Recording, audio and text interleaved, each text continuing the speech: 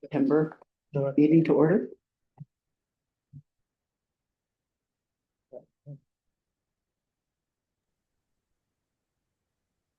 Really cool features. I'm going to go ahead and jump into the regular webinar, as we will not have a session today. So I'll get research that now. Thank you. All right. Good morning, everyone, and thank you for attending the September meeting of the Colorado State Board of Land Commissioners. We are in Colorado Springs today following a productive and comprehensive tour of one of our larger assets, the Chico Ranch. Staff did a great job of curating that. I'm going to turn it over to Director Rose Marino to do the roll call. Thank you, President Probe. This is Director Nicole Rose Marino. Doing the roll call, Commissioner Keith. Here. Commissioner Harvey. Here. Commissioner Cribble. Here. Commissioner Scanlon. Here. And Commissioner Probe. Here. So it appears we have a full house and that constitutes a quorum, so we can proceed with our business. And I would like to note for everybody listening online, as well as those in the audience, that we're doing some slight changes to the agenda today. We are starting the meeting at 8 in lieu of the Commissioner Roundtable that we had previously structured, and there have been conflicts, so the attendance was limited on that. So we're proceeding with our regular meeting. Do not have an executive session, so we are going to go directly to the components of the meeting, including more internal business, the announcements, the DNR report, and information items for the board. Following that, around 9 o'clock, we will have public comment on non-agenda items and proceed with the request for review and final action items. So thank you for your patience with our adaptation to our agenda for the times. And with that, we'll move into announcements. Great. Thanks, President Probe. This is Director Nicole Rose Marino. My only announcement is that we may be scheduling a special meeting of the board before our October 15th board meeting to discuss a land acquisition. That's all. Great. All right, then. I'd like to welcome Director Ray.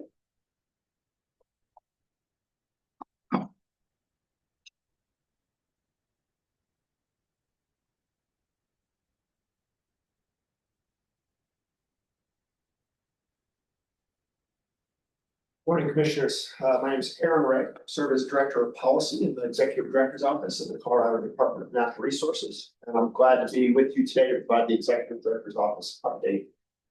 Executive Director David sends his regards and apologizes he's not able to be here in person with you today.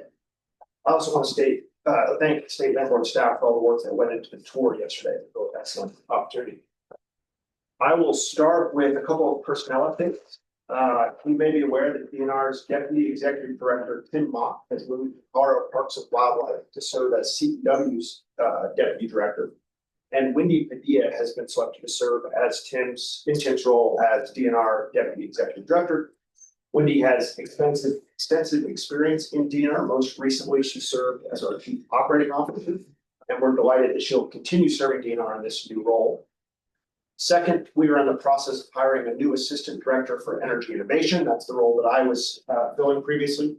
That position has been vacant since July. We're currently reviewing candidates, and we hope to have that role filled sometime in October. Moving on to House Bill 25-1332, as I know is of interest to this commission. Since last week, a good deal of progress has been made in implementing that legislation. DNR hired a group called the Consensus Building Institute to facilitate the work group meetings and help develop the required reports. DNR, including state land board staff, have begun meeting weekly with CBI and their partner, Resources and Communities Research and Consulting, to begin planning the work group's work. We've also received the majority of the appointments to the work group as of the September 5th deadline. We expect the remaining appointments to be finalized soon, and we'll be announcing that set of appointments very soon as well. We expect that the work group will convene for the first time in late October or early November. And then meet approximately monthly after that. And we will keep you up to speed as that planning evolves. I also want to make you aware that we're lucky enough to have a group of graduate students from CU Boulder's Outdoor Recreation Economy program who will be assisting DNR, the consultant, and ultimately the work group throughout this fall, researching topics of interest to the work group. So a little additional capacity to support that group. We're excited. I know this is a particular issue, so I'm going to pause there. Any questions or comments on the 1332 work? I know CBI well, they're a good group, Thank you. that's great. Yeah, we're excited. It is. Might you circulate to us the membership when it's known? Absolutely. Thank you. Okay, moving on to energy. Last week, the Energy and Carbon Management Commission adopted revised rules. They changed rules in 3 areas. One was the use of Colorado's EnviroScreen in the permitting process. The second was updating ECMC's rules to align with changes from recent legislation. That included extending the statute of limitations that applies to violations of commission rules from 1 year to 3 years, as well as requiring oil and gas operators to maintain a license to operate in the state. And finally, those rule changes codified the marginal well mitigation fee that was created by Senate Bill 24-229. So this was sort of mostly a cleanup rulemaking, but happy that that has been completed at ECMC. I'll also note that tonight, the commission is conducting a Rule 511 hearing in Elizabeth, Colorado. The purpose of that hearing is to hear from members of the public about the Crestone State Sunlight Long OGP. That oil and gas development plan is proposed as part of the Lowry Ranch Comprehensive Area Plan that was approved by the ECMC Commission last year. Interested members of the public are invited to attend that open hearing. It starts tonight at 5 p.m. Late last month, the governor made appointments to the new enterprise board, the Geologic Storage Stewardship Enterprise, which was created in House Bill 25-1165. That enterprise is responsible for managing the long-term stewardship of geologic carbon sequestration facilities after carbon dioxide injection has completed. And that board will begin meeting later this fall. And their first task is to adopt a fee that will be levied on the injection of carbon dioxide in the state that will then pay for that long-term stewardship. Moving on to some federal updates, you may be aware that the U.S. Department of Agriculture has proposed a reorganization plan. That plan has been out for public comment, and USDA extended that comment period on the proposed reorganization plan to September 30th. So for organizations or individuals interested in commenting on that federal USDA reorganization, they have some extra time to make those comments. Just briefly, what are the elements of that? It does a number of things. One of the things that we have been interested in is it changes how USDA regional offers, Forest Service regional offices are structured. And in the state, we engage very closely with those regional offices. That's one thing that is included in that plan, but it's a variety of sort of reorganizations of the USDA structure. And in firefighting, how will that work so that coordination? That's a very good question. And there's actually multiple things happening at the federal level that relate to that question. So this reorganization is sort of really focused on USDA internal structure. Separately, the president has proposed a consolidation of federal wildfire suppression efforts. Currently, you're probably aware that there's wildfire suppression happening at the U.S. Forest Service, and which is part of USDA, and in the Department of Interior's largely Bureau of Land Management or other DOI entities. The president's proposed consolidating all of that federal wildfire suppression activity within the Department of the Interior. That's separate from this reorganization plan, but I think that is probably the most significant, would be the most significant change to federal wildfire efforts. And the fate of that is to be determined. There will the administration or DNR be filing formal comments about the proposed reorganization? We are considering whether to file those comments. We as DNR are considering whether to file those comments. The state's Department of Agriculture, Colorado Department of Agriculture, did submit comments on the USDA reorganization plan as that significantly impacts their interaction with USDA. We're still evaluating whether DNR would file. I guess I'd strongly urge that we do so. We're bound to be affected in some fashion, not necessarily positive, it's highly likely in a positive manner. I appreciate that. Good question. Just one other federal note, Congress has returned from their August recess. They have until September 30th to finalize a federal budget or adopt a continuing resolution in order to avoid a lapse in appropriations. At DNR and across the administration, we're closely tracking the federal budget process and any implications for the state if there is a lapse in federal appropriations. Moving on to some CPW updates. CPW is in the process of updating their strategic plan. They are conducting stakeholder outreach and public meetings to gather comment and input on that strategic plan. And they expect to finalize that new strategic plan later this spring. CPW is also developing a beaver conservation and management strategy. CPW is wrapping up a scoping process to collect public input on that strategy. And that also is targeted to be finalized sometime this spring. Moving to forest updates, the Colorado Strategic Wildfire Action Program, which is within the Executive Director's Office, has a new round of workforce development grant program grants available. Applications opened on Monday. That funding supports wildfire mitigation work completed by the Department of Corrections Swift Crews and the Colorado Youth Corps.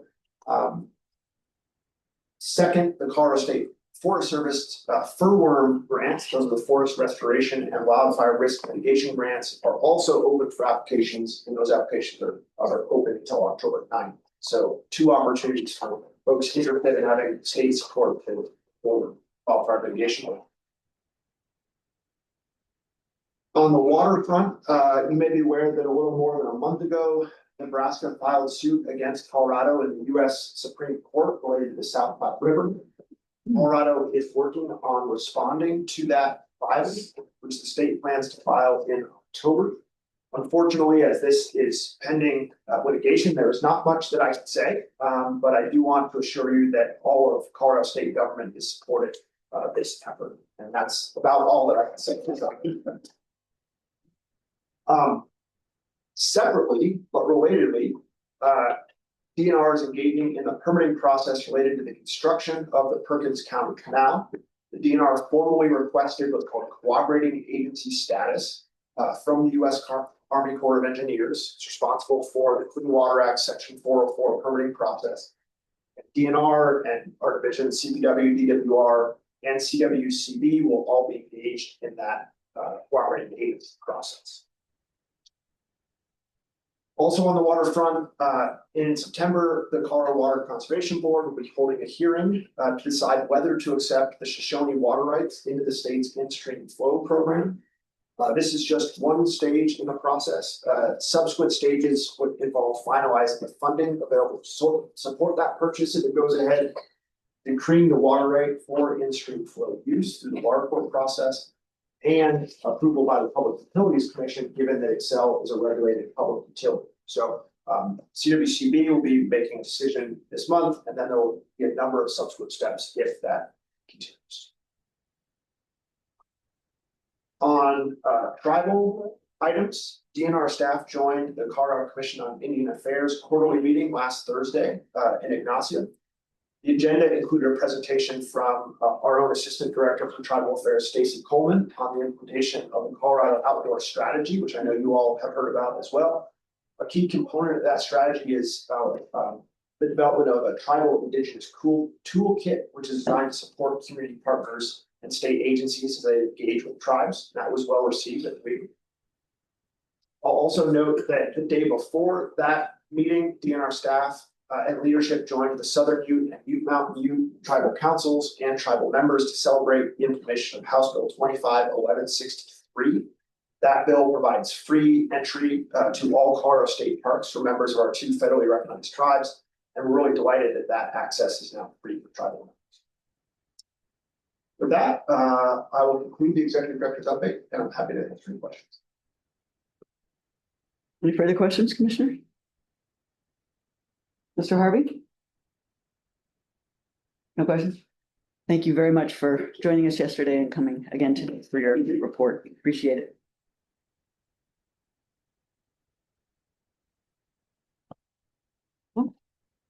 Okay, this is Director Rosmarino, and I'm going to go into the staff report. I'm pleased to mention that we have 91 lease actions completed for September, totaling $1.6 million in value for our beneficiaries. The number 1 category were ag leases, coming in at $753,000, and then rights of way and solid minerals. So really hard work for all of our, by all of our staff. Appreciate the efforts every day. In terms of staffing issues, we are proceeding with a real estate section manager hiring process, as well as a stewardship trust manager and a West District assistant. So just wanted to mention filling those critical roles. A highlight for recreation is our very own Ally Sloan participated in the Moose Fest at State Forest State Park. I had to mention that just because a Moose Fest sounds very fun. So thanks, Ally. And then also wanted to note that Steve Freeze, our minerals field specialist, is always hard at work. He inspects all 903 of our active oil and gas leases at least once every 3 years to ensure compliance by operators with our lease terms. In addition to visiting these active well sites, he also visits the 3,350 previously plugged and abandoned wells to ensure proper reclamation of those well sites. We visited the Chico Basin, as Assistant Director Ray mentioned, yesterday, and we were especially thrilled to visit the bird banding station, which is a marvelous facility run primarily by Bird Conservancy of the Rockies and Aiken Audubon, and we're able to observe the banding of a magnolia warbler who is rare in these parts and weighs about the same as 2 nickels. So really extraordinary to see that animal up close. Wanted to mention our participation in the Colorado State Fair. You'll be hearing from Ag Commissioner Kate Greenberg later, and we appreciated participating in that really wonderful state event. And then I just want to close by mentioning a couple of promotions.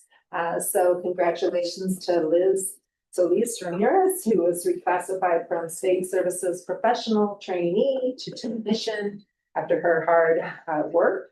And then our very own Mindy Gottsigan, who is our Stewardship and Ecosystem Services Manager, but received a reclassification promotion that was much deserved to Program Manager.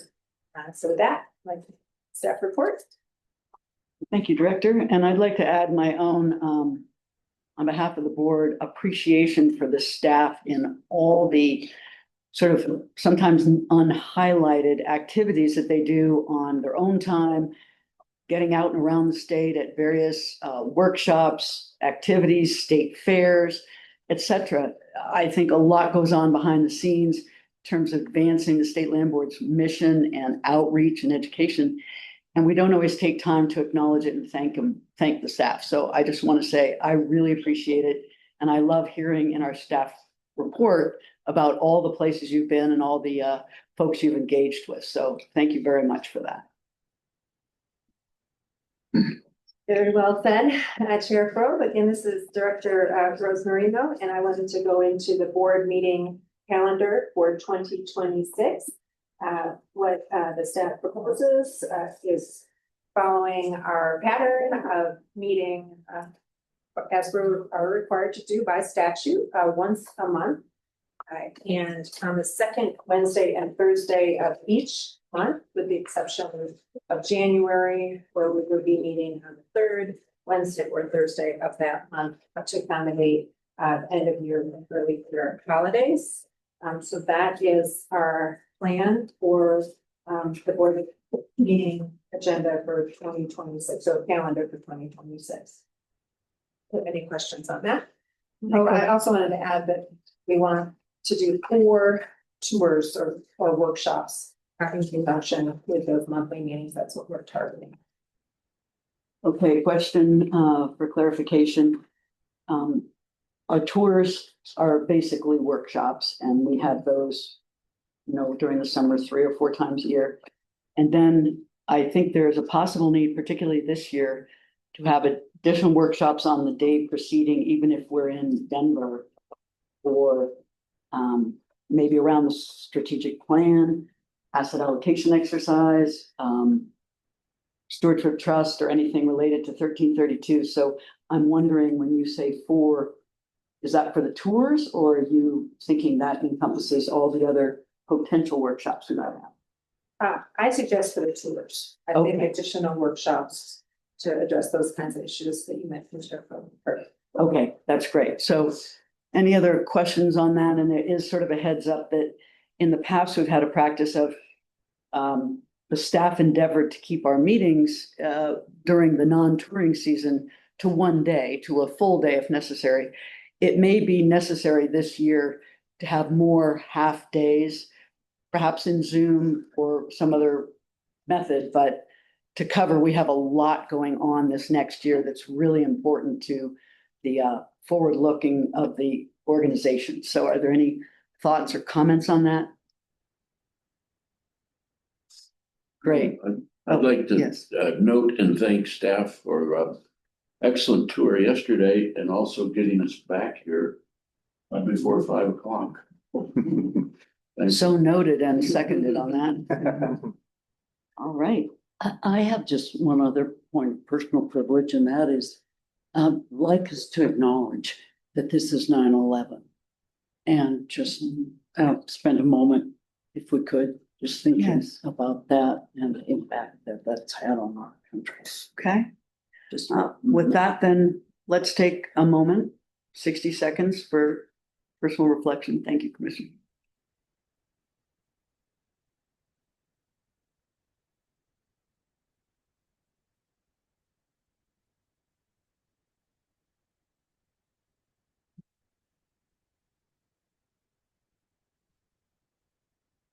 Thank you. Thank you.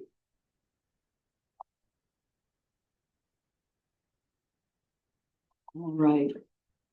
So I'm going to handle this part. All right. And so is Ed.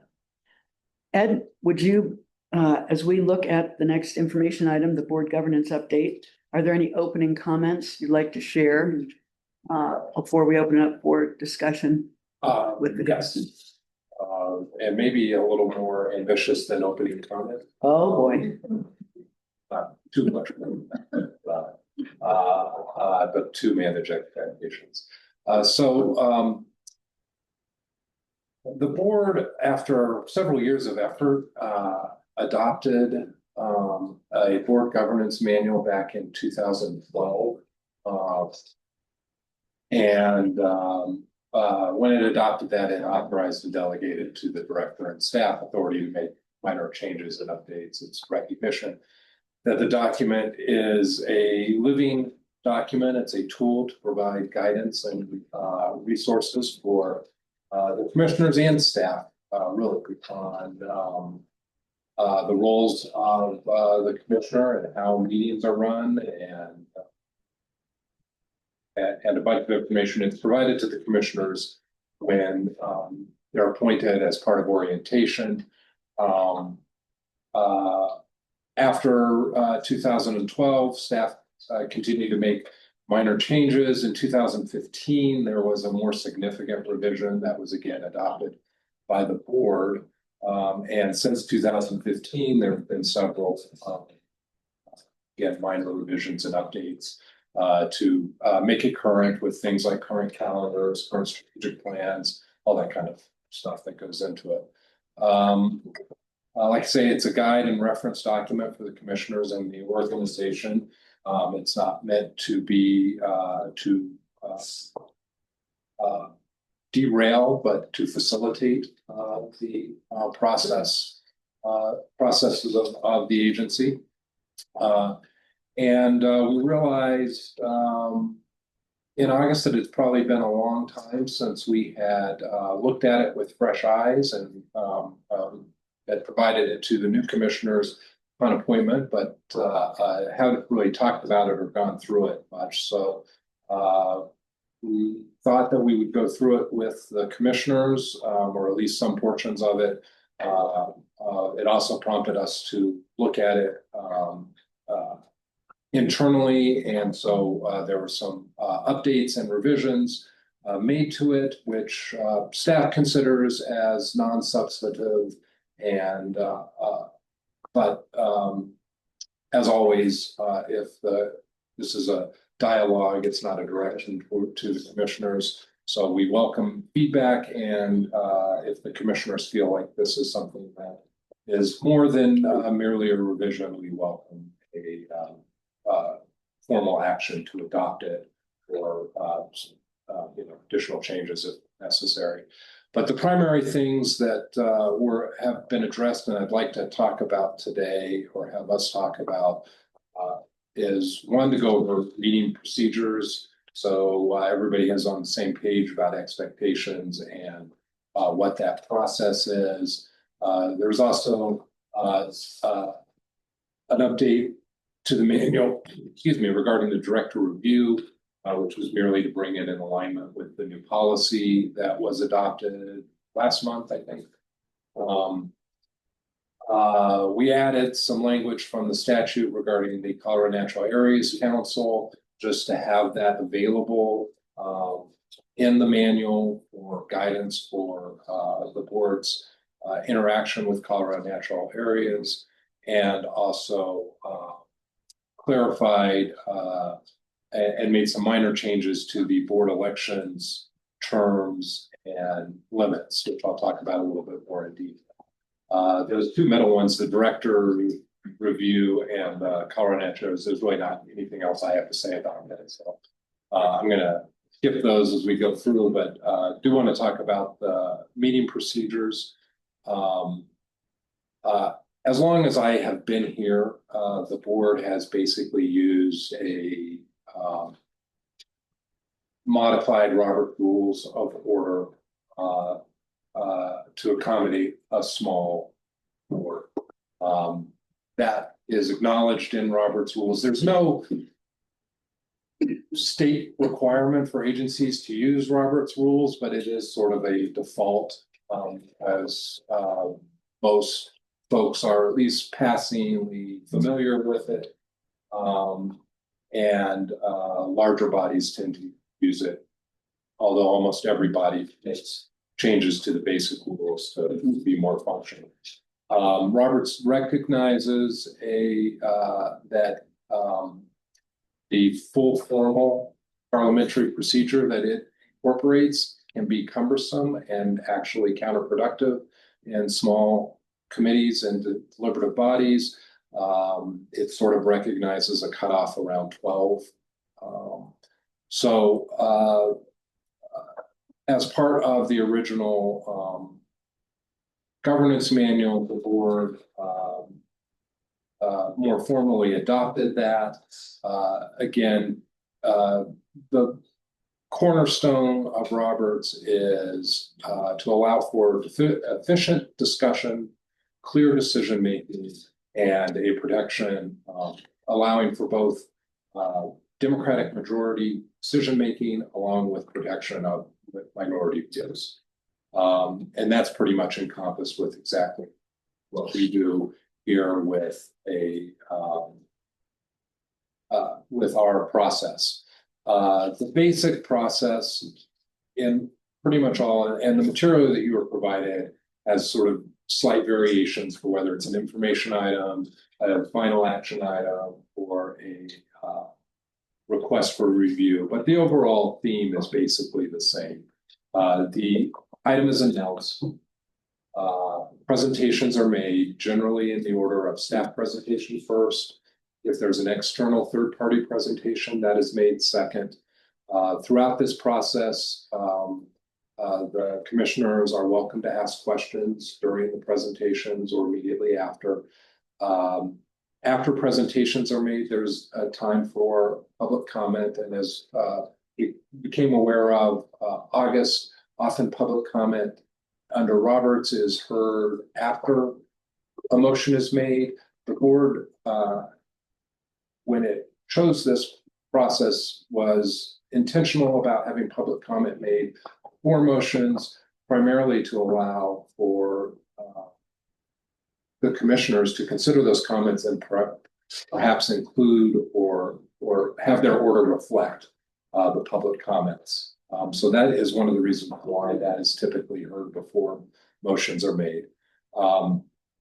There's room for additional comments. Again, this is a fairly informal process.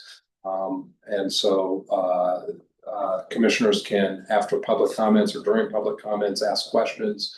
The whole point of this is for the commissioners to be comfortable that they have all the information they need to make a decision. Then a motion is entertained, and generally the chair or the president in running the meeting becomes aware of when discussion has reached that point and will ask for a motion. The board still does require a second for motions, and then the commissioners, after the motion has been seconded, have a discussion. Each commissioner has the opportunity to speak. Generally, each commissioner can speak several times. It's sort of a dialogue. Commissioners are not required to speak on each item. It is helpful to have that discussion be robust in terms of developing a record, should any decision be decided. When that discussion comes to a close, the president asks for a vote. Votes made, decision is announced, and we move on to the next agenda. So it's really presentations, public comment, motion discussions is the basic outline for everything.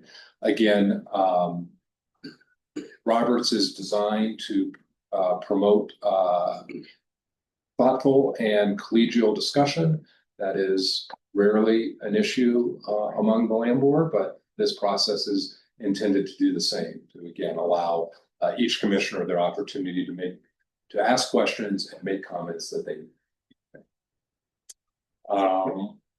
The only I can wait. You can wait, thank you. sorry. Please proceed, we're gonna have a question. The last thing I wanted to touch on, especially because we will be having elections later today, is we clarified and made some minor changes to the election process. So going forward, nominations for board president and vice president will be made at the July meeting each year, with elections scheduled for August of each year. We did have a bit of a discussion last August about elections, had intended to have elections last month, but as time was pressed, that was moved to this month. Terms for those offices will be 1 year.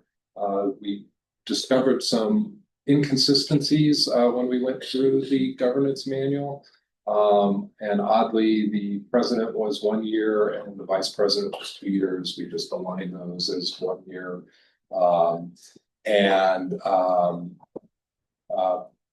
Largely based on the discussion that was at the last meeting, put a term limit on 3 consecutive terms in any office.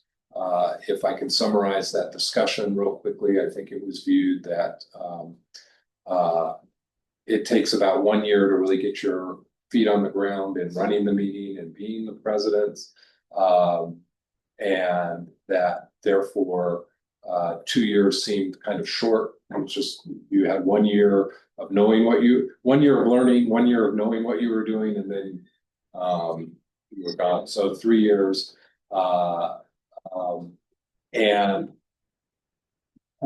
Yeah, that's pretty much it. Again, when staff viewed this, we're presenting this as an information item because based on our internal discussion, we viewed these changes as relatively minor and non-substantive.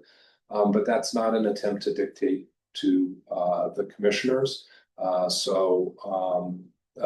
Here's our status. We welcome discussion, we welcome feedback.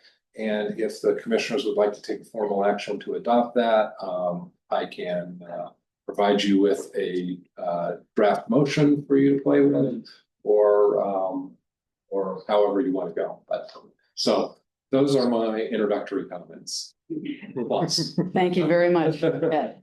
And I believe Commissioner Pribble has a question or an So comment. with respect to the timing of the public comment, Mhm. and I'm not proposing to change the sequence, but the board and staff should understand that absent a motion, public comment is perhaps only going to be aware of and responding to staff presentation, when in fact, when the board actually has a live motion on the floor, it might be something totally different or not addressed in the staff presentation. So there's pros and cons to either approach. I don't necessarily have a preference because, quite frankly, most of these issues are not that finely nuanced, so to speak. But there is definitely a chance, more than a reasonable chance, that the public could be addressing the content of A, when in fact the board motion is something entirely different. So just want to make that you aware of that. Yeah, I think that's a great point. And if I may take a couple more moments on that. I think it's a great point. And I think it's something for the board to be aware of on sort of an ad hoc basis. Again, these procedures are not meant to handcuff and prevent a fulsome discussion on anything. And so in that scenario, I would really leave it to, and I would be prepared to guide the board. Yes, you can, given the nature of the motion, if you would like, you can entertain additional public comment. I would also note, because it is sometimes a bit misunderstood, for any of these topics, the board's practice and most boards' practice is to accept public comment on action items. That's not an absolute requirement. That's not required by statute. So, which again, most people think it is. So again, that leaves the board. I'm fully supportive of the board having a public comment on all action items. But it does leave the board with some level of discretion of what it thinks is appropriate when a motion is made, whether additional public comment is appropriate or whether the comment that has already been made is sufficient to guide the board in its decision. If I, Madam Chair, if I may. So again, I'm agnostic. I'm happy with, I just wanted to point out the shortcomings of either approach. Now, with respect to public comment and particularly presentations by affected parties or the principal parties to a motion, as we witnessed at the last meeting, absent some preset time limits, the meeting runs out of control.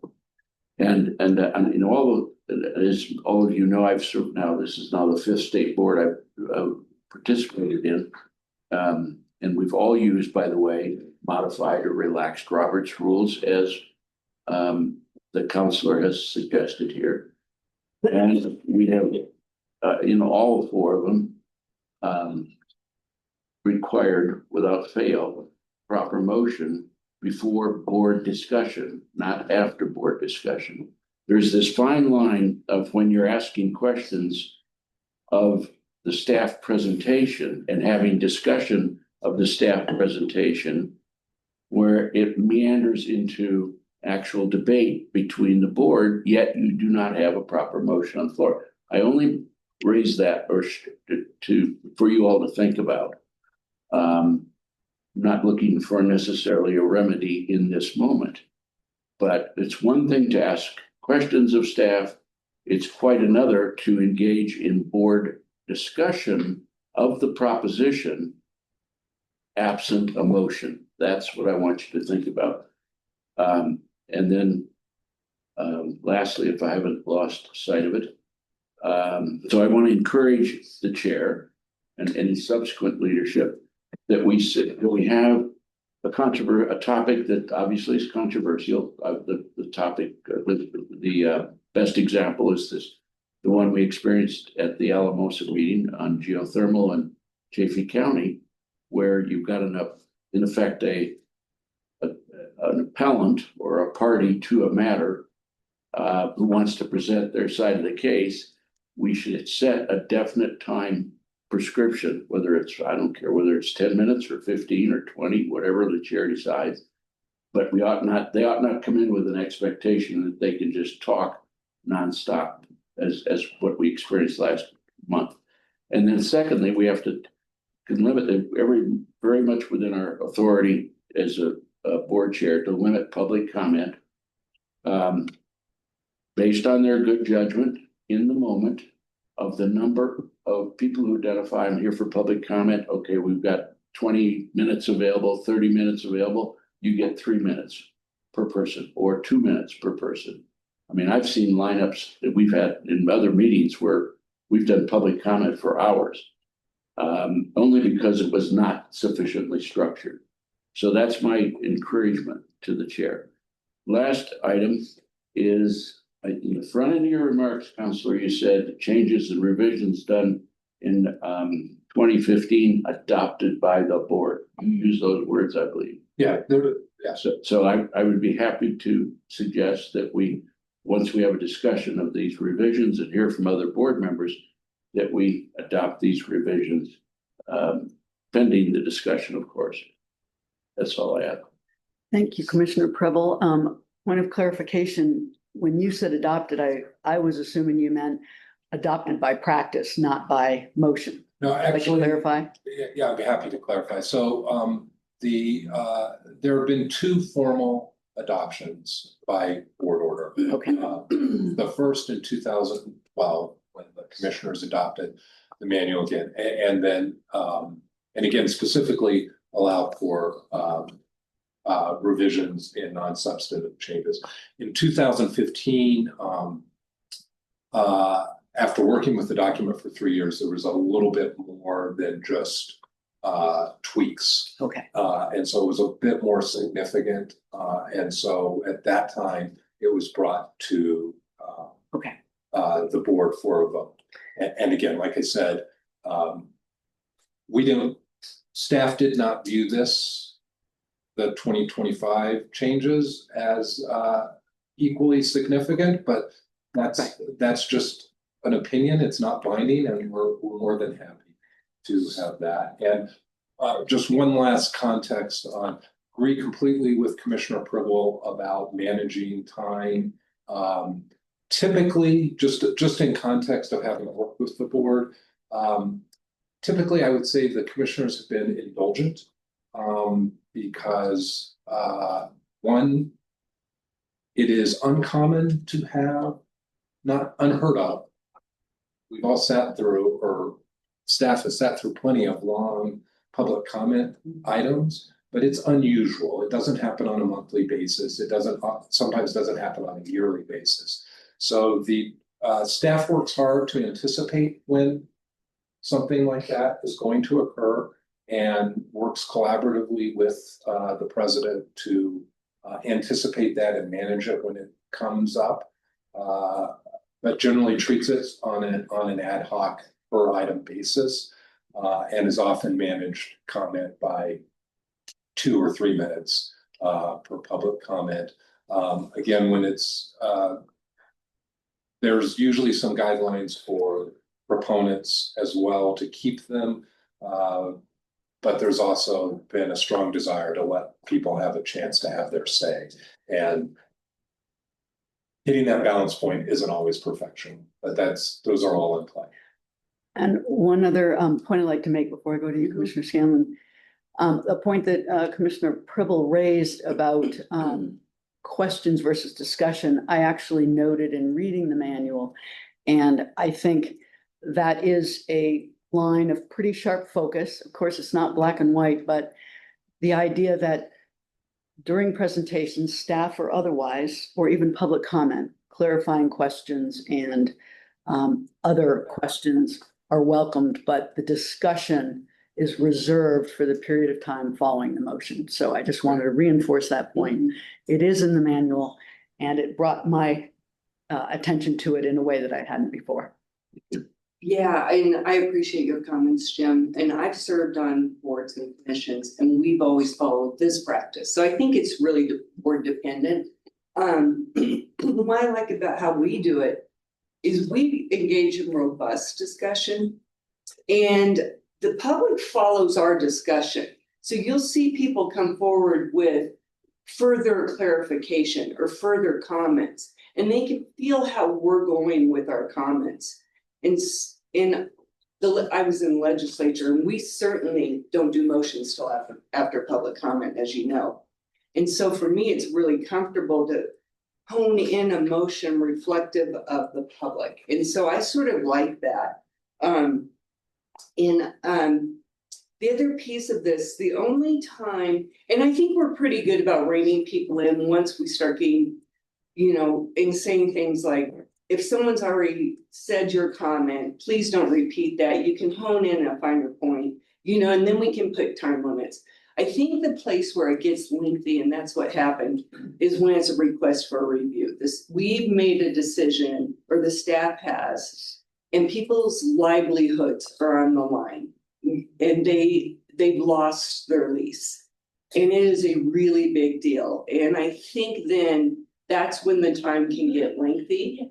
And we do give more flexibility and time because they've invested sometimes a lot of money. And now that investment's gone, they're not going to be able to move forward. And so I think then we have to give them a pretty good chunk of time in order to make their case. And that's for me a different thing than reining in public comment, which I think there are tools to do, and I agree with you.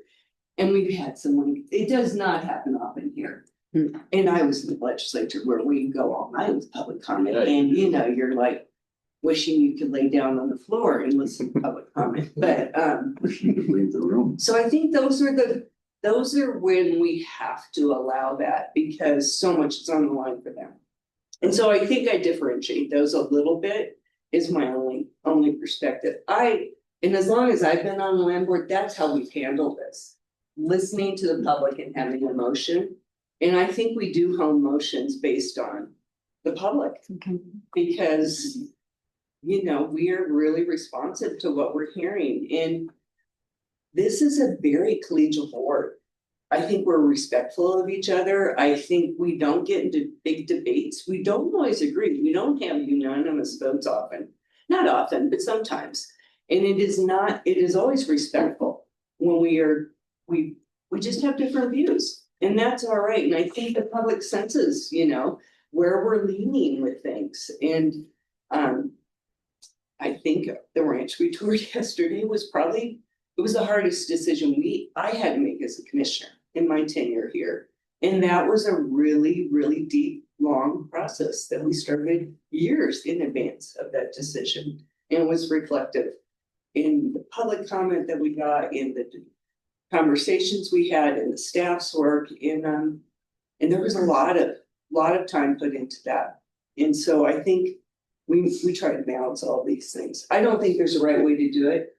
I think we do the best we can, and it's responsive and reflected in document. I'm fine to take a motion on that. That's okay with me. Actually, I have one little nitpicky thing. Why are we doing board nominations in July and a vote in August? Why are those not together?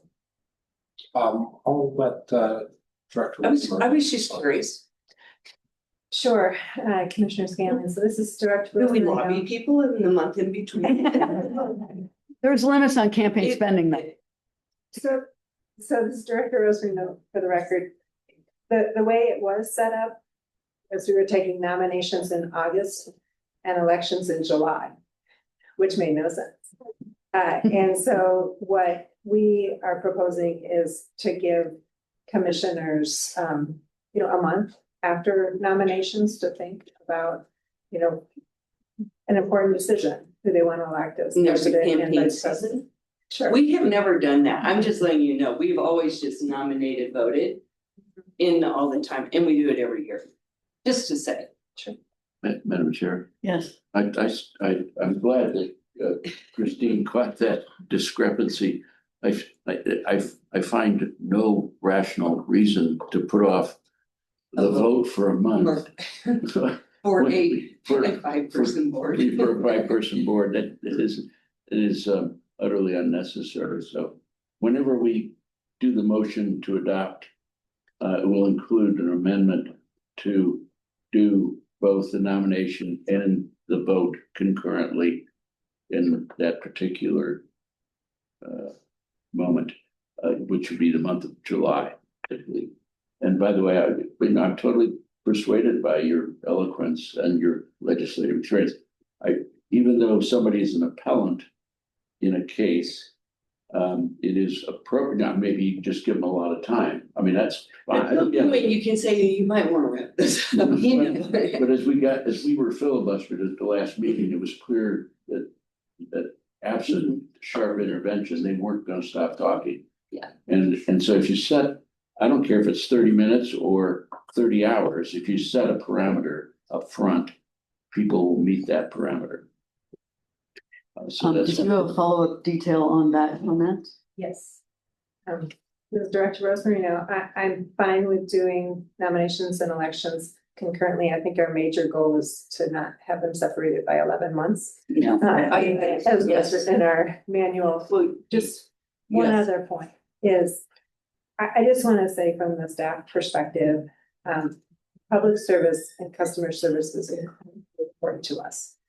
And allowing as much time as possible for public comment, particularly for folks filing a request for review, is imperative. I think one of the possible things that the commissioners can think about is that clarifying questions portion of presentations by folks seeking requests for review. I think that's one explanation for prolonged presentations, is when the board starts asking questions. I think questions are important. I think asking clarifying questions in that portion and saving deliberative questions for the later portion is appropriate. But I think that's one dynamic that I've observed. And so if you want more concise requests for review, you might want to save those questions for another point in the agenda. But again, really important for the staff to be hearing the public fully so we can be responsive. Thank you, and I know Commissioner Keith had a comment. Good. So I want to emphasize the point, first of all, that the chair have some discretion. Because after all, that's really the leadership in anticipating what we need to do. And so I don't want to be so prescriptive that it doesn't give the chair the opportunity to determine how much time we need. Secondly, I know we want to limit public comment, but in many instances, people have driven a long ways to come. And when they're given 2 minutes, it's not enough for them to really express. And so, while I think the chair can anticipate on certain items that we're going to need to have longer than we might on others, I think it's at the discretion of the chair to determine what that time limit is. And I want to emphasize again, it shouldn't be so short that people who've made a long commitment to come are deprived of really being able to fully express what they want to say. Thank you, Commissioner Harry. Commissioner Harvey, have you any questions or comments on? Yeah, referring back to the meeting that we talked about the geothermal stuff in Alamosa. Just intuitively, it seemed to make much more sense to me that we heard the public comments before making a motion. It seems to me if you make a motion and it's seconded, then the thing's already in play. And I wanted to hear, what those people had to say before I even thought about making a motion or seconding a motion. And I guess the other thing was, in terms of timing, it seems like a lot of those people came all the way from Buena Vista and they had to wait quite a while before they got to speak. I wonder if we can choreograph it a little better so, they know roughly what time they're going to make their public comments. And I agree with, I think what Commissioner Pribble said, that the appellant should get a little more time to make their case, certainly if it's their livelihood and that sort of thing. But for a public comment, I would think, for the non-appellants, that 3 minutes or so is a fair bit of time. Took Lincoln about 2 minutes to do the Gettysburg Address, so. But for me, it just makes more sense to hear the public comments before something has gone into motion. Thank you very much, Commissioner Harvey. And in response to one of your comments about the agenda, I think I could speak for some of the other commissioners anyway, and the director and I have been having conversations about really reworking the agenda to make it even more effective, to really honor appellants and public comment, and reword the agenda that way, saving internal business and information items towards the end of the agenda. So I think that would be a really good process improvement, and we're working on it now. And I would just like to add to all the comments that, yes, I think the proponent is in a different category of public comment, and it is right and appropriate, depending on the matter, et cetera, to allow them significantly more time than public comment. And I do think it's important to have adaptive management on behalf of the chair and also with input from the other commissioners at the moment in the time where we can make those decisions that seem appropriate given our culture, that are consistent with our respect for the public, and also recognize we want to have an efficient meeting. So are there any other comments?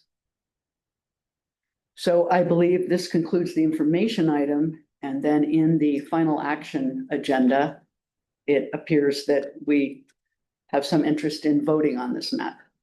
So Ed, at that time, perhaps you can put up a potential I think motion. I'm gonna offer two alternatives Okay. and happy for whatever guidance. One, I think if you want to make a motion, we can go ahead and do it right now and not move it to final Okay. action. Or it might be a slightly better process. But I'm not necessarily recommending that. I'm open to moving an action item to October so that it is noticed as an action item on the agenda. I don't think this is, in some context, I would be insistent upon that, but a internal document that governs how, as a resource, and how you run meetings and provide resources to yourselves, I don't think is the type of thing that is likely to cause consternation for not having been noticed as a final action item. Like I say, there are some things that I might be insistent about. This is not one of them, but I will be happy to arrange however the commissioners would like to proceed. Appreciate your flexibility, Mr. Pribble. Madam Chair, thank you. In pursuit of efficiency, and in my view, we've probably spent more than enough time on this topic already. I would prefer acting today. I'm happy to make a verbal motion right now, but if you want to draft something formal, Counselor, I can do it in a few minutes. Or I have it fits. I've got something drafted that I can read out. Please. And feel free, again, this is a suggestion and not, but, Does it take, will it to include the yes, amendment, necessary amendment about the timing of the yes. nomination and election? Thank you. After consideration of the material presented and the testimony given at its regular meeting of September 11th, 2025, the board determines that it is in best interest to adopt the 2025 Board Governance Manual with the additional change for nominations and elections to occur concurrently at each July meeting, and delegate authority to the director to make non-substantive changes to the manual from time to time. The board delegates authority to its director to take appropriate action consistent with the board's decision. May I have So a motion? moved. Second. Right, Commissioner Scanlon, how do you vote? Aye. Commissioner Pribble? Aye. Eve? Aye. Commissioner Harvey? Aye. And the chair votes yes, the motion carries 5-0. Thank you, Ed.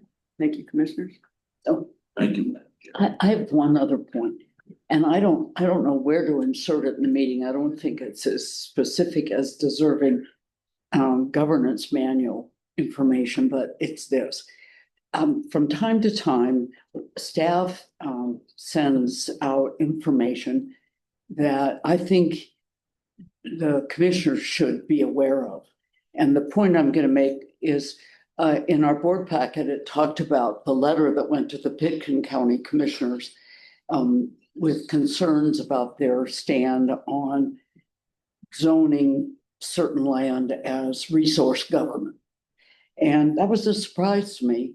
And I don't know how that came about. And when I was contacted about it, I wasn't even aware of it. Mm-hmm. So I'd like to ask how some of these, we don't all want to give a barrage of second letters, but I do think it's important that on items like this, where there's been a decision made, that we be copied on that, or even better yet, those decisions come before us before they're presented to the counties. Thank you for that. Director? Director Rosmarino, happy to accommodate that request, Commissioner. I think it's an excellent one. So in that case, how did that decision get made? Assistant Director. Assistant Director Elliot Hoyt. So just stop for a minute. Do the other commissioners know what we're talking about? Yeah, no, we should, I would appreciate. I didn't know about it. So do you want to just? Certainly, yeah, Elliot Hoyt, Assistant Director, Sustainability Working Lands. There are a number of situations that we deal with on a regular basis where counties are making adjustments to zoning. And our staff is always sort of tracking that and then looking out for the interest of the beneficiaries by providing feedback to county staff regarding that. Chaffey County was another example where they've been working on rezoning. And so for Pitkin County, they've been working on some rezoning efforts and so forth. And so we handled that as a sort of a staff action because that's how we traditionally have done it, but completely understand that you getting a call that would surprise you about something that's happening at the county level, and that there's back and forth between the staff of the county and the staff of the land board would be an uncomfortable situation. To clarify, so it says that the land board objected to their putting in place resource government zoning in order to protect certain land. Yes, correct. That's the kind of action that staff does when we see that there are actions happening at the county level that we think are counter to the interests of the trust. We'll often put in objections. It's not unlike what we do with the water court resumes, where our staff tracks those. If we see something that's not in the interest of the beneficiaries, we'll put in objections and things of that nature. We don't typically bring those before the board, but we can certainly summarize the information that we're finding. And we can either, per your direction, bring it as an information item, or perhaps we put it in the staff report of the kinds of information that we're tracking and seeing. And as you know, a lot of these decisions take multiple hearings. And so we can do initial, this is something that we've caught that of notice, make sure that it's in the staff reports so that you have eyes on it. If it's something that you flag and say, actually, that's something we would like to come before the board, then that would be something that we could summarize for you and get more clear direction if the board has a reaction that would be different than what's. I don't want this to be laborious for staff. No, I do no. feel like on some of these, they are perceived, at least at the local level, as, you know, why did you take that position? And we'd like to know more about it. Absolutely. We can certainly prepare a presentation for you. Perhaps it's an information item at this point of recent actions that have happened regarding a number of counties that are going through rezoning processes related to public lands, and the positions that we've taken to clarify that trust land is distinct from other kinds of public lands in the nature of what it is and how we articulate that. And we can present that information to the board, and then, you know, would very much welcome. Yeah, I think input. that deserves some time on the agenda in the future. Absolutely. I concur with you on that in terms of both an information item for us to better understand sort of all that's happening and how it affects our lands. And as we continue to expand our relationships with county commissioners, whatnot, that would be very helpful. And then I wonder too, pursuant to the policy and actions that staff takes, you know, there may be some that are out of sync, and I'm wondering if just a copy of a letter, just as it's sent, might be useful to the commissioners. So again, Josie's most likely to get the comments, but that we're all in the know. So then it's not too much more work. Absolutely. Okay. Well, I think then pending. Well, in Commissioner this Stanley? case, Commissioner Harvey's in Pickett County, he probably needed to have a heads up just because he lives there. Good point. Just to say, those are neighbors. Mhm. So I think then that should wrap up this information item and action item. And I would like to then, and consistent with our adaptive management, like to welcome the head of the Colorado Department of Agriculture for an information presentation we're really looking forward to. Okay, we want to invite you up.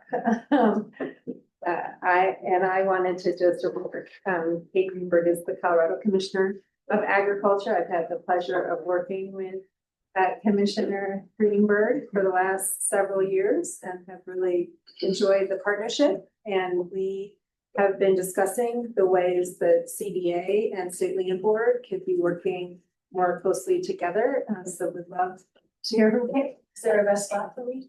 Just right here, either of those chairs. Okay, great. And also, Deputy Commissioner of Agriculture, Jordan Beasley, also had the great pleasure of working for the last couple of years. Welcome. Great. Thank you. Good morning, everyone. Good morning, folks online. It's great being with you today. And thank you for the invitation. So this is our first time, I think, presenting in front of the State Land Board, at least in the last many years. So really just seeing this as an introduction to where CDA has grown in the last many years and where we might find some collaboration with the land board moving forward. And then of course, any questions or comments on your minds today, happy to entertain. So again, my name is Kate Greenberg. This is my 7th year as commissioner under Governor Polis. So I've been with the governor the whole time. And in that time, we've had some really exciting growth at the Department of Ag. I think that's allowed us to have a level of capacity to engage in issues of ag conservation, supporting the next generation that we wanted to for a long time, and now we're able to. So, you know, our mission at CDA is threefold. The first is to advance Colorado agriculture. The second is to protect a safe and healthy food supply and protect consumers. So we do a lot of consumer protection work, and then foster stewardship of the natural world. So obviously a lot of crossover.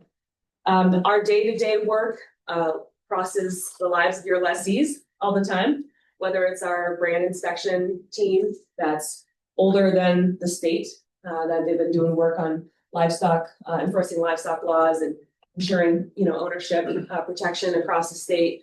Of course, we do all the sales for ag as well as our retail stores. So whenever you're checking out the grocery, you'll see the CDA sticker.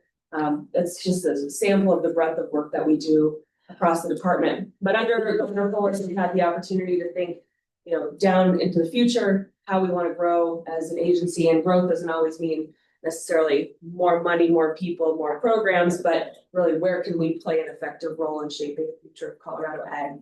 So we have kind of 5 main strategic areas of focus that we've been really pushing these last 6.5 years now in our administration. And I'll touch on kind of the 5 writ large, dig into some of our programs, and then maybe just discuss where our teams, both our SLB and CDA staff, have been discussing potential points of collaboration that, at least on our end at CDA, we'd love to see move forward. So our first kind of strategic area of focus is market access and market expansion for producers. Nothing else we're talking about makes any sense if you can't stay in business and ag. And obviously you are thinking about the business side of this work all the time. And so are we at CDA. So we've got an incredible team that both does the local and regional food system development work. That's a relatively new area for us, and we're actually able to invest in regional supply chains, market access at the local level, supporting diversified, smaller scale farmers with direct to consumer markets. But we've also got an international team that takes companies around the world to sell Colorado products, to do business abroad. I'm actually just getting back from leading a cattle women's delegation to Mexico City, where we were invited by the Mexican cattle women to do business together and also build friendships and relationships. So we do those sorts of things all the time with the number one goal of market expansion, market access. The second area of focus for us is voluntary stewardship, and this is around soil, water, and climate. Of course, that touches into wildlife, biodiversity. I'll get into some of those as well here in a little bit. But this is a big area of focus for us. We have a whole division, that's our conservation division, that houses our conservation programs. That's existed for a long time, but in the last 5 or 6 years, we've really seen that grow. I should say everything that I'm talking about that's happened in the last 6 years would not have happened without Jordan, who's here with us today, who's our Deputy Commissioner of External Affairs, which means everything budget, legislation, policy is under Jordan, as well as our legislative liaison work during legislative session. So the kind of the structural growth we've seen in the conservation unit has been really exciting. It started with our soil health program. This was when I first started in 2019, we started conversations about launching a statewide soil health program. There's a lot of trepidation from producers, and especially with me as a new commissioner, that I was going to come in and tell folks how to farm. Well, we were very clear that's not what we're here to do. We're here to provide a landscape where CBA can help absorb some of the risk of stewardship that's inherent in trying new practices and taking on new work. That's really how our soil health program was born.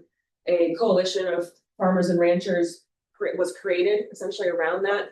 Farmers, ranchers, technical service providers, research, et cetera. And they formed a separate body that advised us on building the soil health program. About 2 years later, in 2021, the coalition ran and successfully passed a bill codifying the soil health program in statute.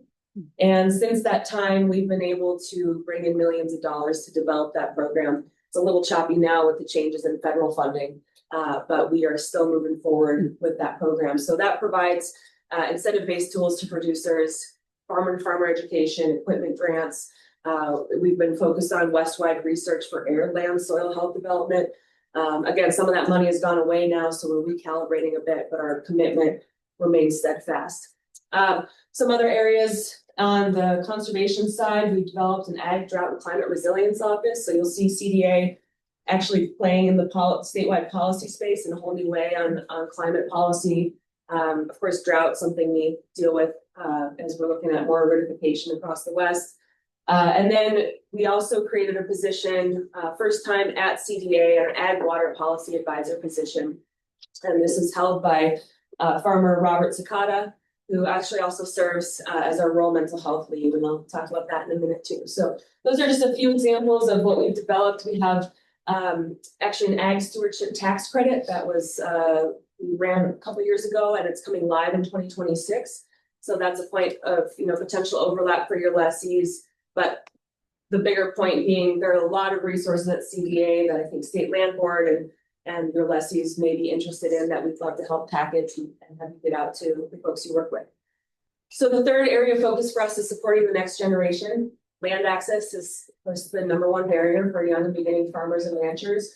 It's actually my past life was working with the nonprofit, the National Young Farmers Coalition, and really focusing on federal policy reform and some state policy reform for land access to capital, and education for young and beginning producers. So that is an area that we've built out, everything from a STEM education program in our labs for middle and high school students through paid apprenticeship programs, both in the field with ag businesses and at CDA, as well as a revolving loan fund that's actually in its, I think we're third year lending now through our lending partner. We don't do any loan servicing, but we are able to help mainly first-time borrowers access land, operating loans, conservation loans. It's really a pretty flexible program with a 4% fixed rate that's helped in the first year, about 82 first-time borrowers, 70% of whom were beginning farmers and ranchers get their start. So that is a key focus for us. The fourth area is animal health and welfare. The big one for, again, the folks who run livestock on your lands. We rely on the relationships we have in the field with our livestock producers to both prevent and respond to foreign animal disease. Unfortunately, for the last 4 years, that focus has been on highly pathogenic avian influenza, which was solely in poultry, at least in the livestock landscape for the first many years, but then last year jumped to dairy cattle. And we've seen that take off across the country, and that's squarely in our jurisdiction. That's where CDA is the lead responder for the state. But of course, all of our producers are potentially impacted. We are constantly monitoring other foreign animal diseases like foot and mouth disease, African swine fever, and now that New World screwworm has moved north into the south of Mexico, that is very much on our radar and was a big topic of discussion in Mexico last week. If any of those acronyms or diseases that I just mentioned do cross into US soil, it's all hands on deck. And that's true for everyone up and down the supply chain, every producer, every regulatory agency, everyone who touches ag with livestock is going to be implicated and affected. We are blessed with a phenomenal state veterinarian, in my opinion, the best in the country, to lead us through crisis and to mitigate crisis, Dr. Maggie Baldwin. So we couldn't be in better hands. But I just like to remind folks that if something does happen, it's going to be all hands on deck, and we've got an amazing team who can help tide us through. On the animal welfare front, last year, I think it was, time races me sometimes, but we created a new division of animal welfare. So we actually operate 2 animal welfare programs, one regulating the pet care industry, so groomers, breeders, shelters. The other one is the Bureau of Animal Protection that has kind of a more aggressive arm to it to protect animals who are in harm. Part of that work in creating the division is also elevating good animal husbandry that we see in ag and showcasing what's working well, not just regulating what's not working. So we've been able to do a lot more education and outreach on that front. And then our 5th area of focus is rural mental health. And much like our first with market access, not much in the middle. It matters if our people aren't healthy and getting the resources they need to take care of themselves and their families. So our focus is kind of adapted to where we have resources, which is typically grant funded, although we know we have some state support. Over the years, we've sub-granted out to local behavioral health professionals to help with their ag community, ag workers, ag business owners, get the resources they need. The through line for us is destigmatizing the conversation. It's okay to not be okay. And you all worked with enough producers at the State Land Board that I think you know how much they shoulder. And we want to make sure that conversation is out in the open, that yeah, it's tough work. It's part of why we do it. But when it gets too tough, that there's resources out there for you and you don't have to do it alone. So that's kind of our strategic landscape. Lots more we could get into in each of those categories, and happy to if that's of interest. But I think there is some specific areas that, as I mentioned, our teams have been discussing. And Jordan, please jump in because Jordan's been a part of a lot of these conversations as well. The first is just general collaboration. Again, really glad to be here today, and Nicole, with you on board, and just interested, of course, in your vision, the board's vision, but where we might find overlap, just given so much alignment in our work. Another area of alignment there, and I mentioned, packaging this in a way that your lessees can have more access to what CDA offers. In addition to that, One program I didn't mention with our conservation division is our renewable energy and agrivoltaic work. So we are more and more involved in the question of renewable development, siting, how do we grow in the renewable energy future toward our 100% targets for the state in such a way that preserves and protects working ag land, wildlife corridors, as part of our co-benefits. So we actually have an agrivoltaic research grant program that's supporting research around the state. How do we integrate renewables and productive agriculture? And then, so those are kind of the main ones in my mind, but Jordan, do you know anything I missed? Hit on most of it, but again, I just reiterate that our staff is very excited and eager to collaborate with state land board staff. They've, leading up to this meeting, they reached out and reiterated that several times, and I think we have a lot of technical expertise and a lot of programs that we can offer. Again, both staff as you're working through some of the issues that you're dealing with, as well as directly to the lessees and supporting them as well. I would say it's just very impressive. It's exciting to hear what you're about, and I see so much opportunity for us to collaborate on part of where we're headed as well. So it's exciting. I have two questions, if I might. First is on the ag stewardship tax credit. What is that, and how do folks know about that? Yes, I'll take that one. So the ag stewardship tax credit, it's a refundable state income tax credit that will go directly to producers, or it can actually go to lessees with the approval of the landowner. So in the case of your lessees, there would have to be an agreement between the state land board and the lessee that the lessee would be the one claiming credit.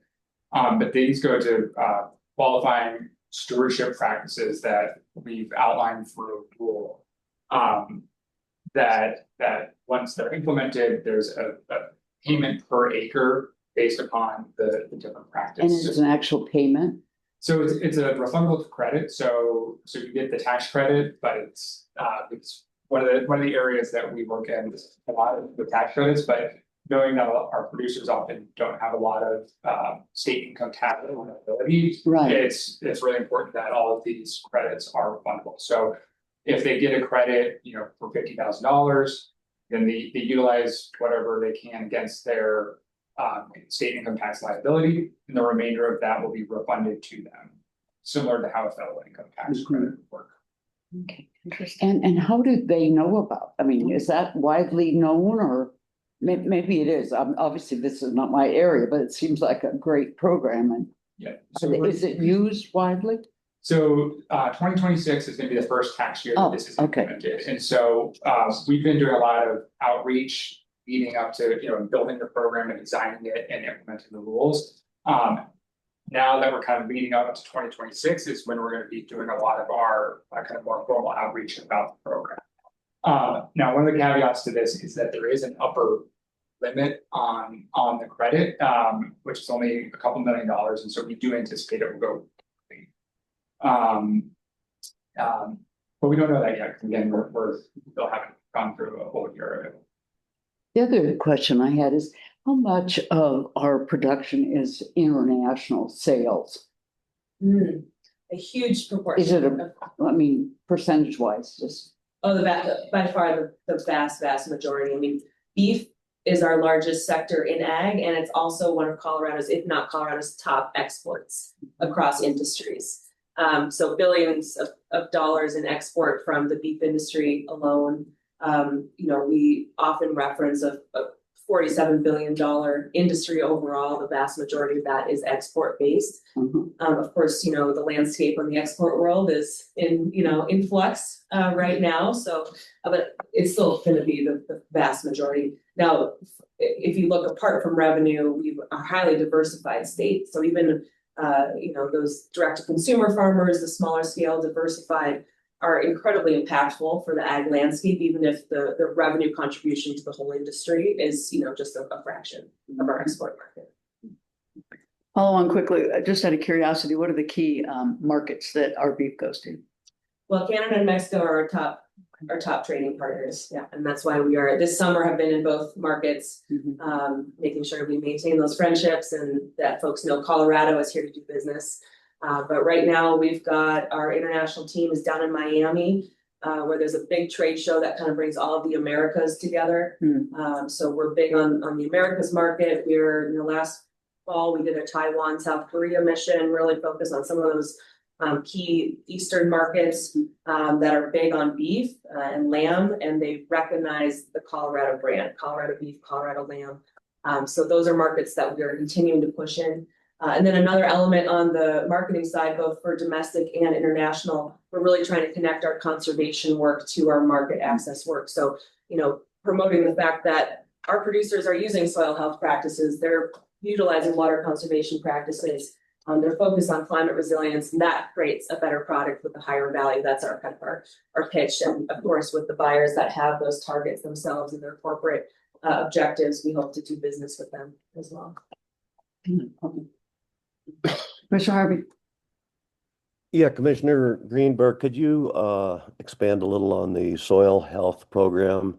And since I'm new to the board, does your expertise and staff apply to state lands in doing that work? Great question. It absolutely could. So right now I mentioned we're in a bit of a flux. We had a $25 million USDA partnership for climate smart commodities grant that was terminated in April, about 2 years early.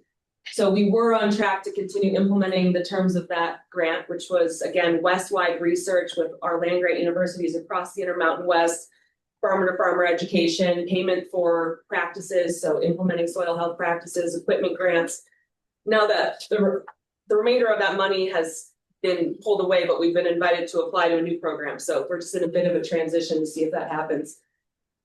If we had that money, we would absolutely continue that strategy. We really believe this is all got to be farmer led. The more you get farmers working with each other and ranchers, the more this is going to build, and we're going to know what actually works on the ground. Part of how we grew the soil health program and why we love soil health, not just because it's the foundation of how we grow food and have healthy plants and animals that feed us, but it's completely scale adaptable and type of system adaptable. So if you're dry land crops, if you're irrigated crops, if you're rangeland, if you're east slope, if you're west slope, if you're far eastern plains, if you're small scale, large scale, there's ways to improve your soil health. So it's really a program that's meant to be completely adaptable to what the operation needs.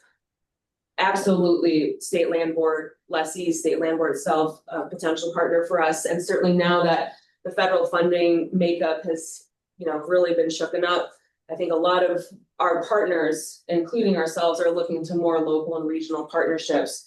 Still looking what's available federally, but we're just seeing a lot more kind of trust in those local relationships to advance this work. Then I just want to add as well, I think we're really well positioned to carry this forward even with the loss of the USDA grant. So we knew that was time limited anyways. And so actually this past year, we got some dedicated funding from the state legislature through some of our cash funds, as well as we worked with the Colorado Water Conservation Board and got funding through them to continue some of our efforts as well. So that just shows that, again, we're continuing to kind of build on those collaborations to keep this going, despite the challenges we have with the federal government. And I guess a follow-up question is, what are the contingency plans for both the dairy sector and the poultry sector if bird flu really takes off? Great question. Last summer was the big test for Colorado and for the United States as a whole to that question. In July of 24, we had all of our major poultry players, the majority of our major commercial grade A dairies, and a number of humans who were all impacted in the same region of Colorado with high path avian influenza. All the humans recovered, but it meant that, we had to learn how to now have a joint response with public health, local, state, federal, as well as a whole new industry that had never been impacted by this foreign animal disease before. we learned a whole lot last July that through our after action reviews have really shaped our, strategy moving forward. So we're continuing to tabletop all the foreign animal diseases we think are high risk for us or already present, like high path AI.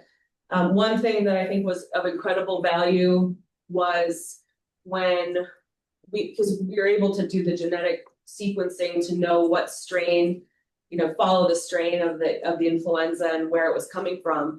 When we learned that the dairy strains were actually reinfecting poultry operations, that's when we actually built a joint industry working group, got dairy and poultry together and said, hey, we're the regulatory body, we're going to have to do something, but this is the facts on the ground. And our dairy producers said the last thing that we want to do is be hurting our poultry producers. And so what that allowed us to do is actually have a joint response with industry. It was pretty phenomenal. I mean, we have strong regulatory tools that we can use alone at CDA under our state vets authority, but we'd much rather do it in partnership with an industry that recognizes the risk of not working together. So I think we are well set up in Colorado, just based on the relationships our state vet and her team have developed in the field to have that joint response moving forward. In addition, we, through all sectors and related to all foreign animal diseases that we track and monitor, we do secure food supply planning, secure beef, secure pork, secure poultry. And that really helped me basically walk industry through, like, how do you build your plan for an outbreak? What's everybody's role? When do we activate? What level of activation, et cetera. So that planning is constant as well. Thank you. Thank you. And thank you very much for a fulsome presentation. I do have a follow-up question too. If you could elaborate a little bit on sort of the particulars of the Young Rancher lending program. Yep, absolutely. I'll give a high level and hand it over to George as well. So it was maybe 3 or 4 years ago, kind of during the COVID recovery era, when the bill was run to create this loan program, revolving loan program. So an important element from a state budgetary standpoint, that those essentially one-time funds can now get used over time. It was I believe a $30 million fund to begin with. The first 10, if I'm recalling correctly, was for grants. It was like a one-time grant program. And the 20 million was what was preserved for that revolving loan fund. Again, in the statute, it's pretty broad, as well as our rules about what that fund can be used for. The Agricultural Future Loan Fund is the name.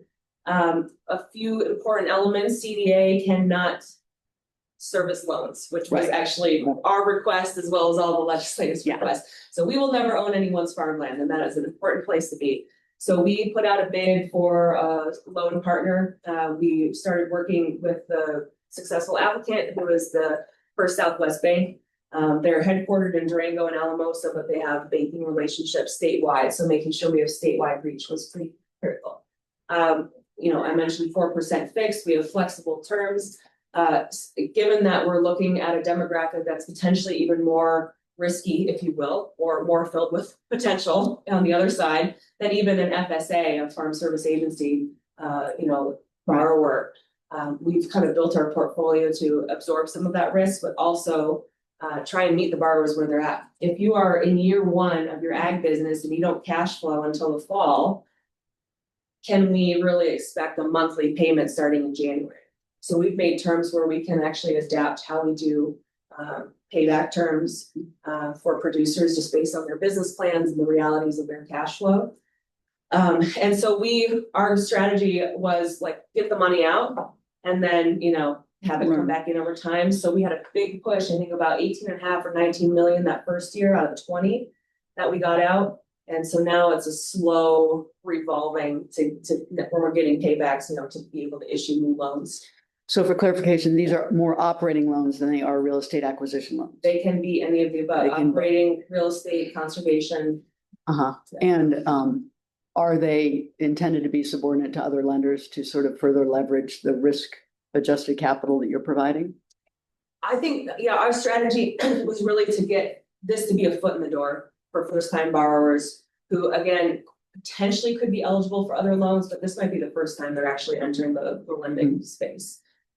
So it's kind of, I guess I was getting it as a kind of quasi equity. I mean, it's intended to be paid back, but it's the highest risk portion of whatever capital they're assembling and. Yeah, and in a lot of cases, this is the kind of the initial capital and they'll refinance in a few years once they Right. affect the business. So it is flexible enough to combine with other funding sources, and we have a few other kind of small caveats, like you can fund local processing businesses, and so in some of those cases, you do see a little bit more stacked financing components to it. But really kind of the bread and butter of the program is that new and beginning farmer rancher who again, on paper would have trouble qualifying for a traditional loan, even a traditional USDA loan. However, through kind of the alternative ways of vetting that application, the applicant, we feel like they are a really good bet and will be successful.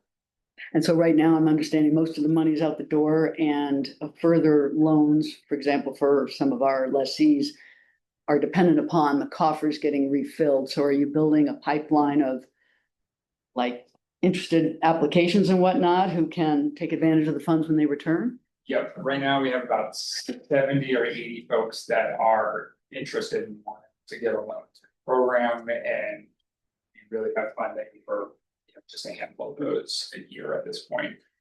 So one of the things we're continuing to look at is how can we get creative in bringing in additional financial resources to expand the program.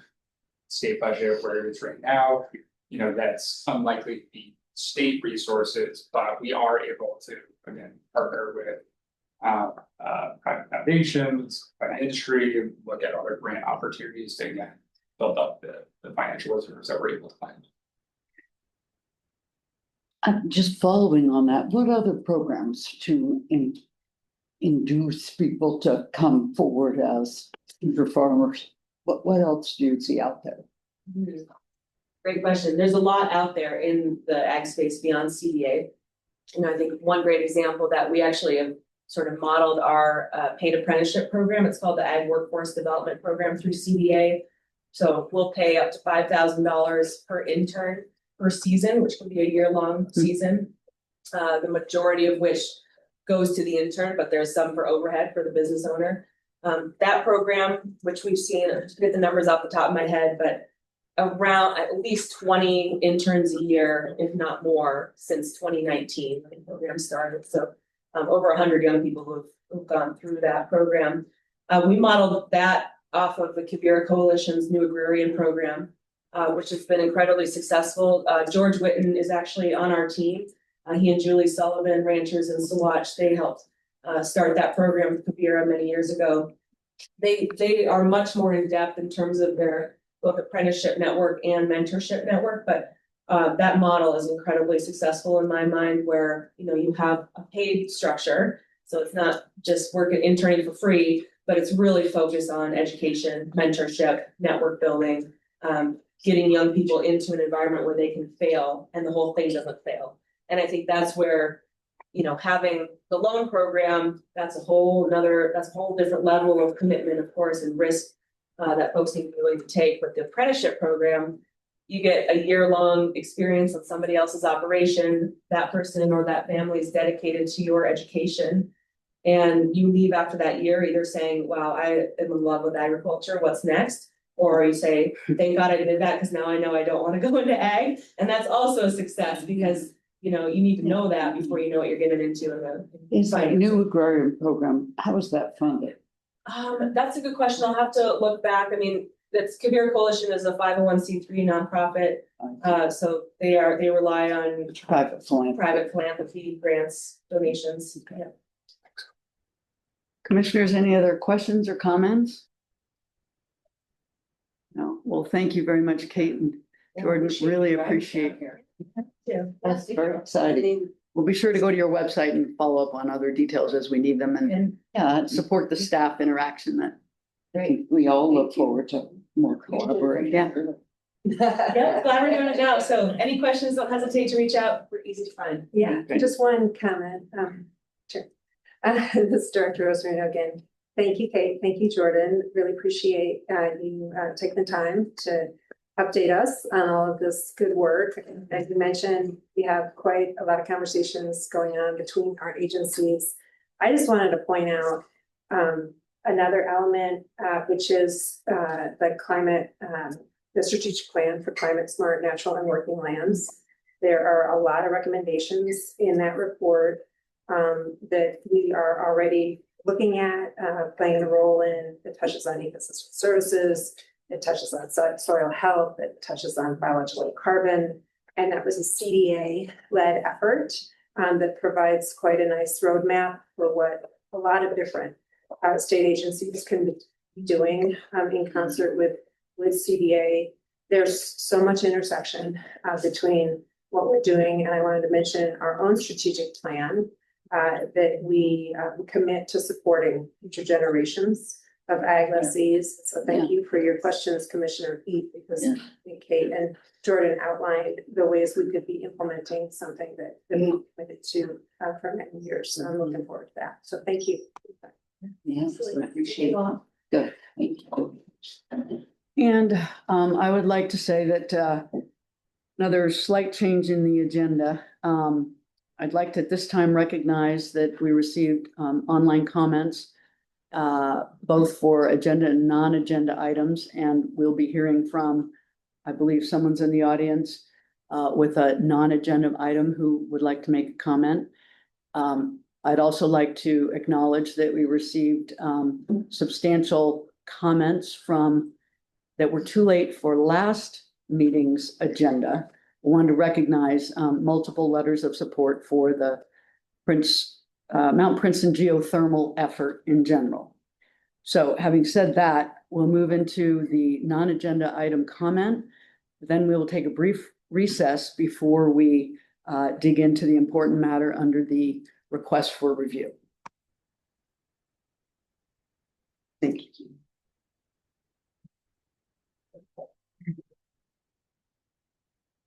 Morning, Commissioners. I'll do my best not to take too long so you can get to your recess. My name is Cole Kelly. I live in Douglas County, and my day job, I'm a natural resources attorney. I thank you all for the opportunity to comment this morning, and I would be remiss if I didn't thank Ms. Caranda, Mr. Freeze, Ms. Stitt, and AAOG O'Connell for their efforts in what I'm here to talk to you about today. And that is the State Land Board's state oil and gas leases. My comments today are going to focus on upholding compliance with all of your lease provisions. This effort is crucial in ensuring that our state's trust lands are managed responsibly and for the benefit of all Coloradans. By diligently reviewing leases and enforcing their terms, the board is protecting the public interest and sustaining the trust's crucial role in funding Colorado's public schools, while also promoting transparent, responsible energy development in the state. There are three key pieces that I want to focus on today, and one is a standalone lease provision and the other actually work together in how they're utilized, and one replaces the other, and that'll make sense here in a second. But the first I want to talk about is the requirement for continuous operations state leases. In essence, this is a clause that means that in the primary term of the lease, the operator has to keep actively working with only minimal allowable breaks in order to hold the lease. They have to continue to show progress towards developing the minerals. Industry practice generally allows for a temporary cessation of production without terminating the lease, but only if new operations commence within a specified short period of time, which is specified in your leases. And this ensures that the companies cannot just sit on state leases indefinitely, which is important, making sure that the resources are used to their maximum benefit and that the state funds are supported. The next provision I want to talk to you is called a Pew clause, which actually gets its name from an oil and gas case. This is a lease term that was actually added to the state land board leases after 2011, in my understanding, and it ensures that if only a part of leased acreage is producing, the rest of the acreage can be released out of that lease. So the example of this is if somebody creates a unit and pulls that unit, but it includes a part of the state land lease, but not all of it, that portion is not included to be released to be either expire and be released or can be included in a different unit. With a Pew clause, however, the production from only one well, without a Pew clause, the production from only one well can hold the acreage in the entire unit and it would hold your entire lease. So these are essential because they incentivize lessees to diligently explore and develop all parts of your leases or relinquish what they aren't using. I strongly support your staff's diligence and efforts in making sure that this is enforced and making sure that all of your leases are fully utilized. I mentioned that they came into your leases after 2011, and so I want to talk about the pre-2011. This is what I meant by one replaces the other. Pre-2011, before the Pew clauses were implemented in your leases, you actually still have a tool in the toolkit for your leases in your communitization paragraph of your leases. Often state leases, as I mentioned, are part of, they're partially included in larger units or communitization agreements where multiple leases are pooled to develop a reservoir. In these cases, only a portion of the lease might actually be within the productive unit.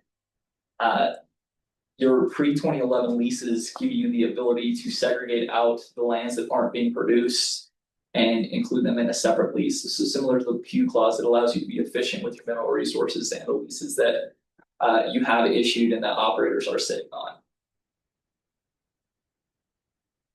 With that, I just genuinely want to thank your staff's efforts in this, and I want to mention a strong support to dedicating more resources towards this.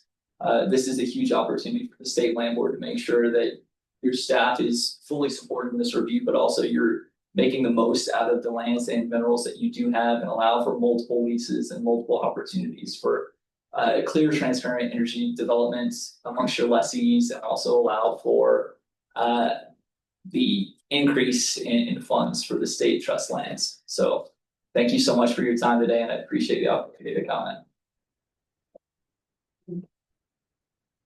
Commissioners, any questions? Thank you very much. I learned from you today. So, but just want to say as process, usually on these, we refer them to staff after we don't have comment. I particularly don't have the expertise to comment. I meant more like questions, just to understand. Yeah. But it sounds very much like you're in contact with our staff at this point. I mean, you have great staff. I was an intern for the state land board in 2015. Oh, wow. So I used to bug. Well, welcome back. Around the hospital tips. All right, well, thank you for taking the time to address us today. And now, unless anyone has an objection, I think a short bio break. We haven't. Maybe just take a minute to see if there's any online comments. Sure. Those of you listening along online, if you have a public comment to make on a non-agenda item, please use the raise hand function on Zoom.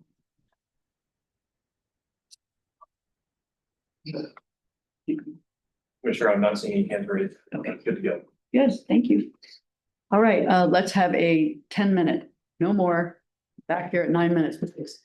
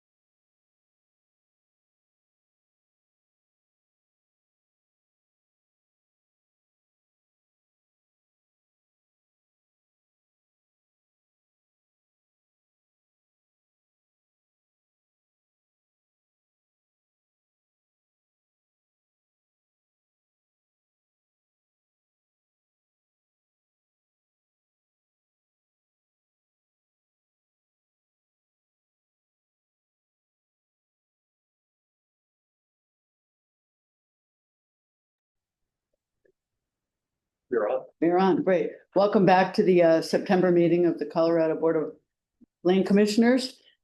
And ahead of our next business item, which is request for review, I'd like to point out for our audience, and the other commissioners have a copy, that we have now available at the reception desk, where we welcome you to sign in and also take a guide of how we intend to run the board meeting, and it gives guidance for public participation. I wanted to note that.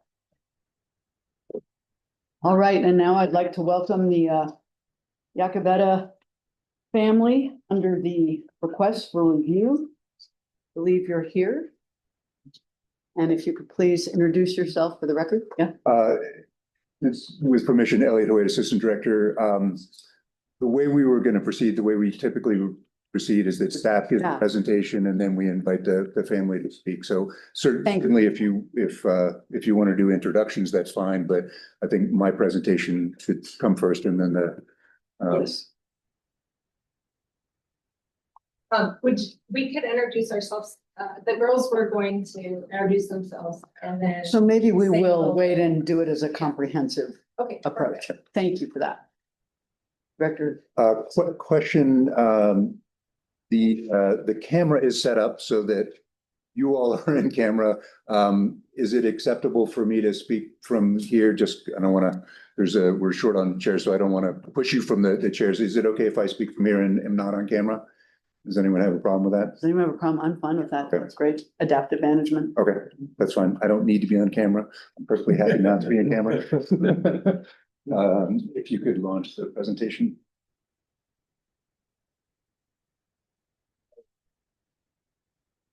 Oh. Okay.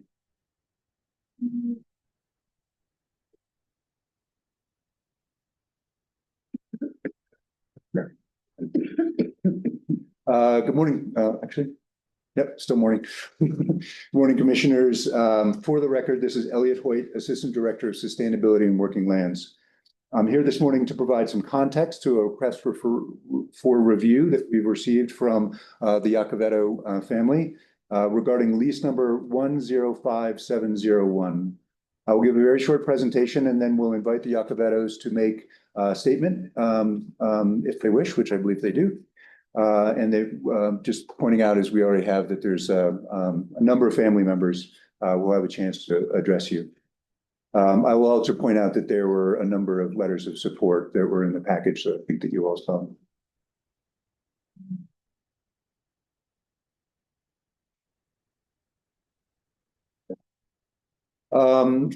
Lease 105701, which is a multiple use lease, is expiring next January and will be reissued according to the current policies. This is part of an ongoing effort to standardize lease structures as directed by the board several years ago. To be clear, when the existing lease expires, we will simply be updating the form to our standard leasing policy. The Yacovettos, as lessees in good standing, will have their statutory 118 rights on the agricultural lease.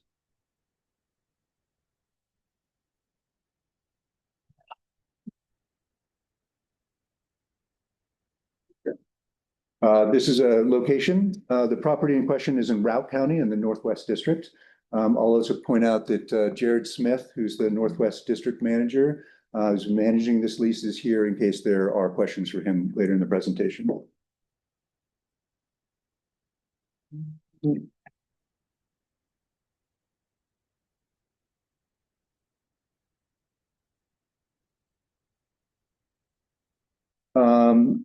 So as I noted earlier, this is the expiration of a lease, which is a multiple use lease, which had a term of 20 years. We provided the lessee with a written notification that the form of the lease will change to the standard agricultural lease agreement document, which is 10 years. Our policy calls for a 10-year agricultural lease and 5-year for recreation leases.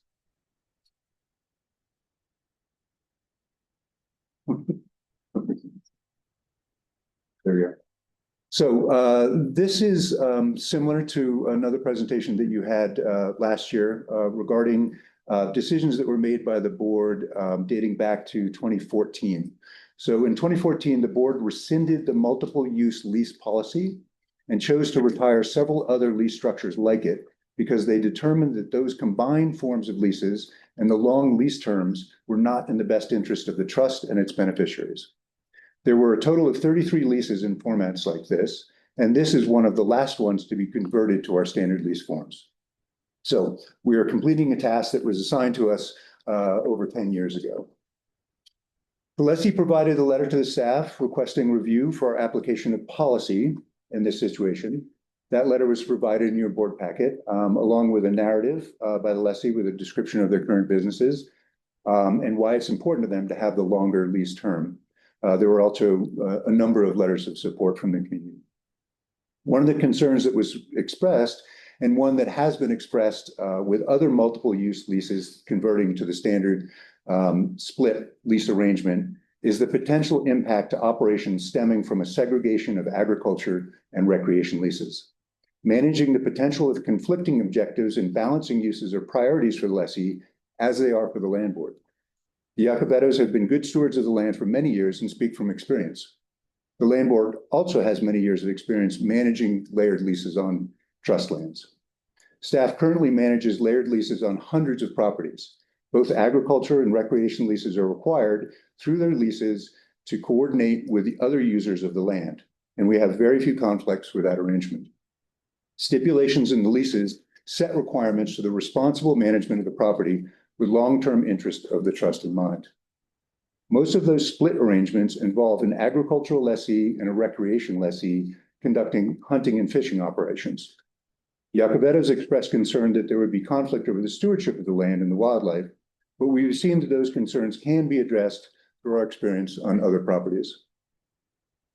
This lessee also conducts agritourism operations on the property to support their business and to share the cultural heritage of ranching in Routt County. The state land board is very supportive of agritourism and ecotourism on trust lands, as it combines our dual mission of stewarding the land and producing reasonable and consistent revenue for Colorado schools. And this is quite a substantial operation. I think there were 26,000 visitors to the ranch last year, which is quite amazing. We have about a half dozen other agritourism leases in our recreation program. They're covered under the rec lease form, and they follow the standard 5-year lease term. While they are certainly coordinated with the agricultural lease, they are considered a recreation lease, and the pricing for the lease is handled separately from the grazing and farming lease calculation. One of the reasons that the board determined that the longer lease terms are not in the interest of beneficiaries is that those leases tend to fall behind the current market rates. Setting rec leases on a 5-year term allows staff to reset the rate and stay current with the market so that we can ensure that the beneficiaries are actually getting reasonable and consistent revenue. It also allows us to update lease language. We're always trying to define the business practices to make sure that we are in best compliance with what the current industry standards are. And 5 years is an increment that we've determined works in terms of being able to relook at what those standards are. So in sum, the current leasing policies allow staff to manage trust lands responsibly and to achieve our dual mandate of stewardship and revenue generation. The 10-year agricultural lease term and 5-year recreation lease term have been set specifically so that we can manage the land well. Resetting this property to the current standard makes it consistent with the vast majority of our other properties of ag and rec leases. We rely on our lessees as partners in caring for trust lands for the benefit of public schools, and we require them to work together with one another when leases overlap on the land, sharing our mission of stewardship. Cooperation is at the core of our work, and without it, we could not achieve our mandate. Thank you. The recommendation that we put in our package to you is that we confirm the staff offering the state trust land for separate 10-year agriculture and 5-year recreation leases in accordance with the board leasing policies and standard practices. So that is the summary of the comments that I wanted to make, and so we can open it up to the Yacovettos to make the comments that they wish to make. Okay, I think first we'll introduce ourselves and let them tell their name. Oh, my your name is. I'm really nervous. This is way outside of our realm. Well, first of all, welcome. We're glad you're here. I'm waiting after this. And then my mother-in-law, Luana Yacovetto. And then my name is Lane Yacovetto. I'm the favorite daughter-in-law. I'm Jared Goffredo, son. And then I asked my girls to be part of this process because I feel like it is important for the next generation of our ranch. And so what I asked them to do was to introduce themselves and then just tell you what the state land meant to them. And we, as a family, have not heard that yet. So, Nice, right? so if you guys want to stand up, please introduce who you are. So why don't you stand up when you get out there? Hi, my name is Kylie Yacovetto. I'm part of the 5th generation of the ranch. And to me, the state land is more than just acres on that. It's kind of where my family's story has been written. And it's where I've learned a lot of my skills that I have today. And it's where a lot of our memories come from. I can tell you how many picnics, I can tell you all about them that me and my grandparents have had at a spot we call Picnic Lake. And I could tell you all of the adventures that we have had as a family going and looking for the last few cows in grassy fields. And I can tell you all the reasons why it's super difficult to move cows up a hill we call Stubborn Hill. I think that the land has just as many memories as our private land, and that it's super important to me, and that I would never could never imagine our lives without one another. Thank you. Good. Hi, I'm Lexi Yacovetto. The state land is very important to me because it's a representation of the hard work and dedication that the former generations have put in, such as my grandpa and my dad. I've personally seen the struggles and the successes and the sacrifices that they've put in for caring for this land. And to see all those hard efforts diminished would be truly heartbreaking to all of us. The state land is also very important to the community. Not only does it provide revenue for the schools, but we share it with the school programs. For example, we've had livestock judging practices out there, and we've let the natural resources and range science classes take samples of soil and grasses to identify different parts. Agriculture in America today is no longer prioritized, which is why it's really important to preserve the parts of agricultural land that we still do, like the state land that we have. So what did you earn your belt buckle for? This one, we have a county fair, and all me and my sisters, we raise market chickens and market hogs. And so 2 years ago, I showed my market hog, and I won grand and reserve champion. Wow, congratulations. Thank you. Perfect.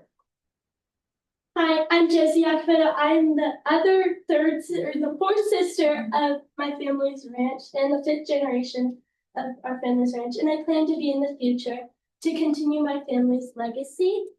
The state land means a lot to all of us, especially me. I love the views when I ride my horse through the trees and look up at the mountains.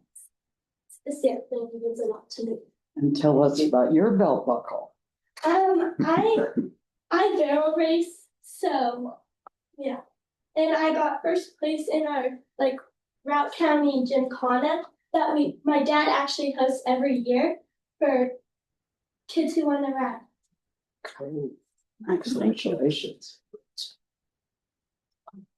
Thank you for allowing that. Good morning, Chair. Thank you for the opportunity to hear our viewpoint today. To outline our expectations, what we're hoping to get out of this. I have already submitted a 9-page. I don't want to read that. I assume you've read that. Right. What I'm really looking for is a brief presentation and a discussion on what this actually means and what, going forward, what it looks like. I forgot to include a letter of support from Colorado State Extension Office in my packet, so I just let you pass that around. I understand that you haven't read it before. This decision is important to this land, and the land deserves the best plan of use going forward. And it requires a thoughtful discussion and questions and dialogue for everyone. And so that's our goal for today, is to have some discussion about it. I have a presentation.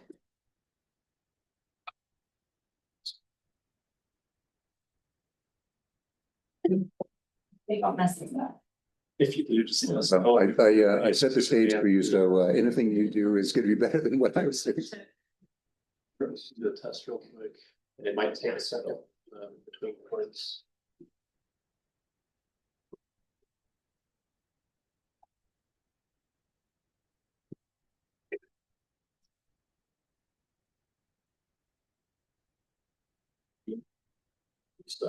Look at you. Yeah, it worked well for me. That'll be the thank you. Yeah, if you just want to look at me, then I probably a safer way to proceed. This is our family. For nearly a century, our family has lived, worked, and stewarded this land. Since 1928, we have carried forward a legacy of responsible ranching, conservation, and community commitment. Today, we ask you to continue that tradition by approving a lease that provides the stability for our ranch lands, for our employees, our community, and most importantly, provides long-term revenue for Colorado schools. We're here today to ask your yes vote in combining a 5-year recreation lease with a 10-year grazing lease for a term of 10 years. 2 applications have been submitted for bidding on the recreation use of this land, but other than ours. One of the applications we know the details about because they've been in contact with us is a camping or glamping campground proposal. The plan includes construction of roads and supporting infrastructure to accommodate 50 to 71 campsites. This would require water delivery systems, septic tank maintenance, converting open space and exposing wildlife habitat to vehicle traffic and infrastructure. They would need to fence out this area and the roads to protect the infrastructure and their investment from the grazing cattle. They are only looking to lease a portion of the land, about 150 to 200 acres. The other application proposes a hunting use. And in doing our calculations on an average state recreation lease cost and the cost of operating a hunting operation, we have predicted that it would take either a total of 15 fully guided hunts, including lodging and accommodations, or about 30 unguided hunts to cover the outfitter's expenses. That is not including any additional revenue to generate an income for this outfitter. In our opinion, these numbers well exceed what this land can sustain. Our family has a legacy of land stewardship. In 1993, Wayne and Luana Yockedo purchased Saddleback Ranch from Luana's father. What began as a summer grazing cattle operation soon grew into an agritourism business inspired by the movie City Slickers. Along with their 3 sons, they have built a year-round agritourism operation, offering horseback rides, sleigh rides, snow tubing, and much more. By the early 2000s, the ranch was thriving while supporting our growing family. And in 2019, the 4th generation took over the reins of the operation. Today, Saddleback Ranch is a vibrant, multi-generation entity enterprise rooted in tradition, stewardship, and innovation. And the 5th generation is already preparing to take over that legacy. During the time we were building our business, the state land lease was a combined 20-year grazing lease and recreation lease. Over the time, it has been altered to what it is now. It's a 10-year grazing and 5-year recreation lease. In 1998, this property was nominated into the State Land Stewardship Trust by Wayne and Luana. The reason for the nomination was that it would be managed with the highest standards to safeguard its beauty, open space, wildlife, plants, and water. Specifically listed on the nomination, it is to protect the wildlife and the beauty of the land. The stewardship policy requires new surface use to provide a site space management plan. That plan must include a summary of its natural values, along with tools and guidelines that they will use to protect and enhance them. The policy also states that the nominations that the nominators, along with local and state federal agencies, will be notified and encouraged to comment on all new surface uses associated with stewardship lands.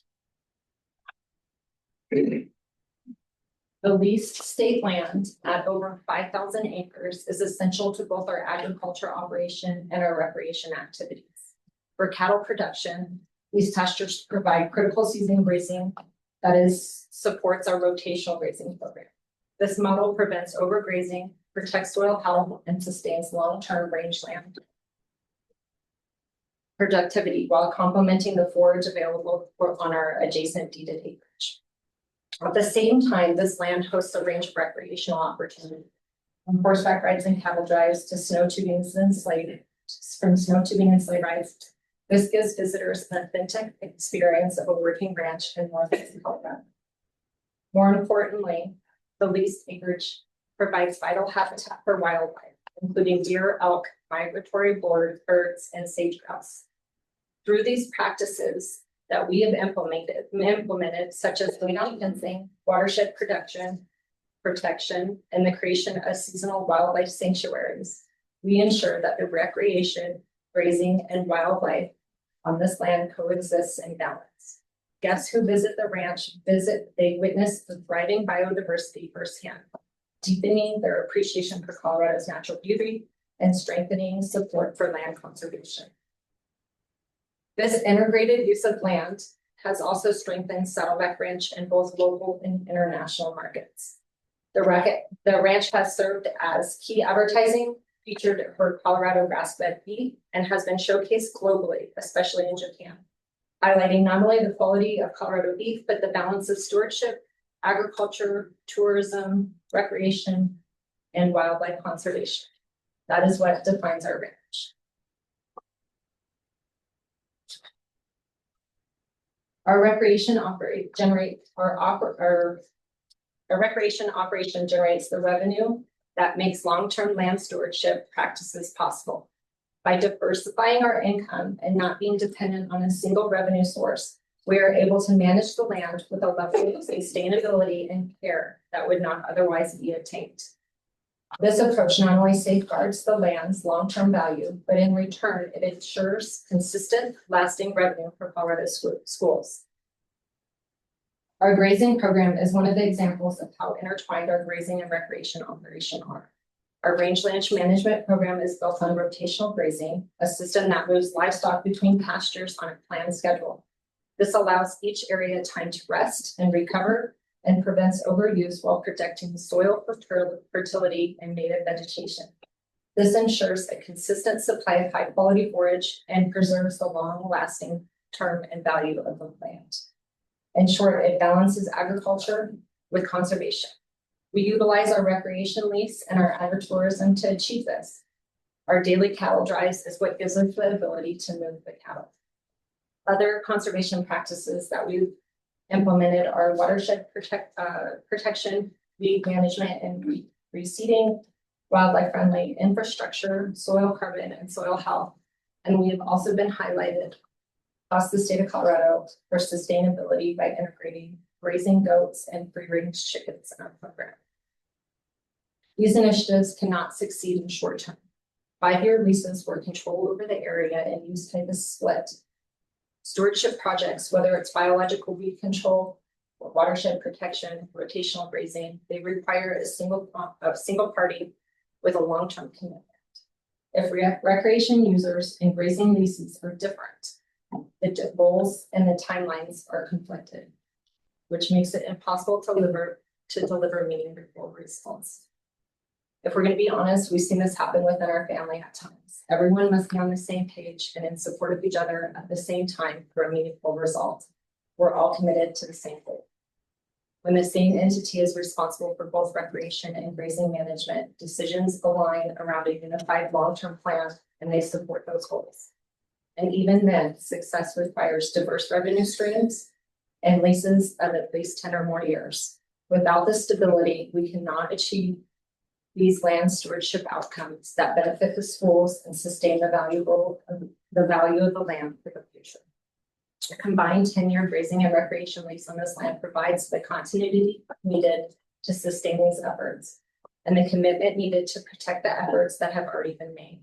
This commitment to conservation is what will ensure these trust lands remain productive, resilient, and environmentally sustainable for future generations.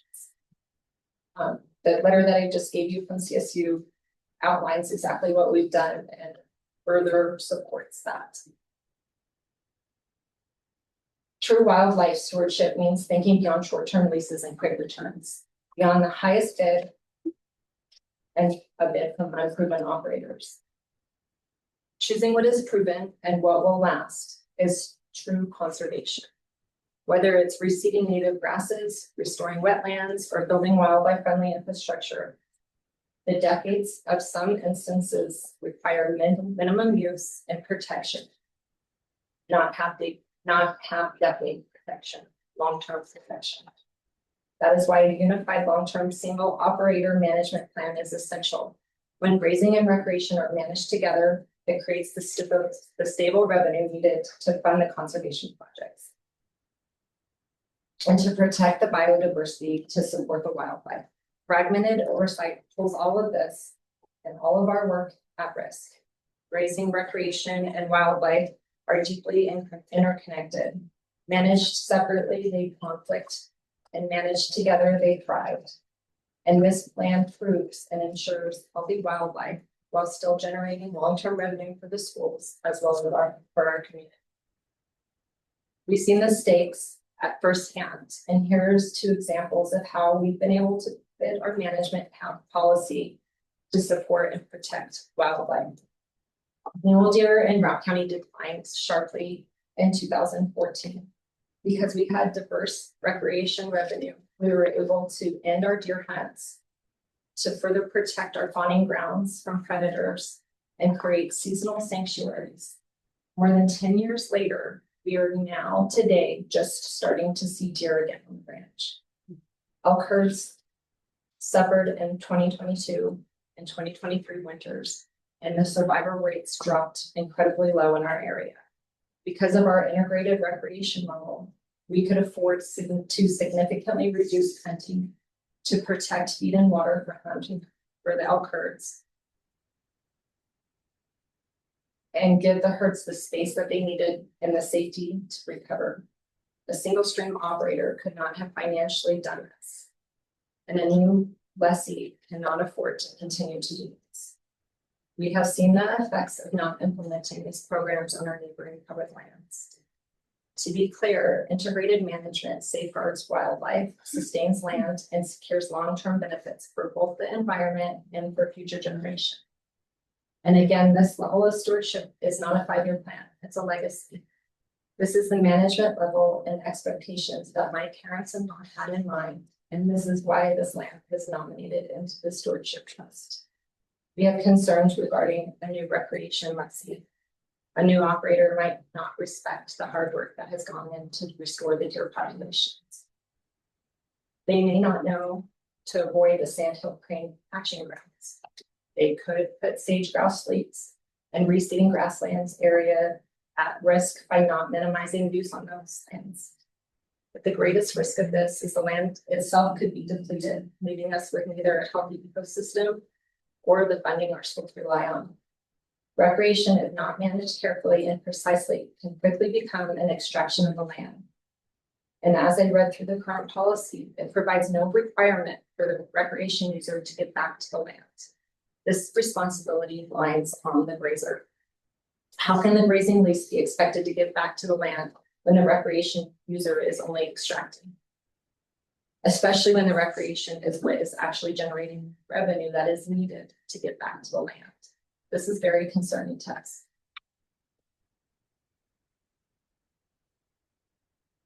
Saddleback Ranch is more than just a working ranch. It's a cornerstone of our local economy. It reflects our community's Western heritage, and it shares the way of life that has been passed down for generations. We employ 15 to 20 residents, including 4 families who live on the ranch year-round. We don't just provide these jobs, we also provide homes in an area that is incredibly expensive to live at 30% higher than the state average. Some of these families have lived on the ranch for 15 years, and they're raising their children who attend our local schools, and they're building their lives in our community. This is the most difficult part of this lease renewal process. For the past 6 months, we have carried around an immense amount of pressure, and today's decision feels especially heavy. The hardest part of this uncertainty is wondering whether we'll be able to continue supporting these families and these children who are truly the heart of our ranch. My hope is that we won't have to face this level of stress and doubt every 5 years. Through agritourism and recreation, we welcome more than 20,000 visitors every year. Horseback rides, cattle drives, snow tubing, and private events are all experiences and that invite people to step onto this land to learn about agriculture and land conservation and be connected to Colorado's Western heritage. And those visitors don't just support us. They stay in hotels, they dine in restaurants, they shop in local stores, and they spread dollars throughout our county and throughout the state of Colorado. We are equally committed to education.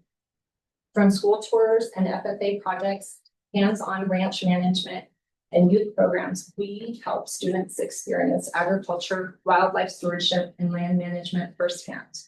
We partner with our local schools, with our extension agents, and statewide organizations to show how ranching, tourism, and conservation thrive together.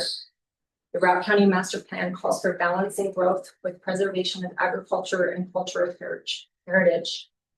Saddleback Ranch is living proof that this balance works. By combining grazing, recreation, and tourism, we've built a sustainable model that protects this land while strengthening our local economy. This aligns directly with the mission of the Routt County Economic Development Partnership. It retains jobs, supports long-term sustainability, and it keeps agriculture strong in our economy. But our success depends on stability. For the past 40 years, we've relied on our partnership with the State Land Board, building a business that, in the understanding, the leases would be reevaluated every 20 years. That agreement has changed, and while we are adapting, that uncertainty is incredibly difficult. Our connection to this land runs deep. 3 generations of our family have built memories, shared stories, and grown up here. Those are the things that we will forever cherish. Without a long-term 10-year recreation lease, we cannot plan for the future. Short-term makes it nearly impossible to reinvest in the land at the level that it deserves. It doesn't give our employees the job security that they deserve, and it's not enough to give the next generation an opportunity to give this legacy forward. To continue to generate revenue for the schools, or an unstable or fragmented lease structure doesn't just threaten the ability to generate revenue for schools, it threatens the broader economy, the culture, and the way of life in Routt County. A 10-year combined lease is essential. It allows us to keep reinvesting in the land, to support local families, and to welcome visitors. It also preserves the Western identity that makes our valley so unique. It is not just about Saddleback Ranch, it's about sustaining the way of life, strengthening our economy, leaving a legacy for the future, and in return, this is what generates the long-term revenue for our schools. A policy is in place to achieve certain goals. Policies are not fundamental law, only tools, and in some cases, policies may not fit with a blanketed approach to fulfill a constitutional duty you have been granted.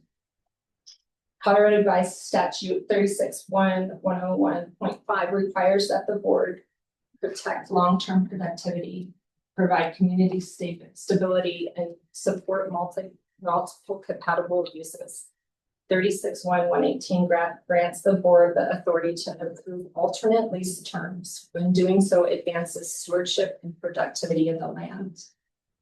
House Bill 25-1332 strengthens the case for a 10-year combined grazing lease by reaffirming the State Lands Board's dual mandate to generate consistent intergenerational revenue for schools while protecting the long-term ecological recreation and community value of trust lands. The bill creates a working group to adopt policies for conservation and recreation leases, establishing a framework for balancing revenue with stewardship and revenue stewardship trust plans to align with conservation values. The current plan makes sense for this land and this location. The policy in place may be suitable for other land in the state and other areas of the state.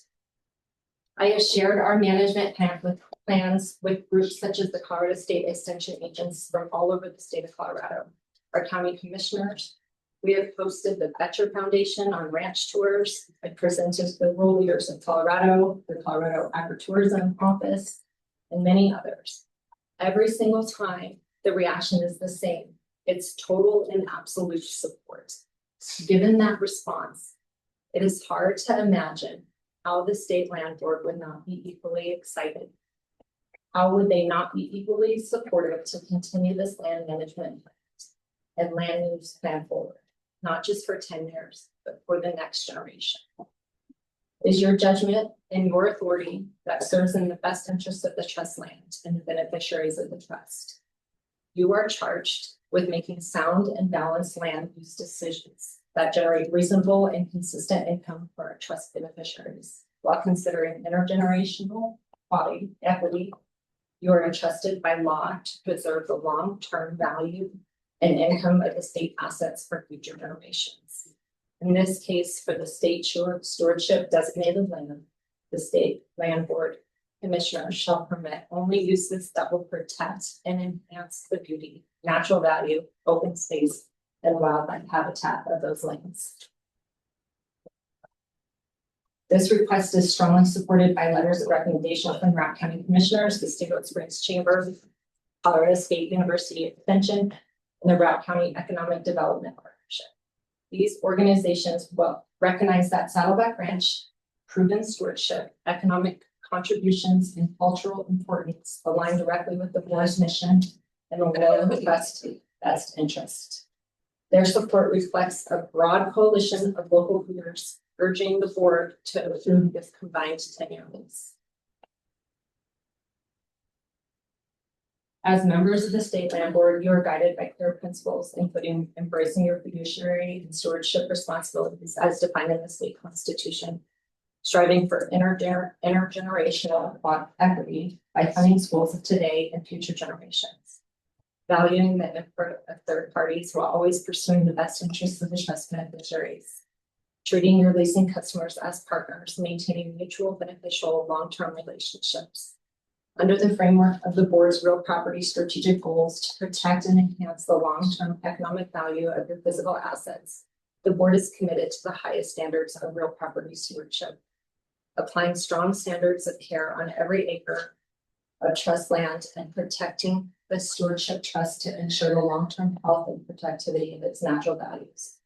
These goals call on the board to create true partnership with lessees who share your committed responsible land management, and for the board to support the next generation of agriculture lessees who will carry forward this legacy of stewardship.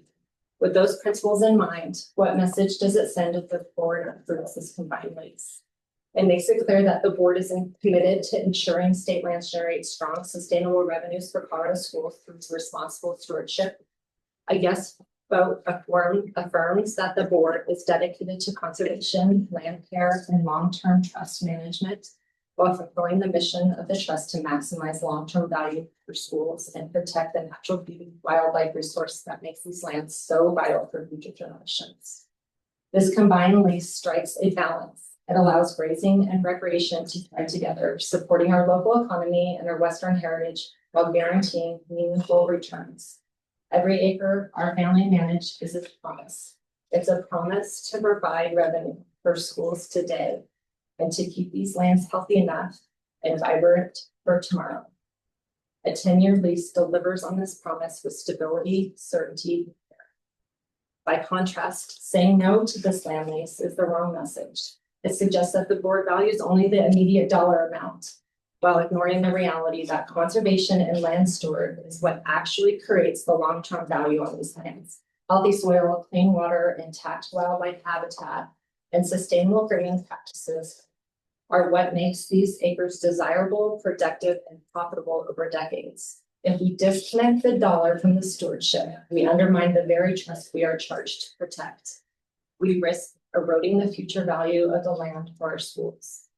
So today, we respectfully ask you to approve this combined 10-year lease for our schools, for our community, for our family, and for Colorado's legacy of responsible land stewardship.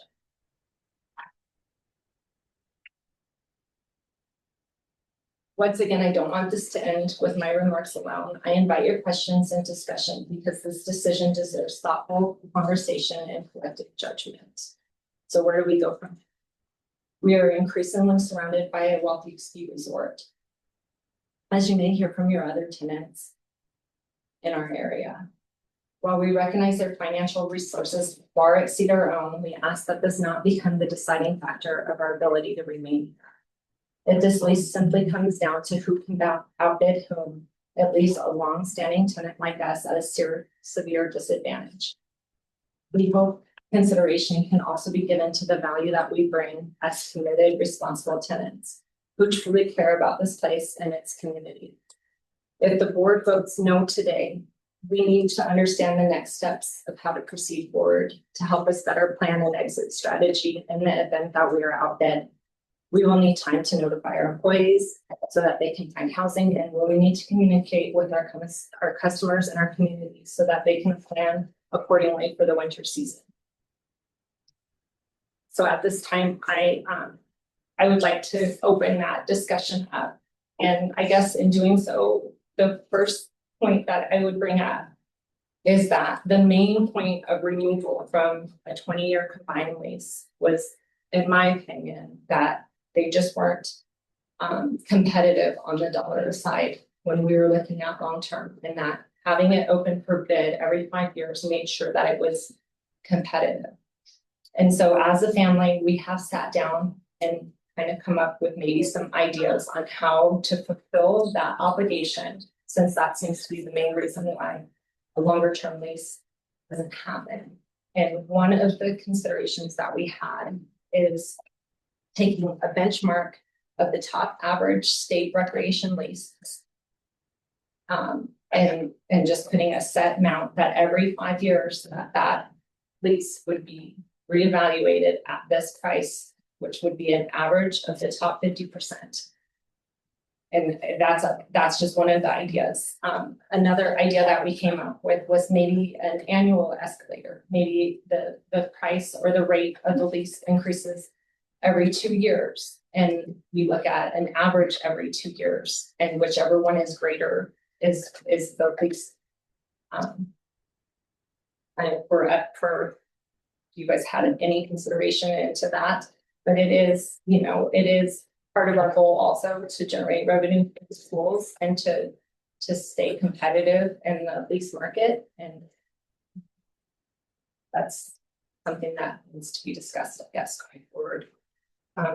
I also, when we talked, I was also interested in hearing how our regional manager felt about this idea, and also the stewardship trust team. What did they think, about what we've done this far, and partnering with us and kind of creating sort of a commitment going forward that we can rely on each other.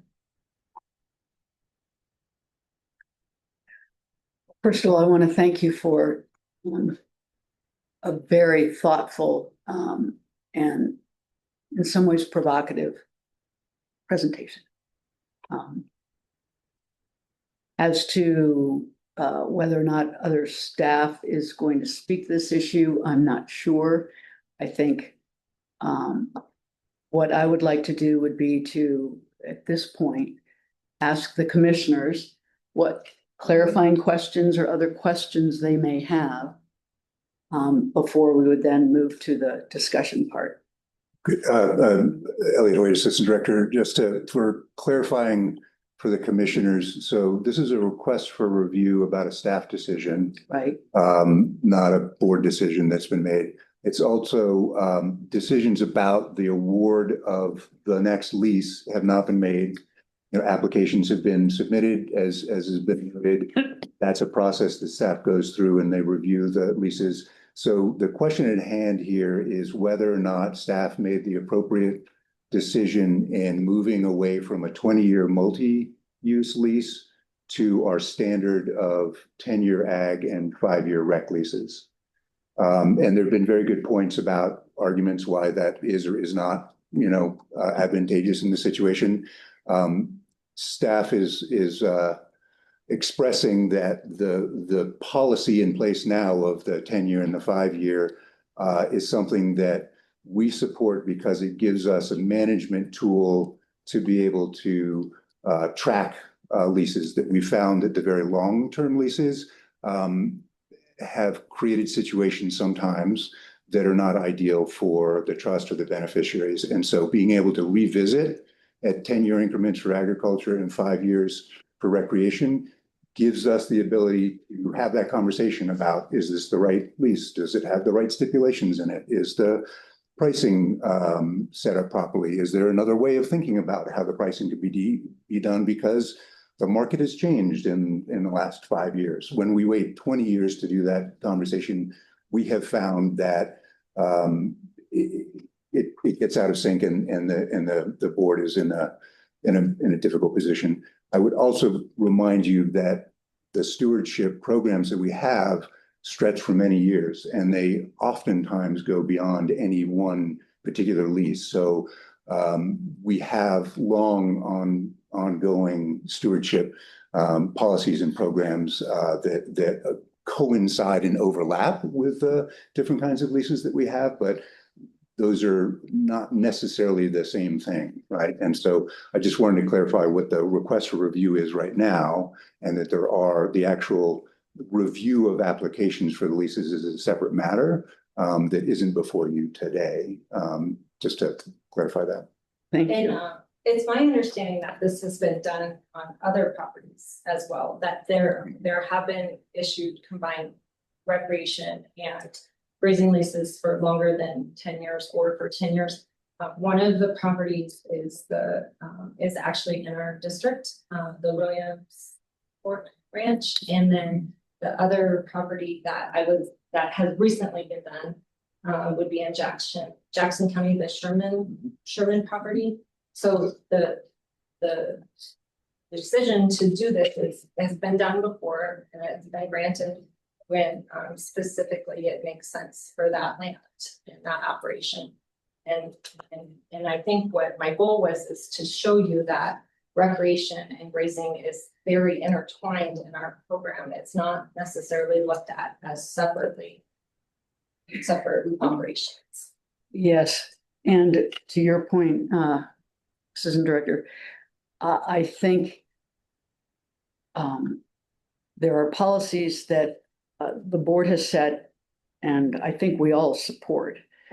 I believe the question in front of us under this lease review, for me anyway, is whether or not, in the spirit of adaptive management, whether or not there are cases where we might make an exception or look at a particular lease in a different way with respect to the rec lease or what have you. So I don't know how my other commissioners are feeling, and we'll hear about that during the discussion period, but thank you for that clarification. Can I respond to that? Yeah. And to your point, absolutely. There are, I think as the board knows, there are 8 properties that we have special considerations for where there's a combination of the activities. Williamsport Ranch is one, Sherman Creek is one, Chico Basin Ranch, where you were yesterday, is one of those. Those properties are very large properties. They tend to be in the 20, 30, 50, 80,000 acre capacity. And the board owns 100% of the improvements on those properties. And we go through the process. It's a special RFP process in those situations. In those cases, the lessee waives their 118 rights because of the special nature of those large properties. So we do have properties that are treated differently. This particular property is within the standard form of our properties, which is why we applied the standard 10-year and 5-year rec lease. So just to clarify that. I have a question for you. So the stewardship trust land, because it was designated into a special higher holding than other land, it requires a scientific, according to the policy, a scientific base plan and management plan of how the use is going to enhance the beauty, natural value, open space, and wildlife habitat. I think because we're a same use applicant was not required on our side. Was it required from the the campground operator to submit a science-based project plan that protects and enhances the beauty, natural value, and open space of the habitat. Was that part of the application process? The questions I think are directed to the commissioners, but I'm happy to answer if you wish me to.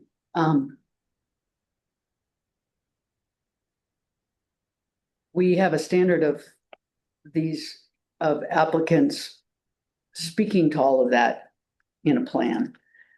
Whether, I can't recall there's a specific stewardship management plan that was required, but the RFP process for those ranches, which by and large have been acquired without existing ranch and ag operations on them,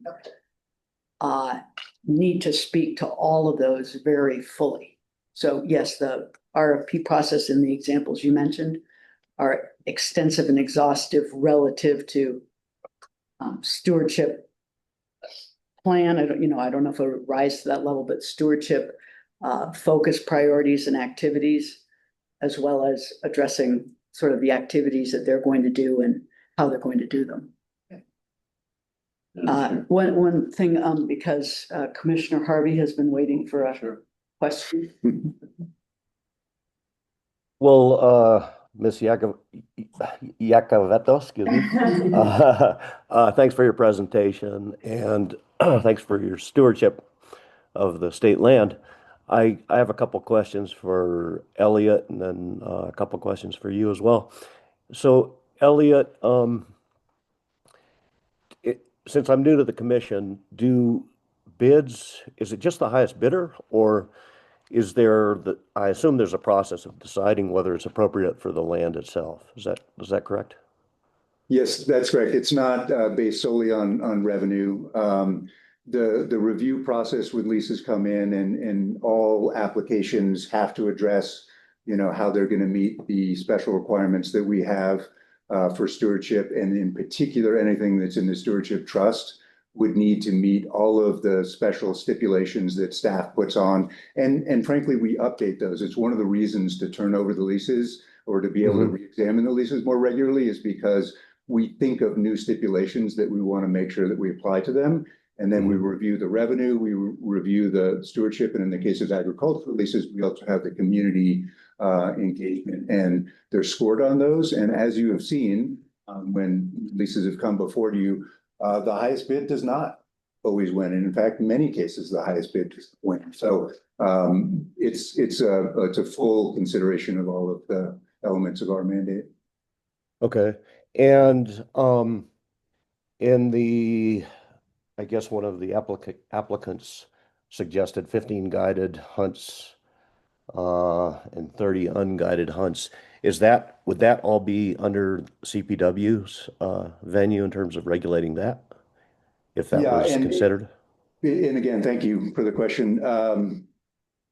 Again, I feel like we shouldn't be getting into the details of any particular application, because that's not the feature of what's before the board. But to answer your question directly, absolutely, we work very closely with CPW on all aspects of our leases in terms of what is the proper management. And our staff then on top of that gives consideration and also considers seasonal adjustments as necessary when there are special cases, like has been the situation with very high impacts in certain regions due to drought or intense winters and so forth. So absolutely, all of that would be taken into consideration. Okay.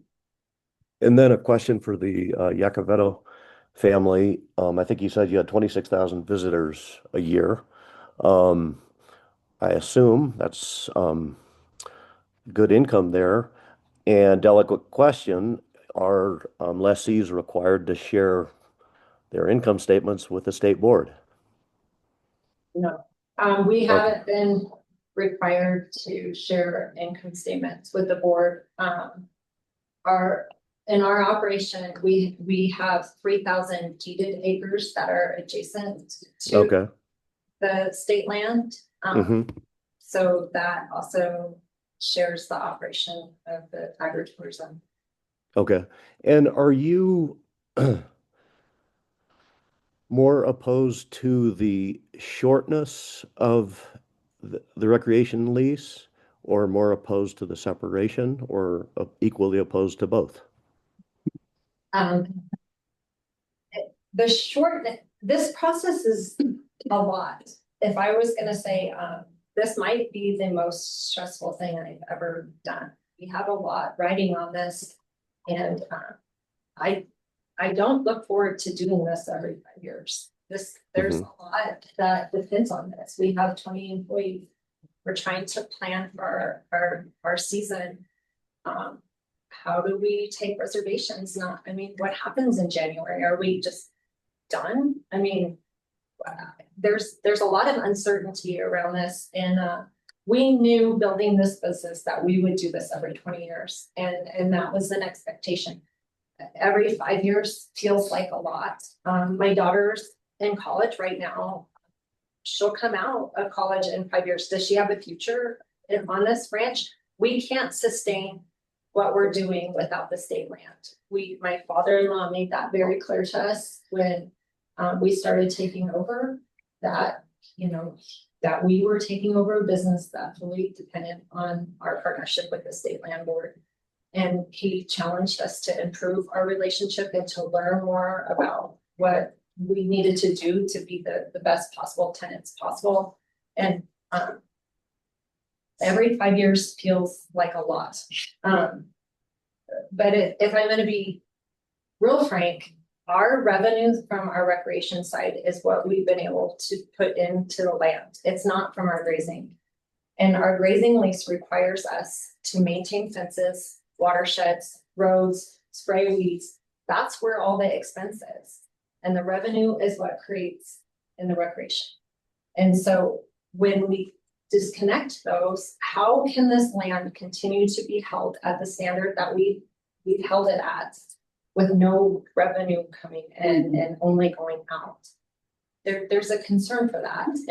And I think when you look at smaller parcels of land throughout the state of Colorado, this probably works. But if we're going to look at the broader picture of how this actually all goes together, it is both entities working together to sustain and to create goals. And I would say it would be for the wildlife too. When you reseed, and I'm sure Commissioner Harvey, in your ranching career, you have seen that. When we do reseeding projects, or when we create these wildlife sanctuaries on our ranch that we don't enter into, and we're protecting them so that wildlife can be, that is on our grazing side as well as our recreation side. And I'm not sure that we would have the authority to a new lessee to say, okay, please don't go in this area. And this is where our sandhill cranes hatch every year. And can you please keep, let them have that area for this time? And it's a lot more than just leasing land here. This is 5 generations. It's 5 generations on this land, and it's a 5-year, it's 5 generations of emotion, right? We've worked really hard to be where we are, and I'm sure all of you have seen it. It doesn't take long for somebody to destroy it. And recreation in our state has to be managed very carefully. And we see it on our public lands. I attended a state land board meeting where our neighboring Jackson County kind of brought that to your attention. Like, this recreation is just really hard on our county. It's hard on our emergency services. It's hard on our environment. And I just think that needs to be taken into consideration. And I think this land is special enough to be looked at differently and to have a special plan moving forward. And one more question. We sort of have 2 missions. One is stewardship, and one is, our fiduciary financial responsibility. So we do try to maximize, again, I'm new to the board, so we do try to maximize what we can get for leasing, but that's not our only goal. Our other goal is stewardship. So how would you propose it being fair to find that balance where, put yourself in our shoes, of if we did make an exception, what would be fair in terms of coming up with, some sort of competitive leasing fees that reflects, the rest of the state? I know you mentioned something like that 50%, profile, but can you expand on that or put yourselves in our shoes for a moment of trying to find the balance between being fiduciaries and also stewardship? Yes, and I spent a lot of time actually in that situation, and the first thing that I've come to is in order to get maximum revenue or value out of this land for the long term, you have to respect its stewardship. Because if the stewardship is not there and the land is depleted and the recreation is taking everything away from the land, you're not going to have the value that you would otherwise get.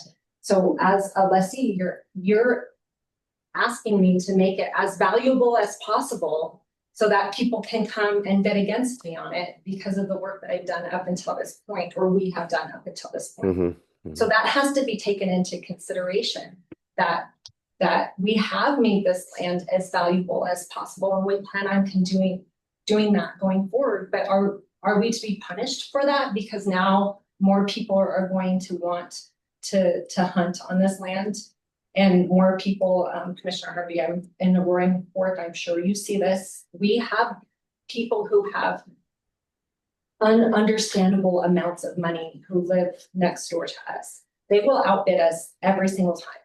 We simply can't compete. They want that hunting. They told us before, we've been threatened with it. They want their family to be able to hunt on that.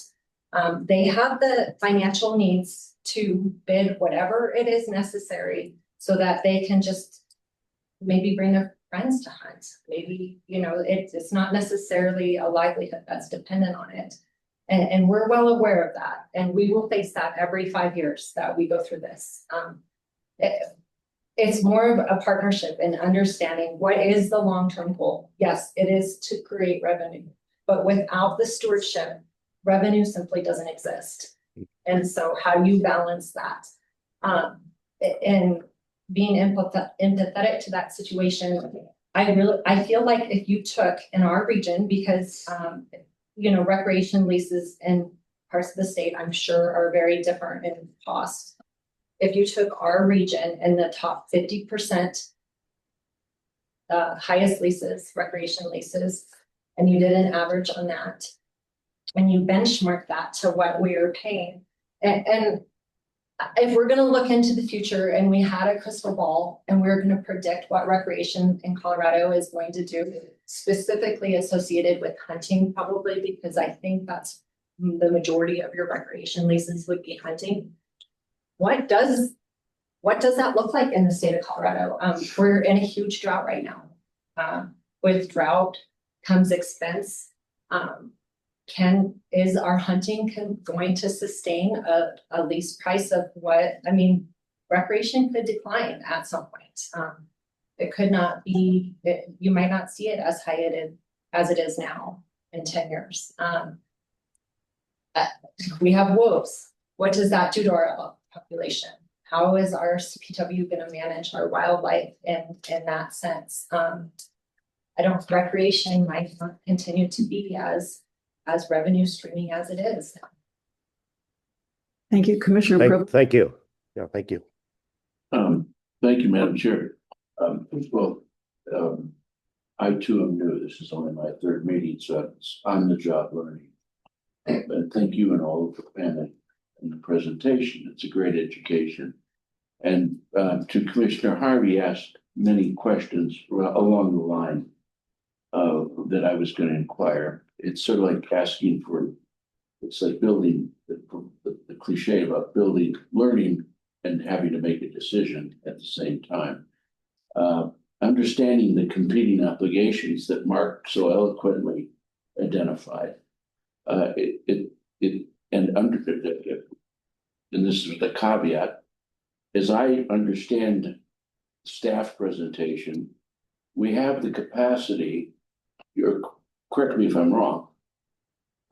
Do I understand correctly? We have the capacity to make an exception under the current policy if we so desire, broadly? Yes, the policy is the board directing staff on what we can do on our authority. The board has the ability to make decisions, you know, to go in a different direction if they wish. Okay. With that in mind, the dilemma or the challenge for the board, given our constitutional and legal obligation, as Mark eloquently turned it up, is to balance stewardship, which you wonderfully provide on this land, at the same time seeking to devise a lease rate structure that captures more value over time. Although I'm going to do a caveat here, a footnote, I too am alarmed by the proliferation of the super wealthy who parachute in and who just displace working agriculture. I mean, that's a policy problem for all through the West, as we all well know. So is it a question of perhaps a creative and innovative revenue model? And I'm thinking, as Mark's question inferred, if you have 26,000 visitors, you're generating X amount of income off this property. The analogy I would use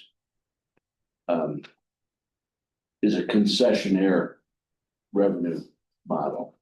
At Steamboat Lake State Park, and by the way, I used to serve on the Parks and Wildlife Board, so I have some knowledge, and the State Parks Board, some knowledge of our concession revenue model. At like Steamboat Lake State Park, there's a concessionaire for the marina and the campground. And my recollection is it's based on a fee structure, a percentage of gross revenues. And so the operator has to open their books and show their revenue, and that, you know, I don't know what the precise percentage is. The question is that, have you considered anything like that? Would that make any sense? Yeah, I considered, well, go ahead. Well, you say state park, but most of our activities is on our private. Yeah. Okay.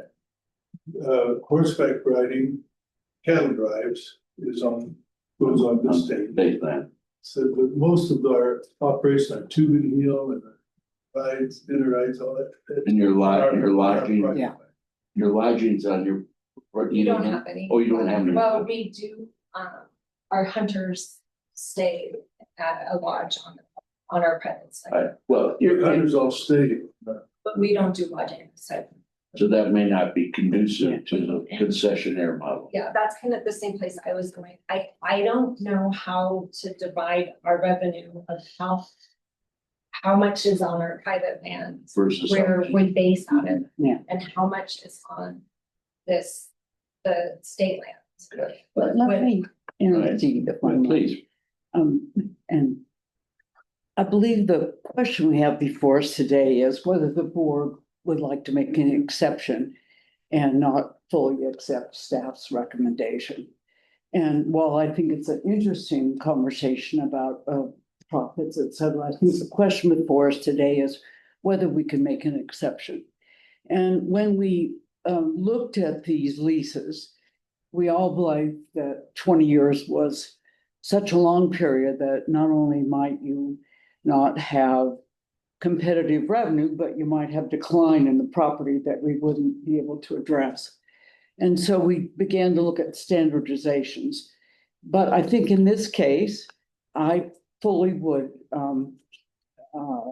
honor an exception that would recognize the stewardship work that happens on this property and would support either the alignment of a 10-year recreation lease with the ag lease, and note that it would be an exception based on the stewardship that they have provided. I'm willing to put into that language that means that this is a case-by-case exception. And I would like us to move maybe more in that direction so that we could get to answering the question before us today. I have a slightly different take on your attention. And one guiding thing is we're trying to focus more on the questions, and then we're going to enter a fairly robust deliberative state. Okay. But thank you, Commissioner. I'm not sure I follow what that means. What that means is, generally right now, since we don't have a motion on the table, we're asking clarifying questions about, from the proponent or from staff about this decision in front of us. Okay, mine is a question. And it's related to agritourism. So you run year round with your agritourism business? Elliot, do we have any, most of our rec leases, I think they are hunting. Laura, I mean, we have all kinds of leases, but a lot are hunting leases that are, particularly when an ag lessee happens to get that rec lease. It's a supplemental hunting thing, and they often run it hunting season, October, December, right? Correct. Again, this is Elliot Hoyt. Yeah. Yes, a lot of our rec leases are hunting leases, and those would be seasonal for the hunting season. Sometimes held by the ag lessee, sometimes by outside outfits.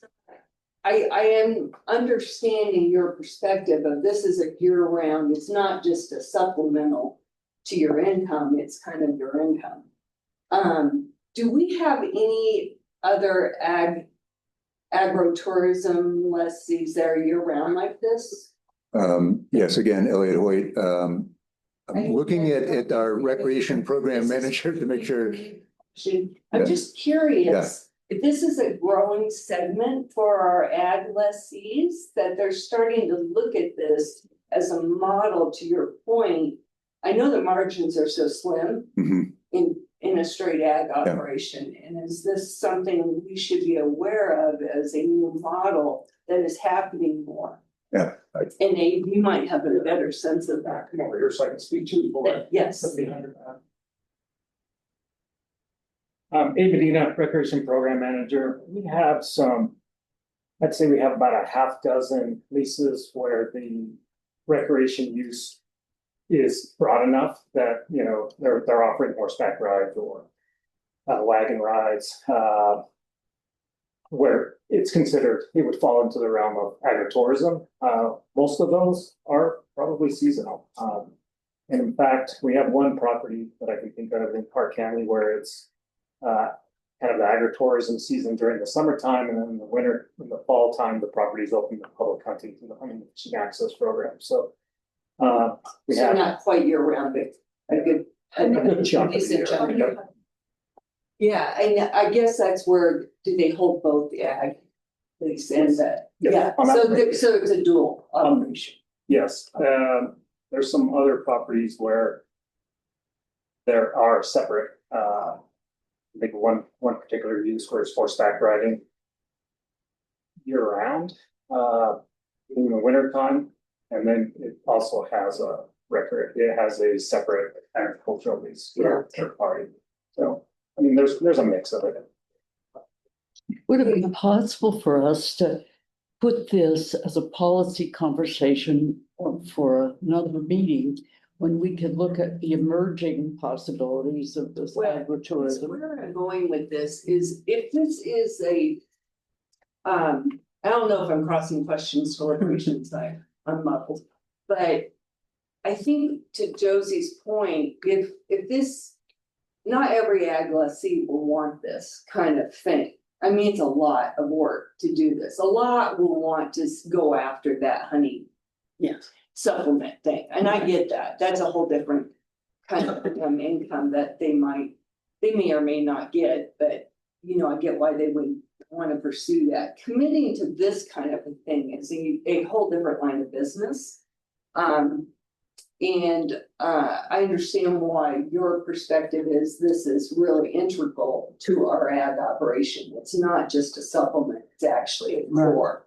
And so I get the exception question you're posing for us from that perspective. And I think it's fair to raise it, is why. And I think you started with the comment, this is sort of provocative, because it is pretty different than what we have heard before when, it's very, I've never heard this sort of a perspective, so I appreciate you bringing it forward. But I just wanted to get some understanding of, from Abe, I appreciate your comments, like how often is this happening? And it's not a lot now, but it could be in the future. Ag margins are tough, and I get why people might look to this, and I get why some ag lessees may go, hey, I'm gonna make this core to my operation, not just an add-on, something we really commit to. And why this question may come up more. So I'm just putting that out there. You're trying to decide whether or not this is a one-time exception or whether or not this is a policy inflection point. Perspective, but I think you're raising a really interesting point that we should. Right. And let me just say, where I was gonna go with this after that was that she had made a proposal that as your family has thought about alternatives, you even suggested perhaps an incremental annual increase. But separate from that, what you've raised is this a new trend that we should be thinking about? And that's why I was suggesting that with the new legislation and other possibilities, I think we should set aside a conversation about reviewing this concept. But for right now, I would like to propose that as we get closer to a motion, I'm willing to support something that would be an exception. And if we feel that we need to put on this something that would be an annual incremental increase because we need to do the fiduciary part, I'm willing to consider that. I would like to move our conversation to that. Good, thank you for that. One moment, Director Rosmarino, you had a question or a comment. Yes, and hopefully this is a good clarification. So Director Rosmarino, I wanted to point out that in the annual business goals. Didn't I speak a little I louder? wanted to point out that in the annual business goals, that the staff prepared and that we reviewed with the board, last meeting. We do have a goal that's very pertinent here. And Abe, is an active part of this, at the center of this. And that is within the recreation line of business, not a new line of business. To pursue innovative recreation uses for trust lands, such as trust huts, agro and ecotourism, special event venues, guest ranch stays, enhanced camping, photography, films, shoots, backcountry skiing, gravel bike races, etc. Update the business plan with target markets, potential lessees, industry group partners, sources for market research, and alternative leasing structures, for example, shared revenue model or licensing agreement, to identify 5 innovative recreation leases in this fiscal year. So we are already looking at this. I think it's a really important conversation. Agritourism can certainly be part of the model. Sounds like you're doing it very well. And I also wanted to point out with the HB 1332 working group starting, we will be looking at exactly these intersections. Those conversations have not even started. The results are not settled. The recommendations, the final recommendations won't come out until fall of next year. But that is, as you mentioned, Ms. Iacovetto, the intersection of conservation, agriculture, recreation, and other state land board leases. So certainly when you turn to the deliberation, it's up to you whether you want to make an exception. But I feel like the staff has already really created space for these types of creative uses, and we can always let your leases on to properties.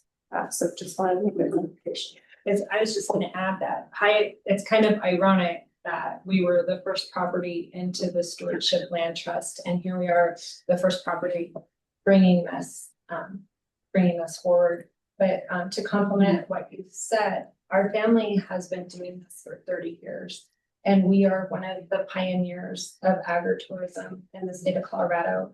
And when I mentioned that I had done presentations to the Petcher Foundation, to Colorado State Agriculture or Extension agents, this is exactly what they're looking at. they want to examine our model and how we have successfully implemented this so well for 40 years and how I can help them model this in their current operation. And so I feel like what you're saying is, yes, I think this is what agriculturists are looking at to survive moving Right, forward. yeah, it's a necessity. I think Yeah. you will see this, I think you will see this question more and more. I think so too. I would like to now move, I think there are still some comments to be made and during our deliberative phase, so I would like to move to that point and would welcome a motion and a second so that we can discuss and perhaps amend the motion later, but at least we can discuss how we feel and what we want to consider voting on. Thank you. Appreciate you. Commissioner Harvey, do you have a question to be handled before the motion? Well, does the motion come out of whole cloth, or is it something that, I need a that our little. attorney, sorry? I would like, Mark, I'd like a little discussion before we have a motion. Okay, May okay. may I offer this, that the matter before us is the review of a decision that the staff made. So in its simplest form, we need a motion to either support. I still have a discussion. I think the matter before us. Okay. All right, so what are you asking? Okay, so.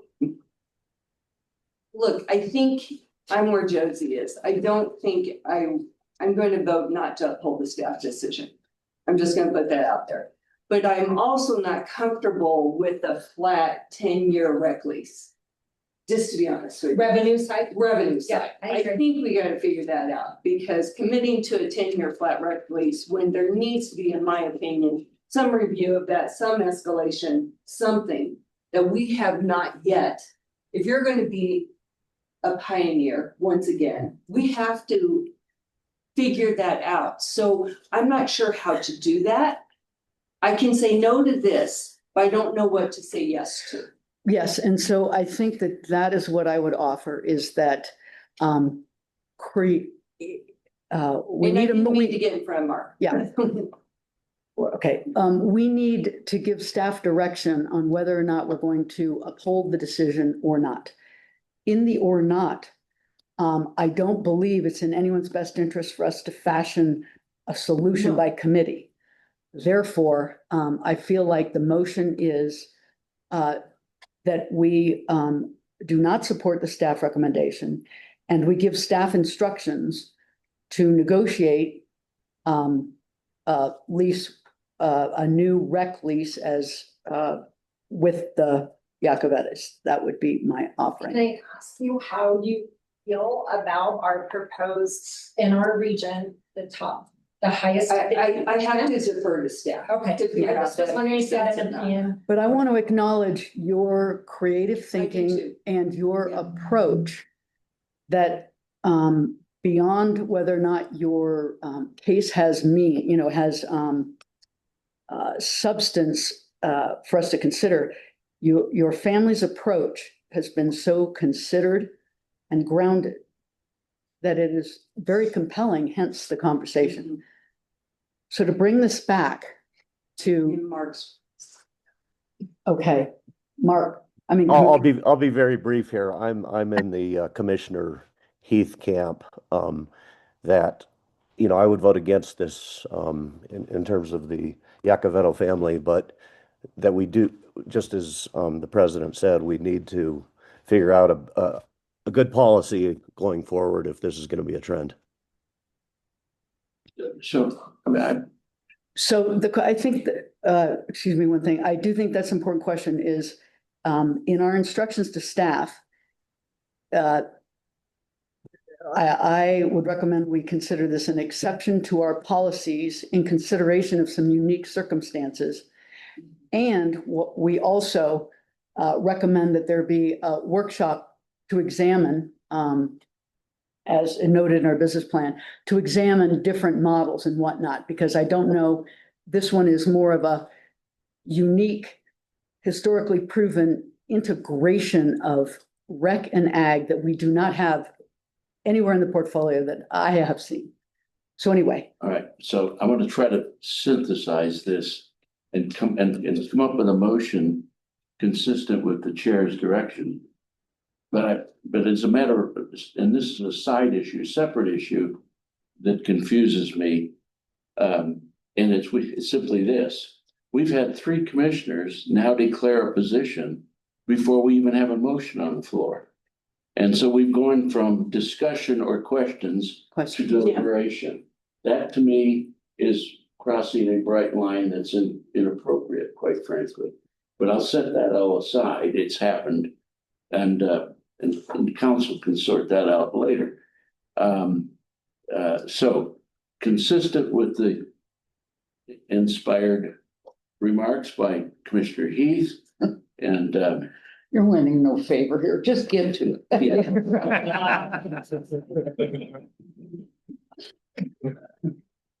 the motion is to, I guess, what is it called? Decline the staff recommendation or not The accept? motion is that the commission does not support Does not, right, the commission does not support the staff recommendation. and request the staff to explore alternatives to support on the revenue generation side and meet the goal of both stewardship and revenue generation consistent with our constitutional and statutory mandate, and come back with some options to deal both with this situation and the future emergence of this line of business that we're already pursuing, as the director over here has pointed out, and is contemplated by the 1332 task force. So now I like that idea. Can we shorten this down to the actual motion? Without all the references, I think. Sure. I make motion to not accept the staff recommendation and to work on an alternative exception.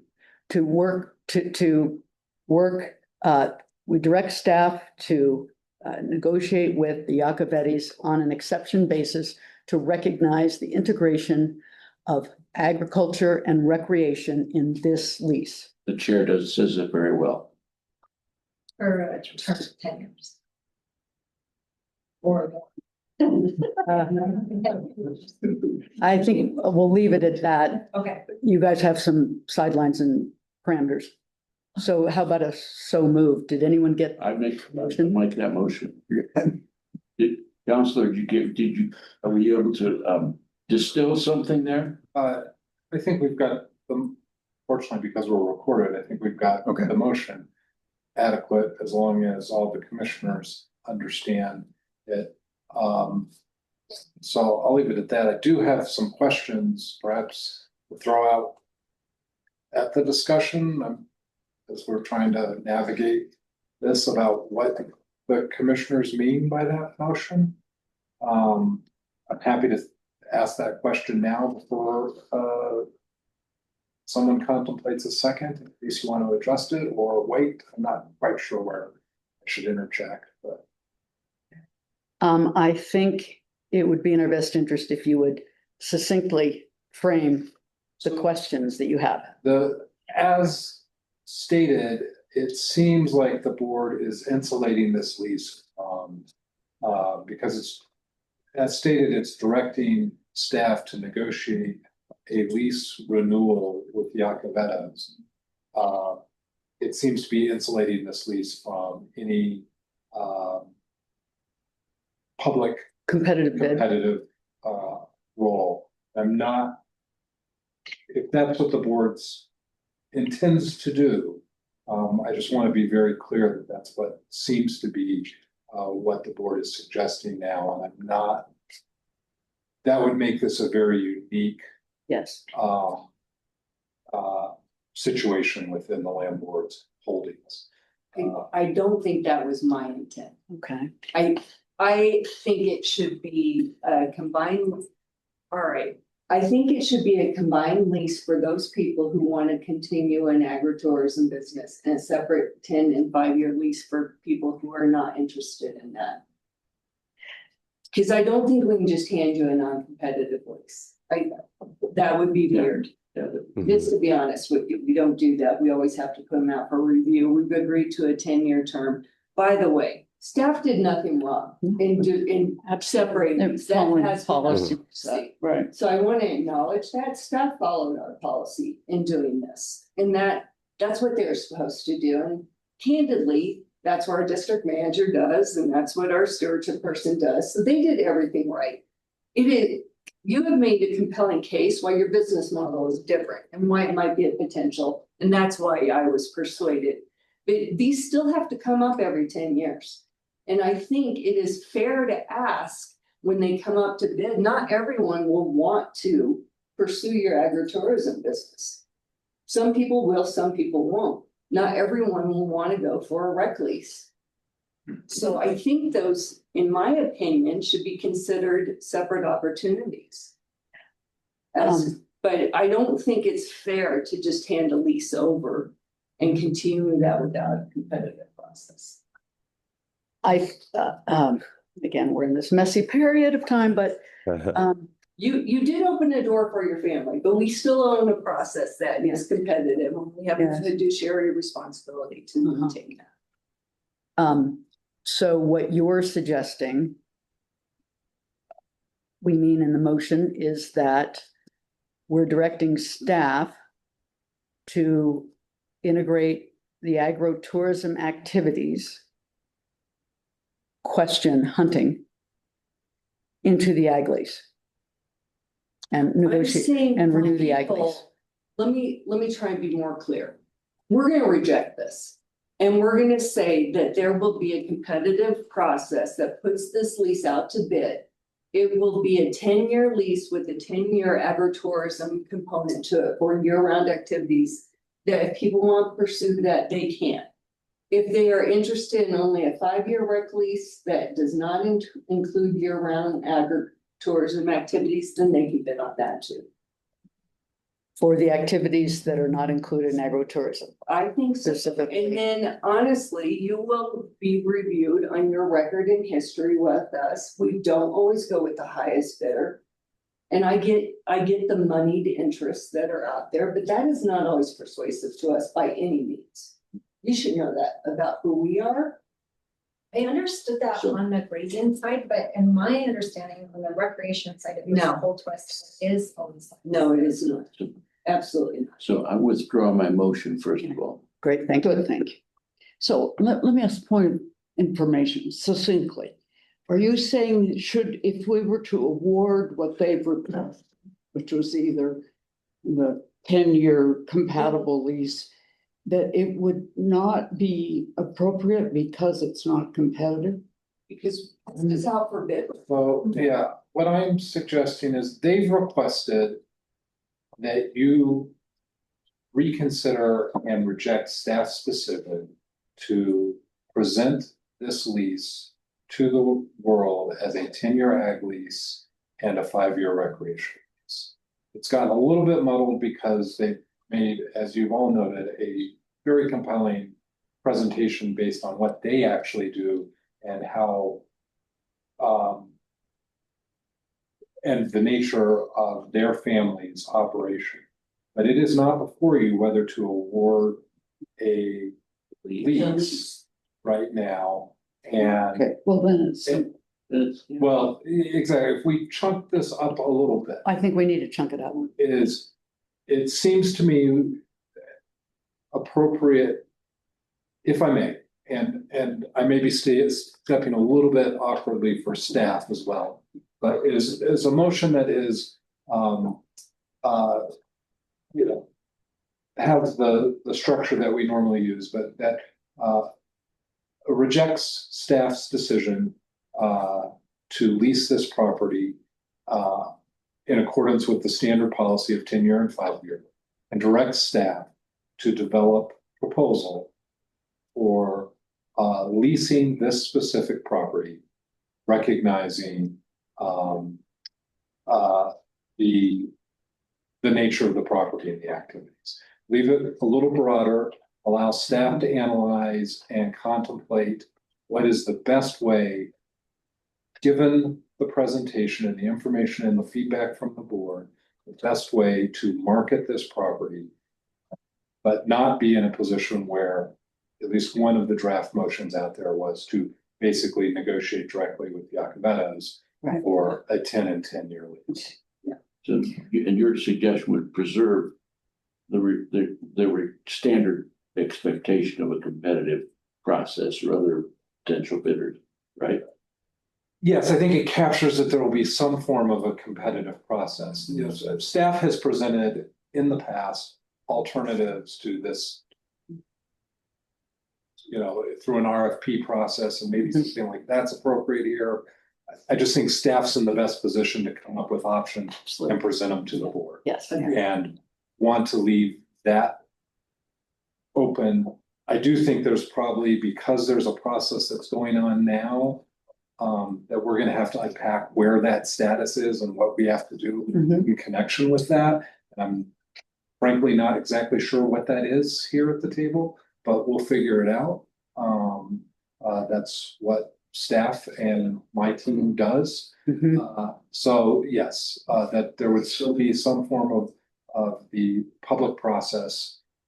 And we'll come up with a proposal, the best way to do that, to allow you to consider options, presentations, proposals, and decide, as you guys ultimately do, decide what is the best for the school trust and the land.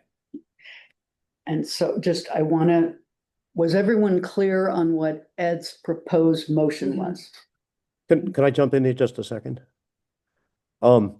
What would be wrong with just limiting the lease to a 10-year agritourism lease, doing what Commissioner Scanlon said, except taking away the split lease, split rec lease, and then it's competitive, and then it agrees with the Yacovetto's desires, and yet we're still remaining fiduciary in making it competitive.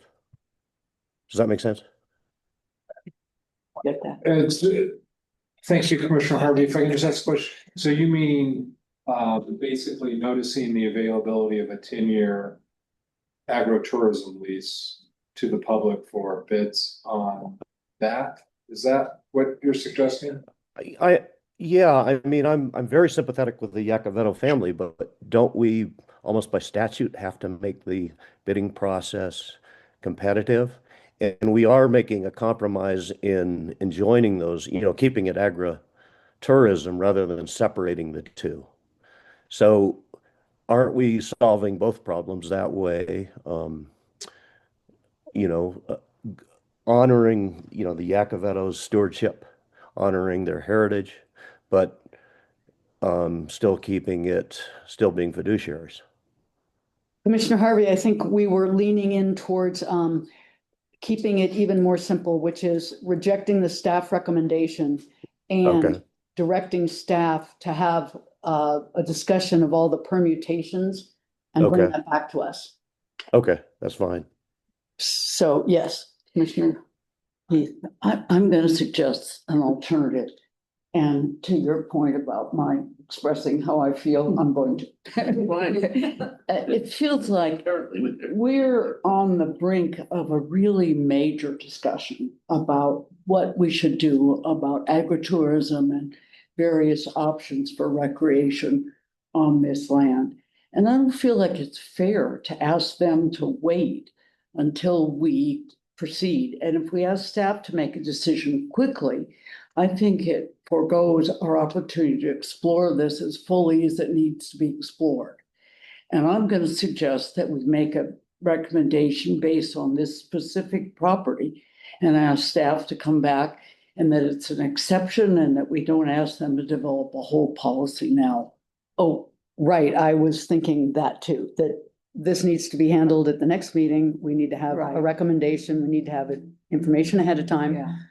Possibly some alternatives so that we can make a decision exactly so that we don't have them wait.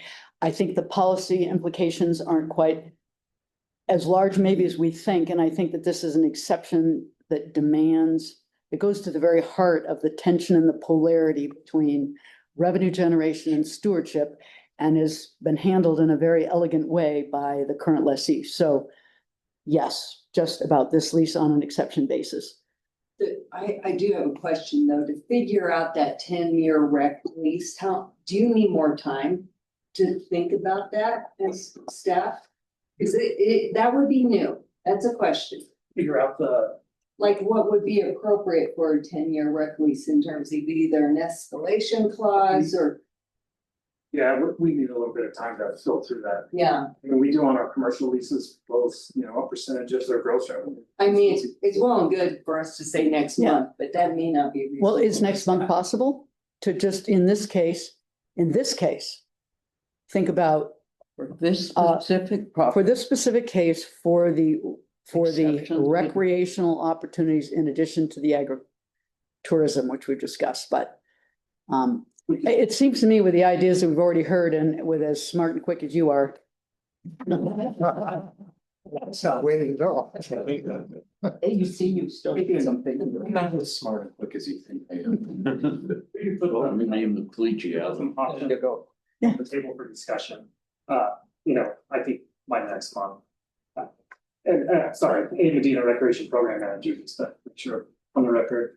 Third, and this is just a little bit of a sidebar, we did advertise this lease as required for competitive bids. MU leases, which is what the leases they had, same process as every other lease. We did advertise them, and we did receive 2 additional applications on the recreation side. So we have some folks who have submitted further requirements by the deadline, and they are also in the queue, kind of waiting for what the decision is on this, so that we can proceed in whatever manner necessary for them to participate in it. Right, shouldn't we try to proceed with the motion as framed by council and reinforced by you? Is that where we're at? That, yes. So Okay, so are you, I want to try to offer it We can without trying to solve the specific problem Yeah. in this moment. We just have a timing problem though. We have 2 people out there with Right. bids hanging out there. You can't take reservations. I mean, we just have an issue we've caused a problem, and that's okay. We can do the motion and do that, but subsequently, we have an issue with timing. But there's perhaps some, I'm assuming we have the ability to extend an existing lease because we created the problem of timing. We can extend a lease arbitrarily or in negotiation for 6 months or a year to resolve an issue or not. It's something we can explore. Okay. All right, so, all right, so to capture Counselor's suggestion from 7 minutes ago, the motion is to reject the staff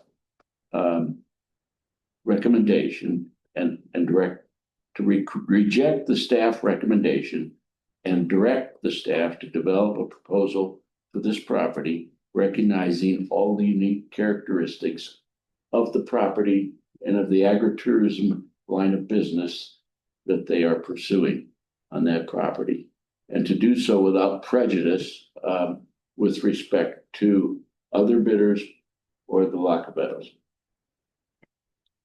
That's how I would synthesize it. Ed, does that contain the clarity and direction we need? I think so. I would request that you include in that motion authority for staff and my team to draft an order that meets what you've said. Absolutely. And yes, I think, but it's you who are voting. And I also look to staff. I think everybody understands what the direction is, what the decision is, and what the direction is. And if staff feels like they know what to do, and if each of the commissioners feels like they know what they're voting on, I feel like we're probably in a pretty good place with the motion made that way. we'll draft a order that captures that concept. Well, let me ask this. Can't we just reject the staff in a motion and then in this conversation, give them some direction? I mean, it Yes. feels pretty complicated to put all that into a motion. Yes, you can do that as well. I'm happy to. I'm not sure if the chair, Josie's, listen, I'm happy to accept Josie's suggestion is to withdraw my motion. You said it just very succinctly, reject the staff recommendation. From the conversation, they obviously know the direction of the board. I mean, if so, want to withdraw your I'll motion? withdraw mine Right. and you go, we'll go with yours. I move that the request for review for the Wayne Alcavetto lease number 105-701 be rejected. Is there a second? Second, Commissioner Scanlon? Aye. Commissioner Pribble? aye. Commissioner Heath? Aye. Commissioner Harvey? Aye. Chair votes yes. Motion carries 5-0. Now, do you, as staff, feel like you, and Now, again, I was going to say,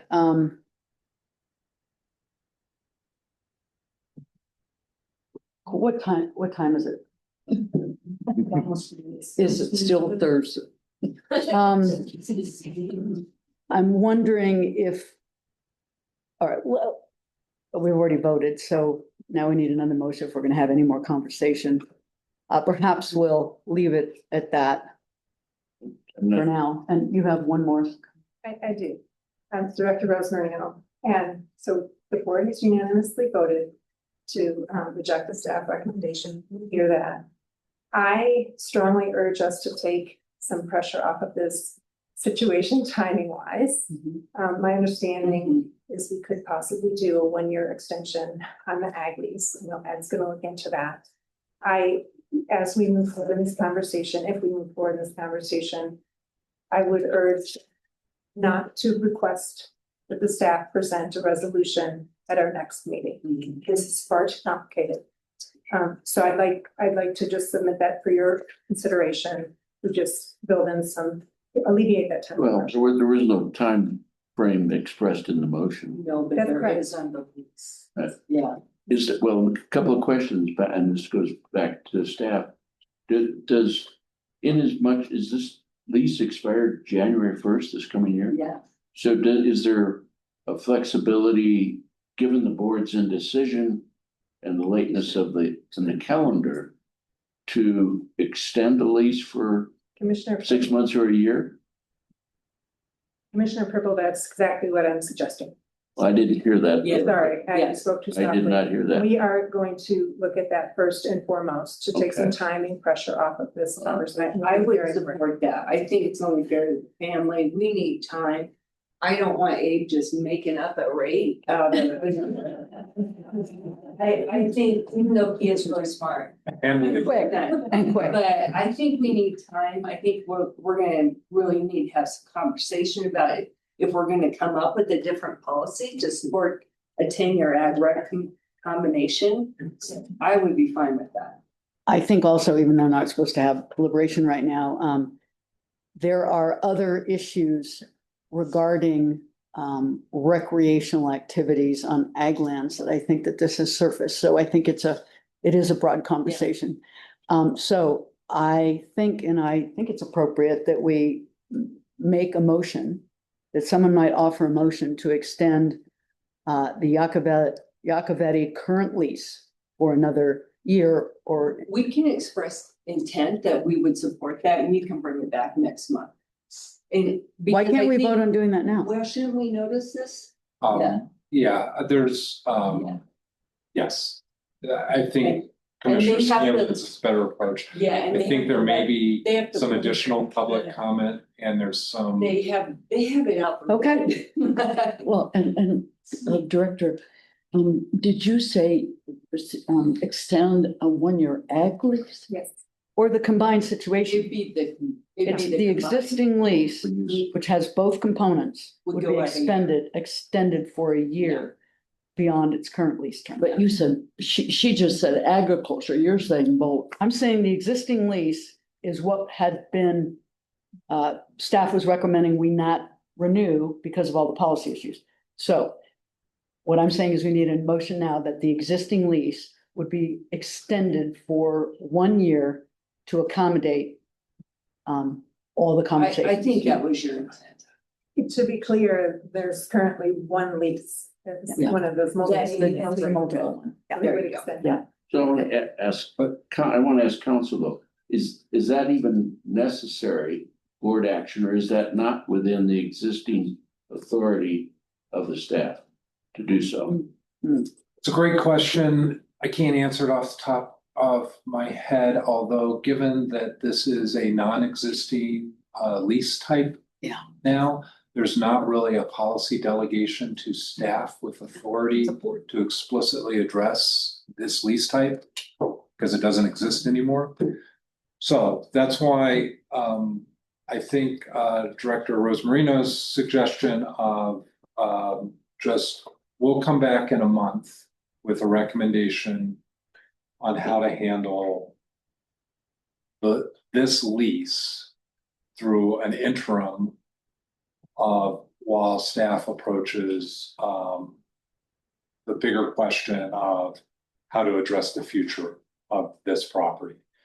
If I may have a question, Counselor, since we've already put it up for bid, are we subject to legal action from the other bidders? All our notices of bid, without having looked at this one in particular, generally have a reservation of the right for the board to withdraw. But that is one of the reasons, one of the things I want to explore without the board getting too far ahead about what it's going to do, so that we can make a resolution. The staff can make a suggestion at the next board meeting on how best to handle all of those nuances. And before we wrap up, I guess there's some observations. I was waiting for that law firm, that magic moment where we were going to deliberate and have discussion, which was happening at all the other times. But anyway, I did want to share with the other commissioners that a couple of things here for us to consider as we go into, you know, the future and deliberations on this overall policy is this is a unique operation. The integration of tourism and agriculture is the shining example of what most people have not been able to accomplish, and therefore unique. But the big point I also recognized is recreation can be an extractive activity, and we've heard that from many county commissioners. The specific thing that you all raised was that hunting, you have a store of value that you have created on this ranch through the management of the hunting enterprise, in recognition of stewardship concerns, but also of, you know, the weather trends and droughts and factors affecting wildlife. So you actually have a store of value of wildlife on your property that I have not considered as we think of, you know, putting it out to bid for wildlife hunting. And so that was the concept I wanted to share with the other commissioners is hunting in a lot of cases is very separate from the ag operation, and it's managed well under CPW. But we need to be aware as we pursue, you know, hunting as a revenue producing recreational opportunity of how the past and the future are linked, and past lessees and future lessees, that we understand the different implications of that. So I'll stop with that. So where are we? Well, I really feel like we have, it's been clear to all of us that we are on new ground. Yeah. And that you as a family, unfortunately, been captured by presenting an issue that we want to explore more fully. So I would just request that as we go forward, two things. One, that we come up with a remedy that is just specific to this property to give them timely relief and that is within the context of what we can do legally. But secondly, we set aside time to consider many possibilities under how we might consider this in the future. They have adjacent land. That's one consideration. There are so many other possibilities on the terrain, et cetera. And so I don't want us to come up with something quickly. Right, That that's a will policy. be a standard as we move forward. And I guess just want to put that out. And I think staff, you've been clear about that's what we're thinking is. There's an exception, let's deal with that and then, but it's linked to a broader policy conversation.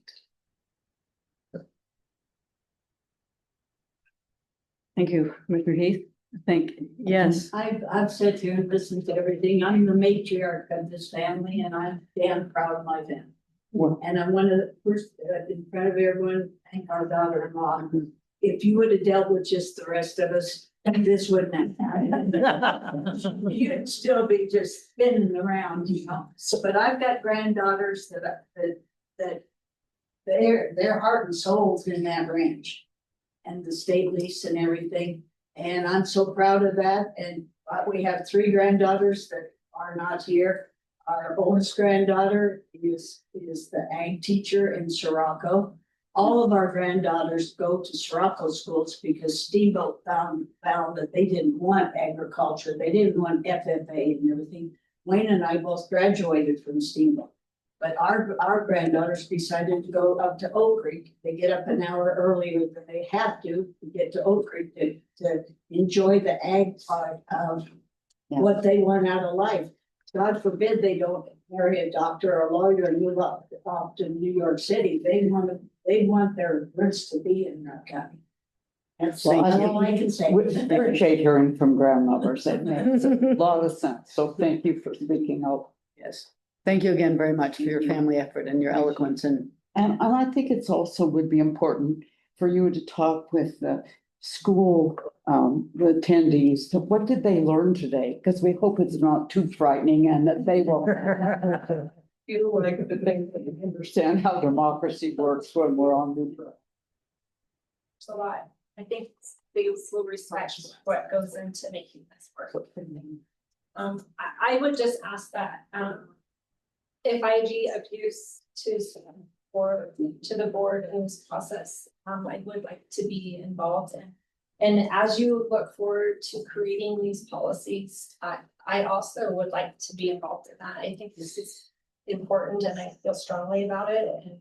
And I think that I'm proud of this board for making this decision. This level of stewardship should be expected and supported, not just on our land, but statewide.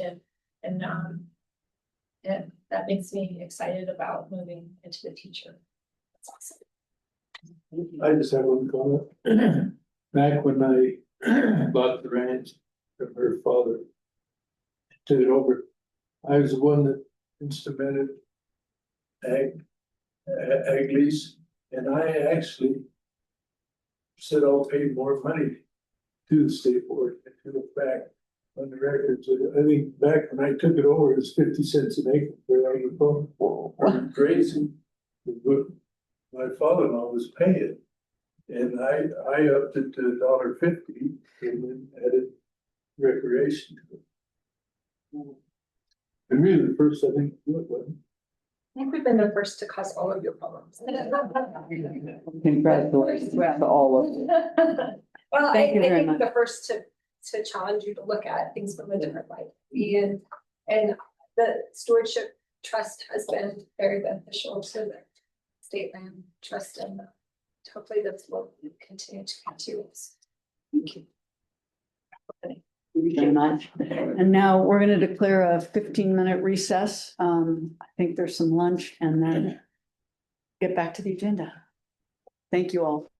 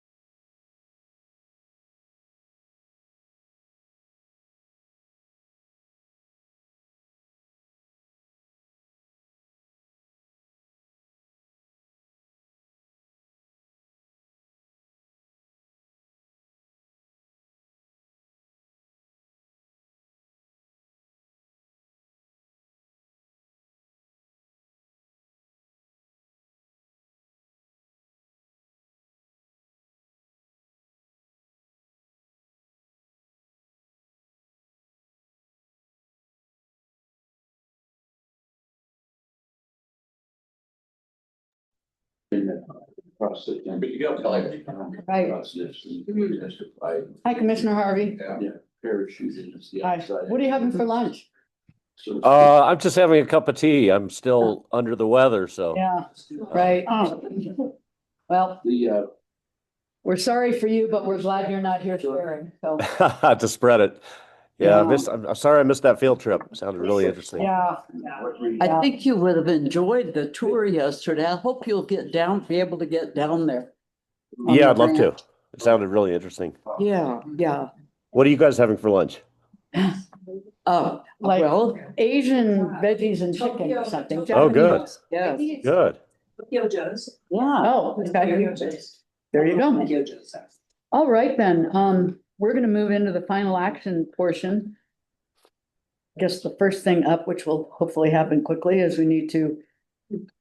So I guess you are, I'm gonna just introduce it. So we're gonna have board elections, officer elections.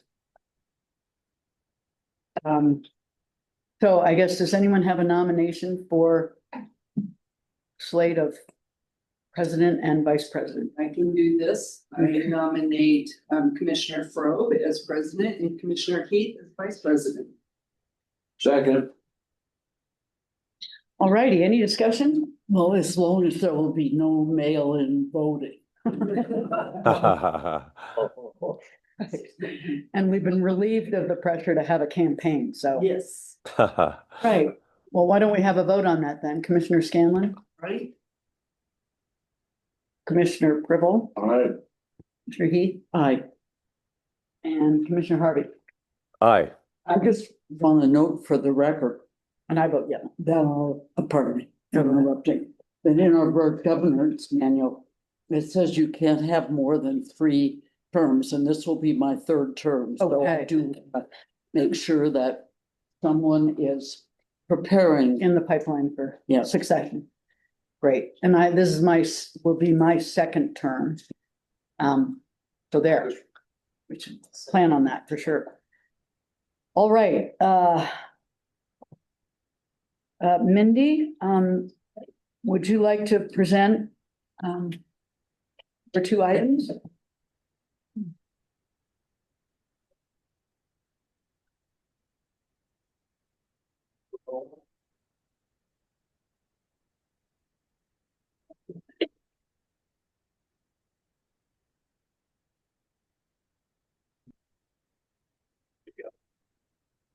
Now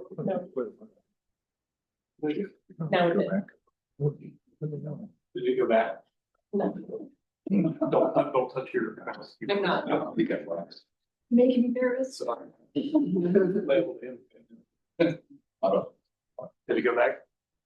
No. How about No, last. intrigued. Okay, I have a lot of animations, but if you're willing to do that, I'm certainly fine. Yeah, you just wanna look at it, I'm happy to do that. You're ready. Little finger or something, yeah? Yeah, Tug your jewel. can you go back? Go back to. Here you go. Good afternoon, Commissioners. I'm Mindy Godsagan. I'm the Stewardship and Ecosystem Services Leasing Manager. And I'm here to present today 2 presentations, both involving land and carbon, a carbon project developer. The first is the staff recommendation that the board approve land and carbon as a qualified project developer. This is a lease action that is under our the biological carbon sequestration leasing policy, an action that is required. Okay, next slide. And this request is all about expanding carbon revenue and stewardship. I'm going to talk a little bit more about that as the presentation continues. This will involve 4 leasing programs, or really our agriculture and cropland, leasing, agriculture and grazing, our ecosystem services program, and really carbon sequestration. That diagram serves as a representation of both our geological carbon leasing program and our biological carbon leasing program. And land and carbon is able to work with all of our state trust funds across the state. You remember last month the board approved a carbon project developer that was limited statewide. Because they're really focusing on croplands, that's not the case with the carbon. And you're very familiar with this structure, this market structure that I have. I wanted to say that for the most part, our leases with land and carbon will probably be a direct lease arrangement, not through an MSA, but through a grassland carbon ecosystem services production lease. And because it's a production lease, that's why this next project will come to you. But so we'll have this kind of direct structure. However, I do want to say with the next slide that it is possible that we could still work with the grazing lessee. And in that case, probably the ecosystem service production lease might be replaced by an MSA. So that's it could go either way with this case. Okay. Okay, next. So they will be our 4th recommended qualified carbon project developer. Go ahead. And they're providing a new option for biological carbon leveling. And this is primarily through the restoration of degraded habitats. They bring to the land board significant experience in restoring degraded lands. And they're also bringing the use of a new biological carbon protocol and a new registry that we'll be working with, and that's the regenerative standard. Specifically, there's a new version that just came out in April, version 2.0, the soil organic carbon methodology, the rangeland, grassland, agricultural, and conservation needs. And finally, I think there's one more slide that I do, but the revenue split will be between land and carbon and the state land board. And in your board packet, I described the lease revenue situation. I'll talk a little bit about it before, but I do want to say that in the board, in the leasing policy that the board approved last month, it did specify a minimum split between the carbon project developer and the state land board. And actually, in that case, mostly it's between the state land board and the West City. Because this is a little bit different in terms of it being an ecosystem services production lease, land and carbon actually provided us 2 options, and those are described briefly in your board packet. The state land board opted to do a revenue split directly with land and carbon, and that is of 10%. And I'll talk about why that might seem low because the biological carbon leasing policy talks about a 50-50 split, and I'll talk about why we went with 10% and how it's different from the policy. Okay, slide.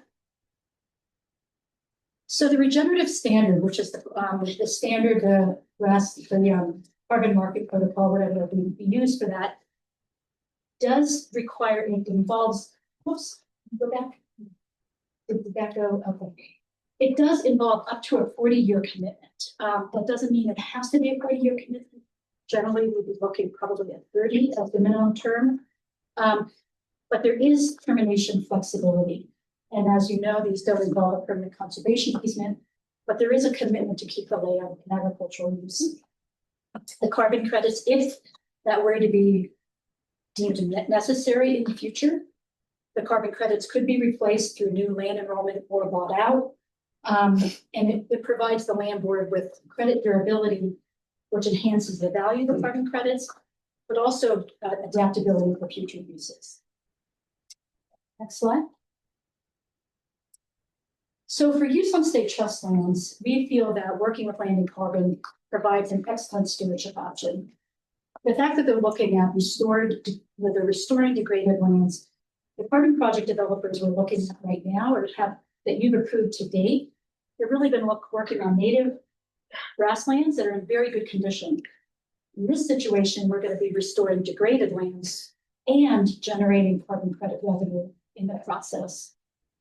And the regenerative standard that will be used can also be used on undisturbed grazing land. So it doesn't have to be used just on restoring land. It can be used to increase and enhance the ecological condition of grazing lands, and it can also involve grazing lessee. And I'll talk a little bit about how the project that they're proposing is in my expert presentation. Go ahead. Slide. This is a chart that you've seen before.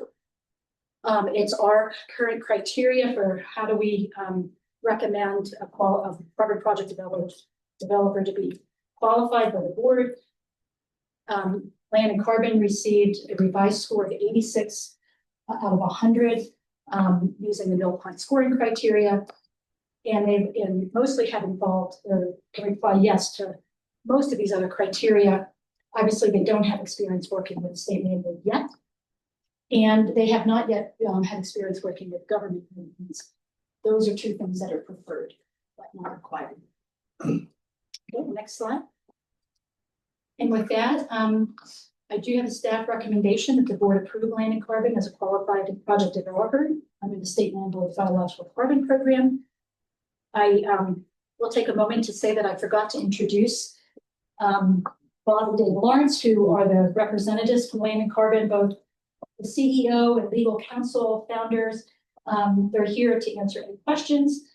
And questions might be reserved for the next board agenda item, but they are here also to answer any questions. Are there any questions that the board may have? Commissioners? I don't know if it's appropriate now or is there another instance later, but. Yes, I'm actually going to be presenting a lease project. Okay. Yes. Would like to hear from, we had the wonderful briefing from, I think it was. Bob, I think. It was Bob. The twins. The twins. Who have already misidentified. And went down in Alamosa and also had a very wonderful visit with them afterward, the evening. And yeah, I just think it's a great set of entrepreneurs, twins, and a great thing to be doing for the land. Absolutely. Thank you.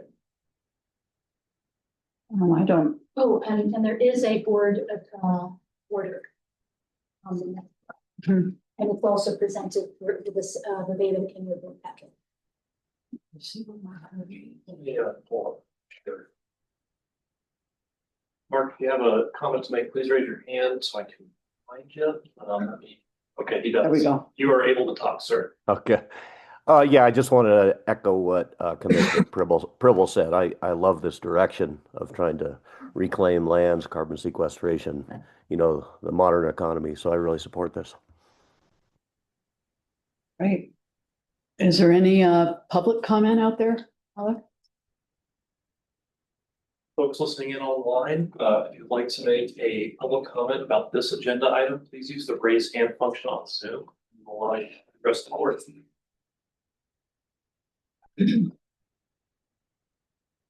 For sure, I'm not seeing any hand raised. Thank you very much. May I have a motion on this matter?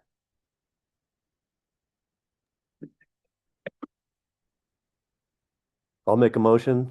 Should I read this whole thing or can I just say what's on the screen? You can, Just you summarize it. Don't summarize. Okay. Either read the whole thing or just say move as presented on the screen. I would move as presented on the screen to pass this. I have a second. Second. All right, moved and seconded. Is there any further comment? All right, Commissioner Scanlon? Aye. Commissioner Pribble? Aye. Commissioner Heath? Aye. Commissioner Harvey? Aye. And the chair votes yes. The motion carries 5-0. Thank you, everyone. Mindy, back to you. Thank you very much. I'm ready now to present the second item. Board approval or staff recommendation for approval for ecosystem services lease 117611. And I'll wait for staff to help me bring that up. Yep, just follow that up.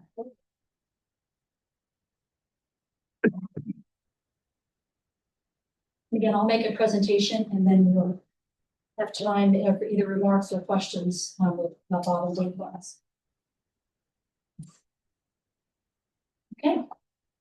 Commissioners, I'm here to present the Grassland Carbon Ecosystem Services Production Lease 117611.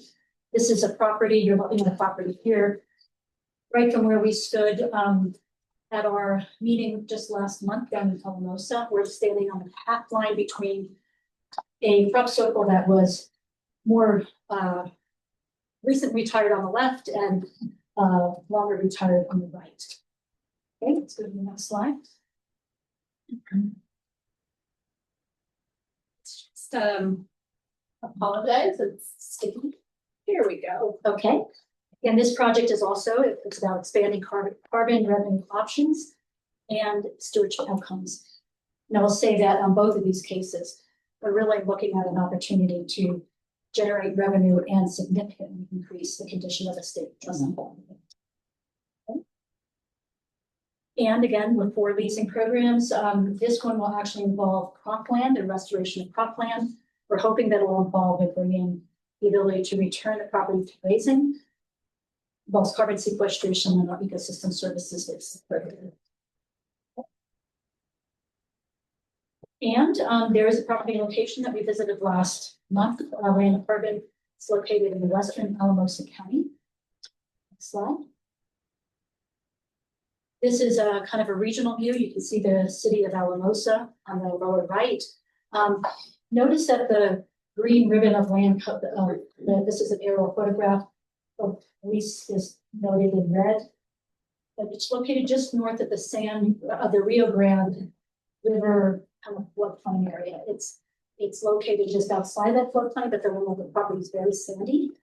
And in an area where there isn't kind of a lot of existing cropland in these areas are being retired. So, next slide, please. And here's an aerial photograph that kind of shows in more detail. Again, we were standing right at the western boundary of the lower right crop circle that the top half is green, the bottom half is tan. You can see that some of the 2 other crop circles on the property have already been retired, and some for as long as 5 years. So some of these have been vacant and left undisturbed for as long as 5 years, but you can see that on their own they really haven't been returned to vegetative condition. And altogether, I think in the map and the cover sheet that shows location of the 7 wells. Okay, that's the next slide, please. And I want to say this can also be used. That the nice thing about this project is that it's fairly small. It's 480 acres and serves as a really good pilot project. It could be used as a test pilot, a test program. Anyway, for some other larger properties we have. This will be a grassland carbon ecosystem services production lease. It'll be the first lease, the first type of ecosystem services lease of its type. It's similar somewhat to the land lease that the board approved last February, and it's going to contain elements of 3 documents: ecosystem services production lease, the master services agreement, and that ecosystem services lease rider. The agreement is directly between the state land board and Land Carbon. Again, it's a revegetation and restoration project. It will not rely on a grazing lessee, but it provides the option to bring in a grazing lessee once the land, or a grazing as a management tool. We don't foresee that this actually coming and being available under a standard grazing lease for quite some time. That doesn't mean that grazing can be used as a contract tool or used as a management tool. And it involves the generation sale of biological carbon credits for a period of 15 years. Again, the project will last probably longer than that, but our lease today is only considering the first 15 years. I think there's another element. The board will involve commitment to keep the property in ag use up to 40 years. Haven't determined yet about 30 or 40. And then the state land board is going to will see a revenue of both 10% of the gross revenue from the carbon sales and the annual grant rate. I wanted to talk just a minute about why staff accepted the option or negotiated the option with Land Carbon, the 10% of gross revenue from carbon sales, instead of the more traditional where they, in terms of the revenue that's received from the carbon credits, and there's like a waterfall of what costs are taken off first. We felt that in this case, there's significant risk, and we very much appreciate Land Carbon taking on that risk of revegetating this site. But we actually could hardly decide which option to go with. There wasn't a clear winner. And we decided, for right now, given the uncertainty, let's just go with 10% of gross, the 10% of the gross revenue carbon credit sales. And we will also receive a minimal ground grant of $720. Are there any questions about that? I know it's a little, we're still kind of navigating our way through this new kind of voluntary market. So, okay. Oh. I was just going to check if you had any questions. Oh, so was there a question? Nope. Okay. So the land and carbon site investments, they're taking on quite a significant risk, and with investments and costs. They have to do the 7 items that I've listed there: site preparation, applying soil amendments, biochar. They have submitted a plan or the outline of a plan for quite significant soil amendments and things that far beyond what's just going ahead with just revegetating a property. They'll also have to pay a third party to measure the baseline soil carbon, arrange to get and plant the native seeds. They'll also have to manage to arrange a plan to use up those 18 inches of allowable water in the next 2 years to help revegetate the site. They'll be registering the project on the Nature Registry and paying a third party for annual monitoring, reporting, and verification. Our goals on the park property, we have to do very little actually, and we'll have a revegetated and restored property. We'll have revenue from the sale of carbon credits. We'll also have an annual ground rent, and we're very hopeful that the property will be able to support livestock grazing. Okay, next slide. This chart is also in your packet. The green bars represent, so it's a 40-year period that is shown. And I don't have information on the y-axis on the left. The green bars show the rate of soil carbon that's accrued. You can see that it's a fairly sharp increase. We expect the rate of soil carbon to start fairly early in the process and reach a peak after 5 years. The blue line represents the total amount of soil organic carbon stored over time. The next slide, the next click, this shows the 15-year period for this lease that will last year. And so you can see that there'll be a certain amount of soil carbon stored by the blue line, the blue curve, but there's still a significant amount of soil carbon to accrue up to your 30 or 40. Again, we're talking just about this 15-year period. And one more click on the slide will show that just over 10,500 metric tons of carbon CO2 equivalent will be sequestered over that 15-year period. Wow. So that's Land and Carbon's estimates of what they expect. So we've used that number to estimate our expected revenue. Next slide. This top chart is shown in your board packet. It shows the existing uses on the property. You can see that there's 2 rights of way. Those payments, these are older rights of way, and so we received a one-time payment. The lease will run in perpetuity. But most significantly, I will call your attention to the bottom line in that chart, which is that's their 30-year our permanent easement for the retirement of the groundwater rights. You can see that last year the board received. Are you able to stop that or no? It just keeps going. Okay. The board received $2.4 million for retirement. So you can know this little property has really produced a lot of revenue to state level. But part of that agreement involved us revegetating that site. And so enter Land and Carbon, who have asked for this opportunity to do just that and generate revenue in the form of voluntary carbon. That one single lease will include 2 revenue streams. One is the ground rent, that's $1.50 per year. That'll give us $720 per year. And then also the sale, this is estimated for the sale of carbon credits. And the next 2 lines will show you that I have a conservative estimate of state land board revenue over a 15-year period and a moderate estimate. Using $6 as a base value per carbon credit is very low. But times that estimated tonnage of carbon, soil organic carbon credits, or the tons generated, and 10% of gross revenue for the state land board over a 15-year period, that could be as low as $6,350. That's represented in the 88 cents per acre or the annual rent of $423. The current carbon value today is about $35 an acre. So even if we use that number, that figure would raise up significantly to 6 times that amount, to as much as 37. And I didn't put on here, but all estimates are predicting that the rate that this carbon credit value is going to increase significantly. So Mindy, what are the variables that contribute to the price for carbon credit? What is it just a free market that operates It is a on free some market. platform or what? Yeah, and I can defer that question to the Lawrence brothers, but I can say that it varies by type of carbon credit. There's so many different kinds of projects that sequester carbon.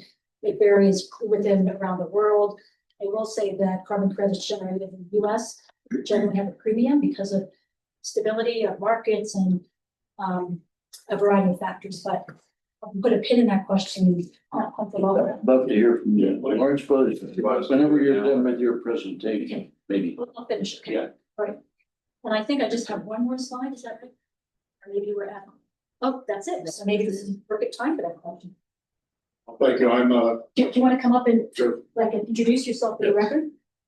the record, I'm Dave Lawrence, I'm Chairman, CEO and founder of Land and Carbon, and it's a great joy to be with you today. Look at this opportunity. So thanks. So what controls the carbon price? This is carbon dioxide removal from the atmosphere rather than in avoidance. And so those are currently, those kind of removal credits are commanding a premium where you're actually doing things with the land to be able to generate the carbon that you put into the soil. So that's the first thing. The second thing is that we use a very high quality, very rigorous measurement, reporting and verification system so that they have a high integrity for those carbon credits, and high integrity, nature-based solution, carbon dioxide removal type projects command a significant premium. Who typically are the payers? They're major off-takers. Usually they're very large companies who have done what they can to reduce their emissions. That's been studied in great detail. And so they're companies such as Microsoft, Amazon, airline companies. What they're looking is to buy in the voluntary carbon market offsets that they can use to offset the emissions that they can't get to the lowest reduction they're seeking. Is there any policy threat posed by the current federal administration that would cause uncertainty in that market? Voluntary carbon market operates on an international basis. So you are selling into companies who largely, though they may be US based, they may be foreign based, but they have an international footprint. That tends to provide a risk management and a buffer to that demand for those credits. There is a risk on the compulsory carbon market because that doesn't look like that's happening right now. And so to that extent, that removes some of that base floor, that compulsory carbon market. But in high integrity, nature-based system removal credits, that market is actually remaining very strong through this period of uncertainty. Is the compulsory market mandated by some federal law or rule? Not yet. Not yet. And it doesn't look like that's gonna happen. Yeah.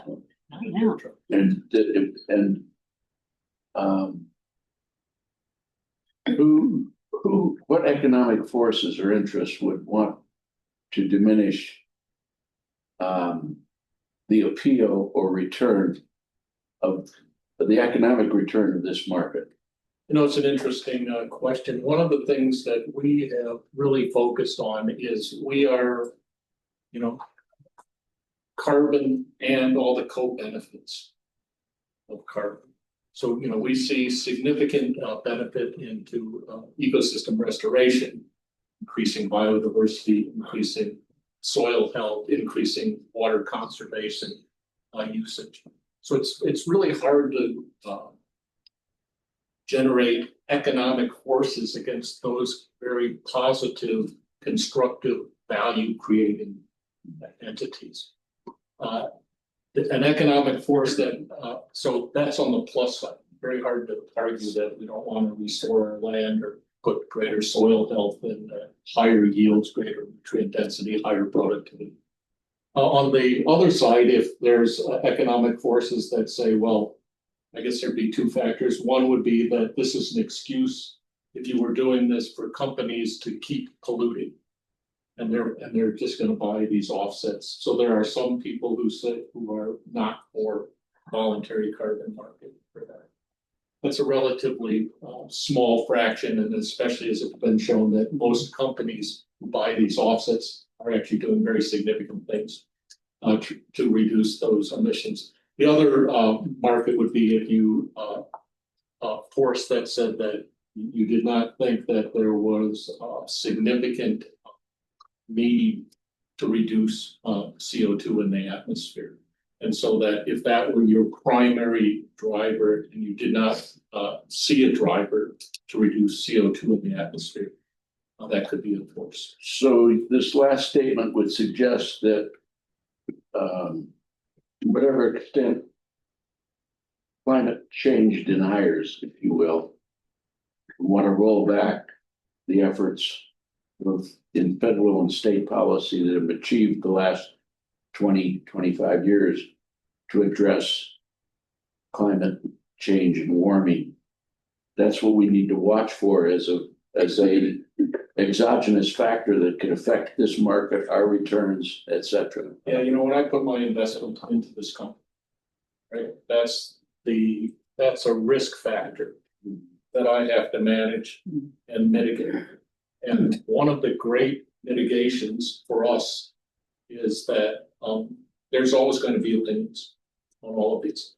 But this is not a US specific market. It's not a Canada specific market. It's a global market. So you're selling into that expansive market, and that's a risk mitigant.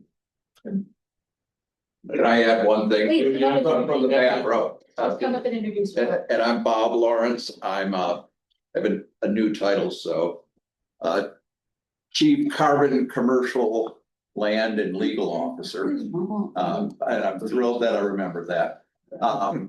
The reason I wanted to come up because we talked about international. The other really important thing, and that's happening, and I saw this, Mindy, at the NASTL conference, is, and we've heard it today with agriculture, is states are the drivers. States are who's keeping these. The federal government will do what it does, but the states are the ones who are keeping really a strong desire, pressure to keep dealing with climate change on a really meaningful level through practical ways. And I just wanted to add that in. Yeah, I think that's very important. You know, we believe that what we're doing is putting carbon to work. It takes carbon out of the atmosphere, puts it to work in soil. That's a good thing. And so it's not a area to never use it again. It's just putting carbon to work. And I think that has high economic value. It creates an enormous value in regenerating this land for the state in this case, which we are very committed to. Really applaud what you're doing. And I think in general, as these projects are rolled out. Are there countries in the world doing more of this than here? Where are those? Places like Australia, many countries in Europe have moved forward. Some elements of what's being done in Canada. Brazil just introduced some new policies.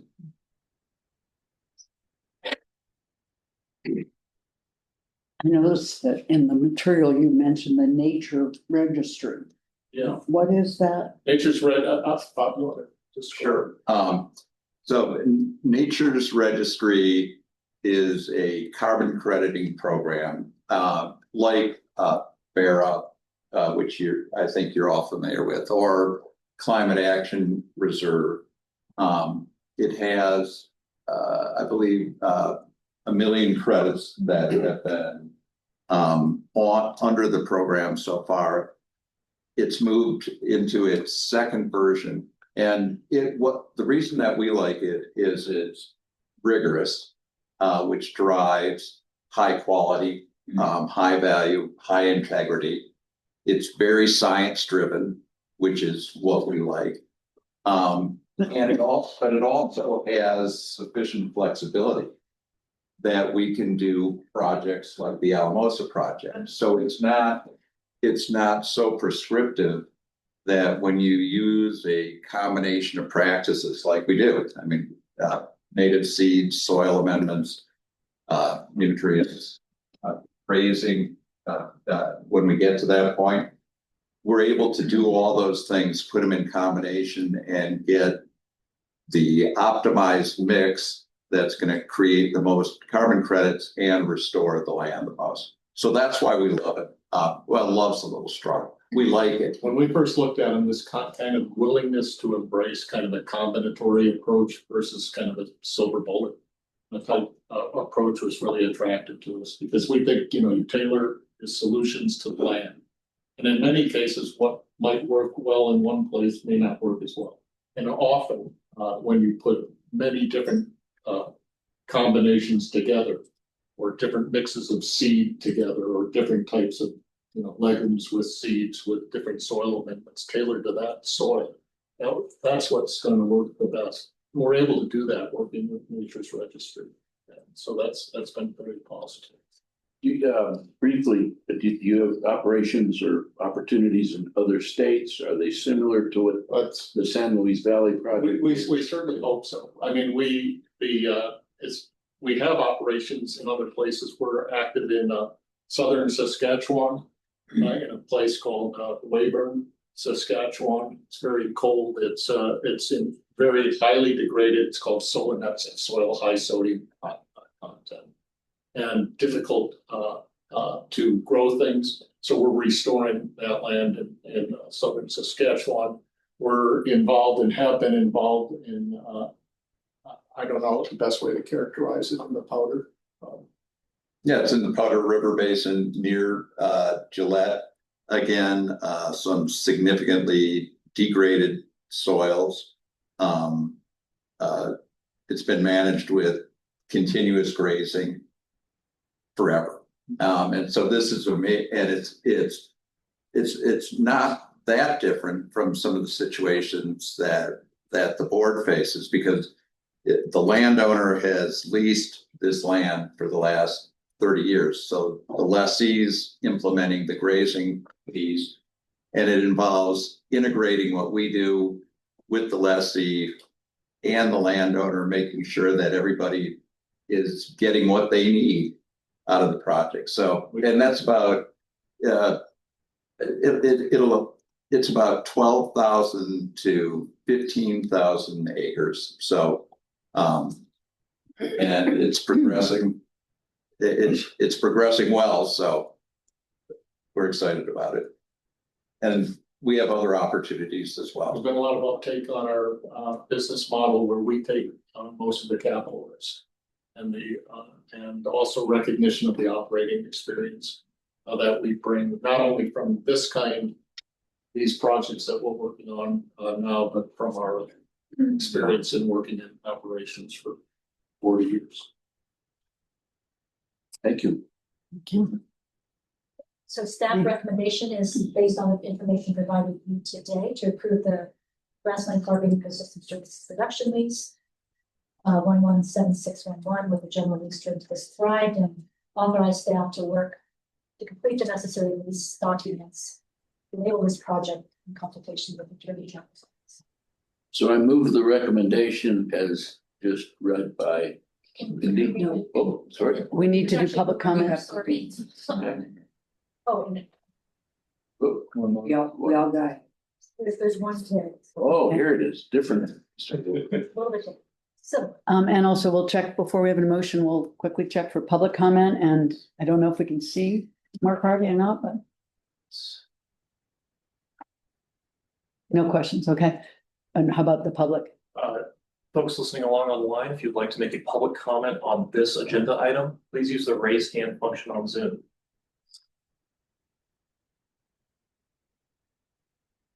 Commissioner, I'm not seeing any hands raised. Great.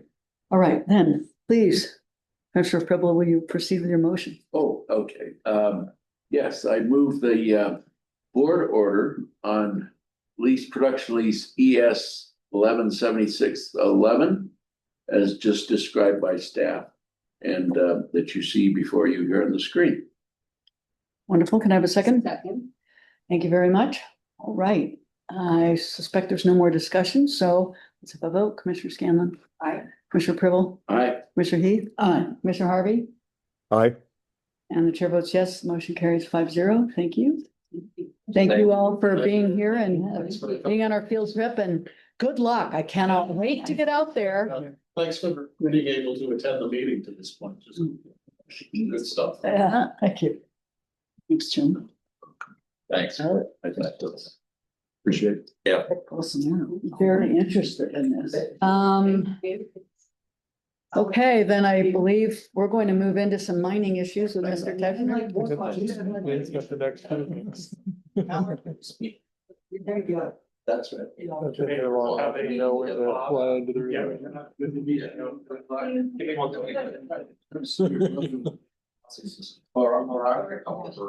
The other side. It's incredible.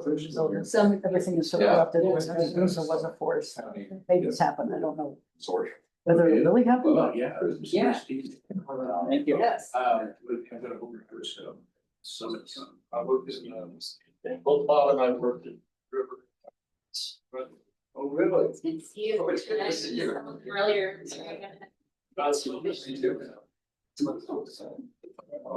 know you're proud, let them going over to get some hot water, get you something, some more hot water, it'd be great, hot water.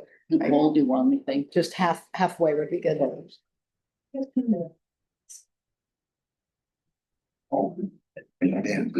All right, I think everybody's listening. Ben? All right. Even if there's some movement. My goal is Oh, please. The table This is a big day for us. attempted to unbolo. And I'll take Clean yourself up, Mr. Anyway, here we are. All right, our crack tech team over here is working on the slides, but while they're doing that, for the record, commissioners, this has been Teschner, Solid Minerals Management Bank. And I am here to talk about limestone mining production lease 102-781 with GCC grant. Unfortunately, some of you may have met Clayton McDonald, who was in the room with us or in the building with us moments ago. Unfortunately, Clayton. Oh. John Getz is also online, I believe, from GCC and is available to answer any questions directed toward them if you have them. The photo on your screen is the GCC cement plant and limestone mine, which is located just south of Pueblo.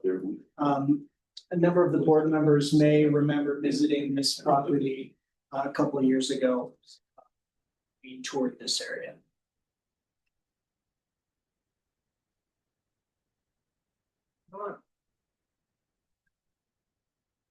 A second ago. Does the mouse, please? Try this.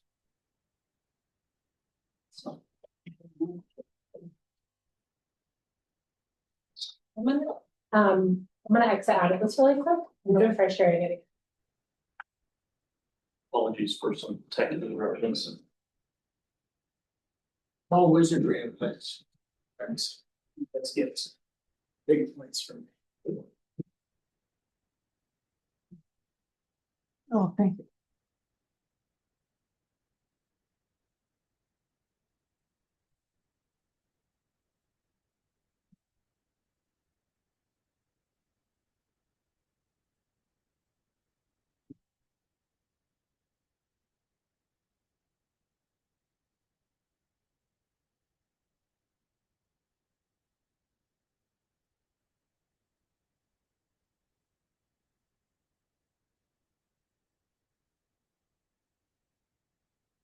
Okay, what about now? Are you able to move it? Yay! Wonderful. Excellent, thank you.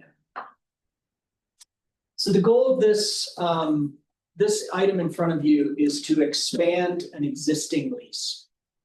And the goal here would be to expand the lease, which would facilitate expanding these cement production plants. And by doing so would allow us to expand revenue to the school trust as well.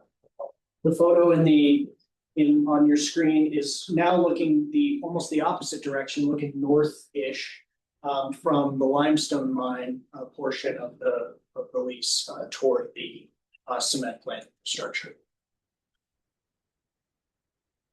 So the question is, what is the most widely used man-made product in the world? The most widely used product of all products is water. And that is the only material we use more than concrete. And the world consumes approximately 10 billion tons of concrete annually.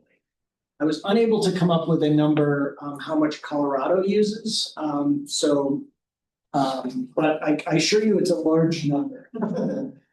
And cement, which is manufactured here at the GCC facility, is the primary ingredient or a primary ingredient in concrete. You combine cement and aggregate rock, you get concrete. And cement is sort of the glue that holds the whole package together and keeps our bridges up and our foundation solid and all the other things that we do.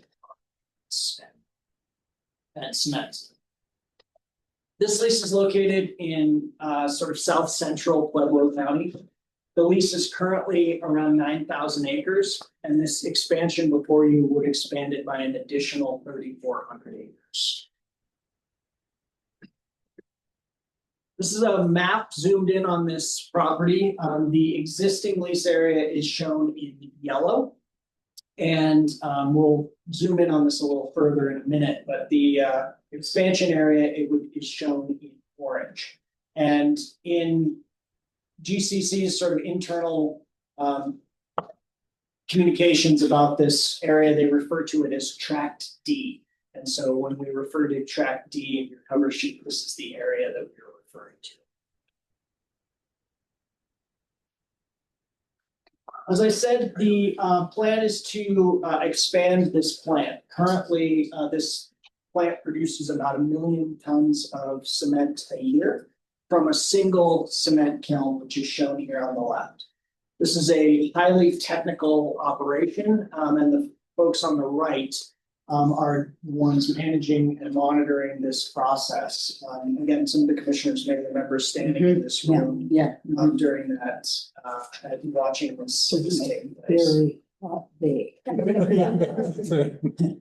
And so the idea would be to add a second one of these kilns, effectively doubling the production capacity of this facility.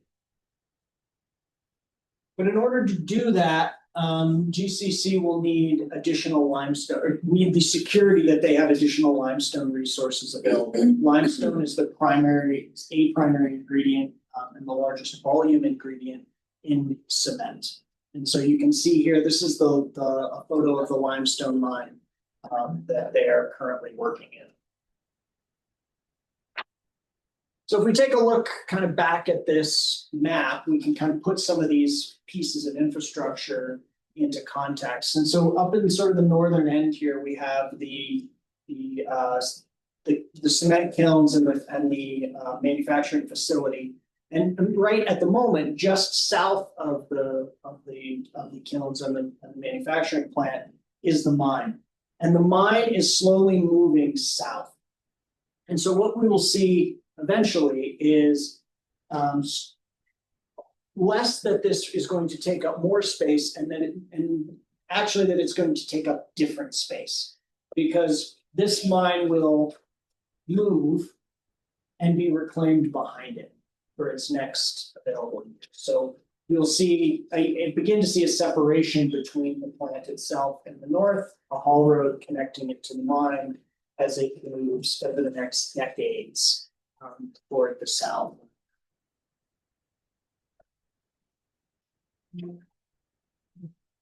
This is what reclamation looks like when they are finished with mining an area. You can see that this would be classified as an open pit mine, but this is mining a horizon of material that's approximately 10 to 20 feet thick, something like that. And so you're effectively taking the landscape down by that amount of elevation, and then regrading and reseeding to your more or less existing condition. As part of our process for evaluating mining activities and new mining leases, which we applied to this expansion, we reached out to our stewardship team at Colorado Parks and Wildlife, and they recommended a number of stipulations which would apply to the expanded area. This is an area that has is known habitat for burrowing owls, so we put in a initial disturbance restriction March 15th to August 31. Similarly for swift fox, which den in this area as well. Again, on March 15th, June 15th, initial disturbance restriction.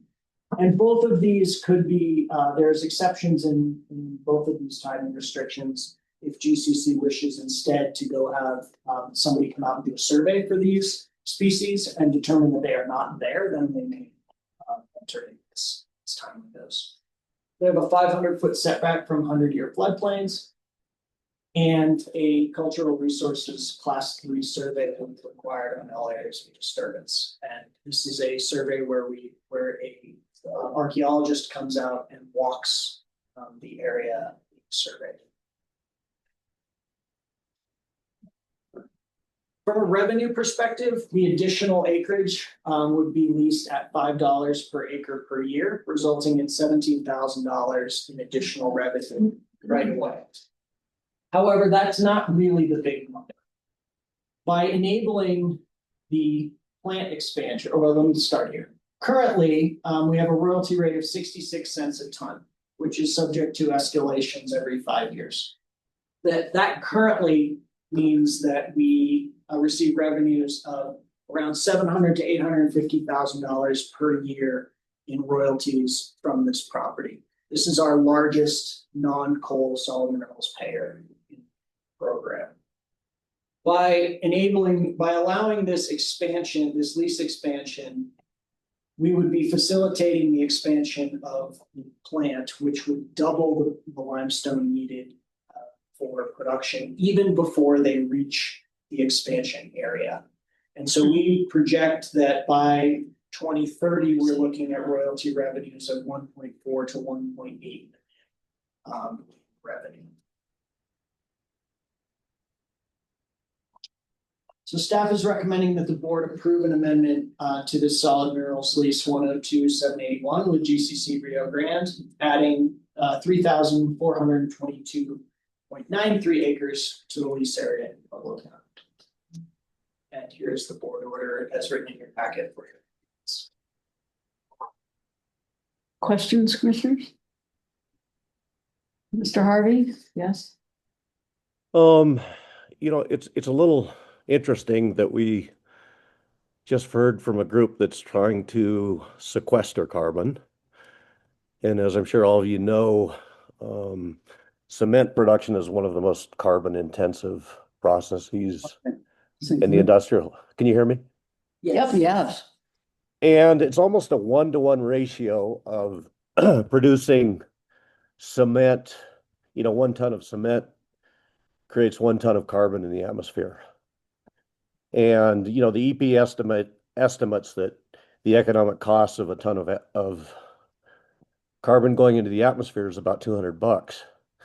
So I wonder if we should require some offsets from these guys, because it seems a little strange to, you know, on the one hand, be encouraging some carbon sequestration on what's going to be, you know, a pretty small scale relative to what this increased cement production is going to be doing. And I think if we do this, we should be very aware that if they're going to produce 1 million, you know, tons of cement per year, that's 1 million tons of carbon into the atmosphere. I'm curious, one of carbon storage is one of the things cement production folks are looking at. And I think this is a Mexican firm, if I remember correct. I'm wondering if they are doing anything around, to Commissioner Harvey's question, anything around carbon sequestration and carbon capture. If you have any sense of their carbon policies. I will answer a little bit of that and then I make it as John gets available as a speaker. Or Clayton O'Donnell, but I'll start by saying that this facility falls into what Colorado calls our GEM 1 facilities. And the GEM program is a set of regulations that's specifically around carbon reduction and specifically around carbon reduction for it actually includes this many facilities in Colorado. 3 of them are cement plants. One of them is the Pueblo steel mill here in Pueblo, and I can't remember what the other one is. But they are very few and they are large emitters, and they are also what we would call hard to abate industries. Right, so these are the industries like cement, like steel production, where we don't have a great answer for a replacement technology. Right, so compared to, for example, a gasoline powered engine, which you can replace with an electric powered engine, we don't have an equivalent replacement for things like cement. That said, the GCC plant has been working on carbon reduction strategies, particularly around changing their fueling systems. So rather than this facility has been historically fired by coal, and it is transferring over to natural gas, in part with a right-of-way pipeline that comes across some of our state land board property. I know they've been doing some other things as well, and I maybe kick that to John. Do not see John on the call. Clay O'Donnell has declined of being a panelist, however. I'll try to promote him again. Okay.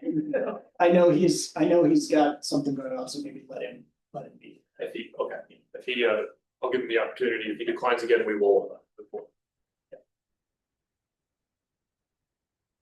Commissioner Ribble? Commissioner Ribble. Is there a way to determine how much of their production is consumed or serves solely the state of Colorado, number one? And then secondly, beyond Colorado, the adjoining states in the region. And let's say contiguous to the state of Colorado as a market. And then lastly, where does the rest of it go? Because my guess is most of this production is going elsewhere, or some of it's going elsewhere. I don't know. And I don't know the answer to that. Yeah. But I would like to have the answer to that. Because Mark Harvey makes an excellent point. We're endorsing absolutely contradictory objectives here. And it's Colorado citizens who are paying the price with fouling the air and warming the atmosphere. So that's my question. Mr. O'Donnell has joined as a panelist. Mr. O'Donnell, I'd like to mute your mic and open your camera if you'd be able to answer those questions, sir. Yeah, absolutely. Let me get my camera turned on here.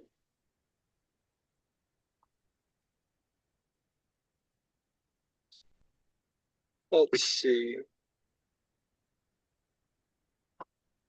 Are you able to see me here? We can see your hand now. Yeah. Oh.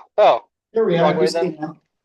Hey, so a few points on the topic of kind of that one-to-one emissions for a ton of product created. GCC is voluntarily a part of multiple programs to reduce emissions and be more green in general. Because of that, we currently use alternative fuels aside from coal to produce our product.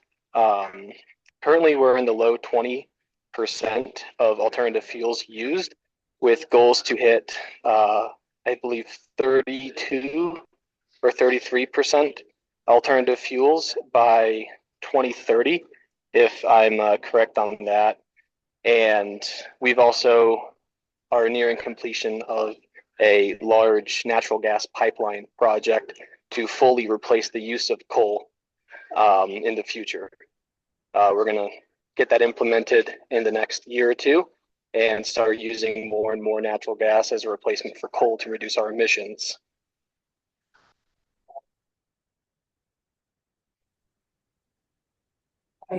This Well- spokesperson for the company. This is Clayton O'Donnell from GCC, yes.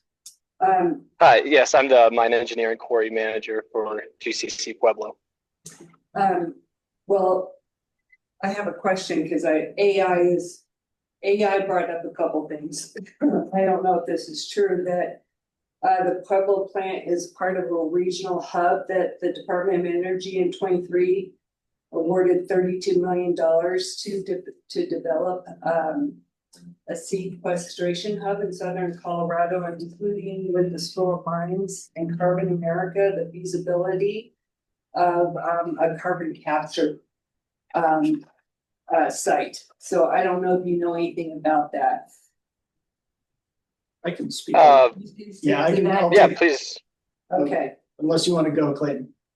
No, go ahead. I don't know too much about that. I joined the company late in 2023.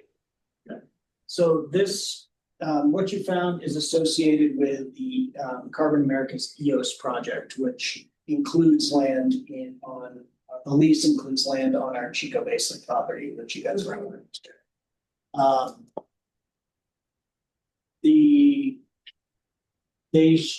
Carbon America shot.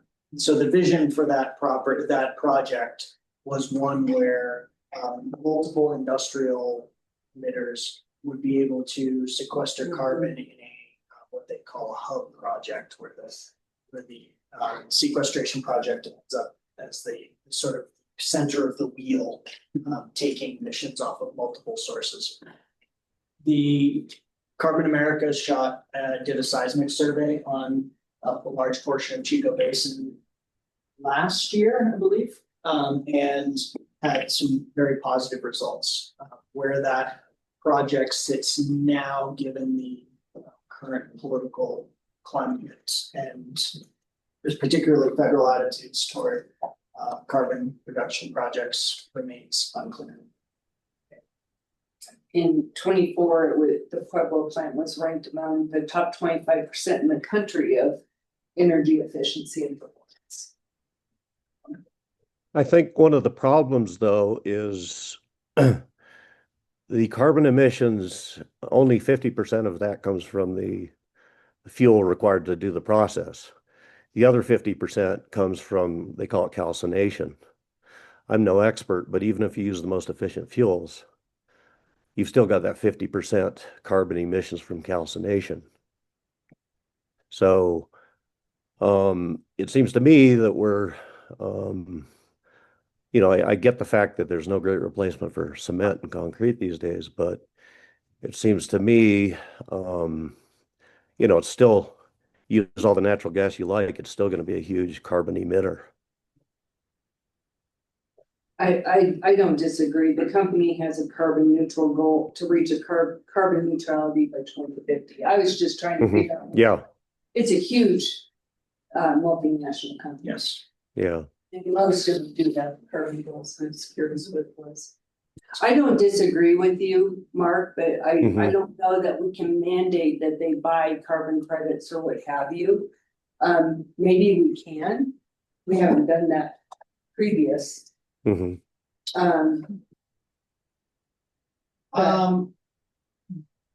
looking to me, I think, to comment. Yeah, well, because I think you deal with, these kind of tough to decarbonize companies. Yeah, first off, I want to say, Commissioner Harvey, your chemical analysis is 100% correct. This is a process that emits carbon by in what we call combustibles, right, which would be generating the heat and fuel. And then also this process has an inherent carbon emission just by converting limestone to clinker, which is the process. And this is the hard to, we have the root called the hard to abate part. In response to comment about mandating carbon reductions. I believe the GEM laws are putting a lot of pressure on these facilities already. And part of that is the reason that this Carbon America project exists in this area, because there are 3 of these big facilities within striking distance of this lease area. So I think there are efforts, certainly on from the state on the regulatory side already, which is, as we frequently say, we are not a regulatory agency, but nevertheless, our lessees are subject to them, including the GEM laws. And so I personally feel comfortable with the direction that our GEM laws are pushing these facilities, and particularly GCC's efforts to get there. So. Okay. Director Rosarina? Yes, thank you, Director Rosarina. And I would just like to point out for the second time today, a component of our annual business plan. So Ben and Crystal Miranda are working on a white paper on exactly this issue. To be complete by the end of the year, to research solid mineral operators to learn of their GHG reduction efforts and carbon pledges that they may be pursuing. And so just know that that effort is in the works, very related to the discussion going on. Right. I'm Christopher Smith, Assistant Director for Energy Innovation. I'd like to sort of note that what's in front of the board today is an expansion of a lease. The existing lease allows for the plant on site. And so there is a scenario here where GCC could expand that plant under the existing lease and under the rights that they already have under that, using potentially other limestone. Now, it's unclear about storage and things like that, but I think what's in front of the board today is increasing the premises of that lease for further limestone mining, not the expansion of the plant.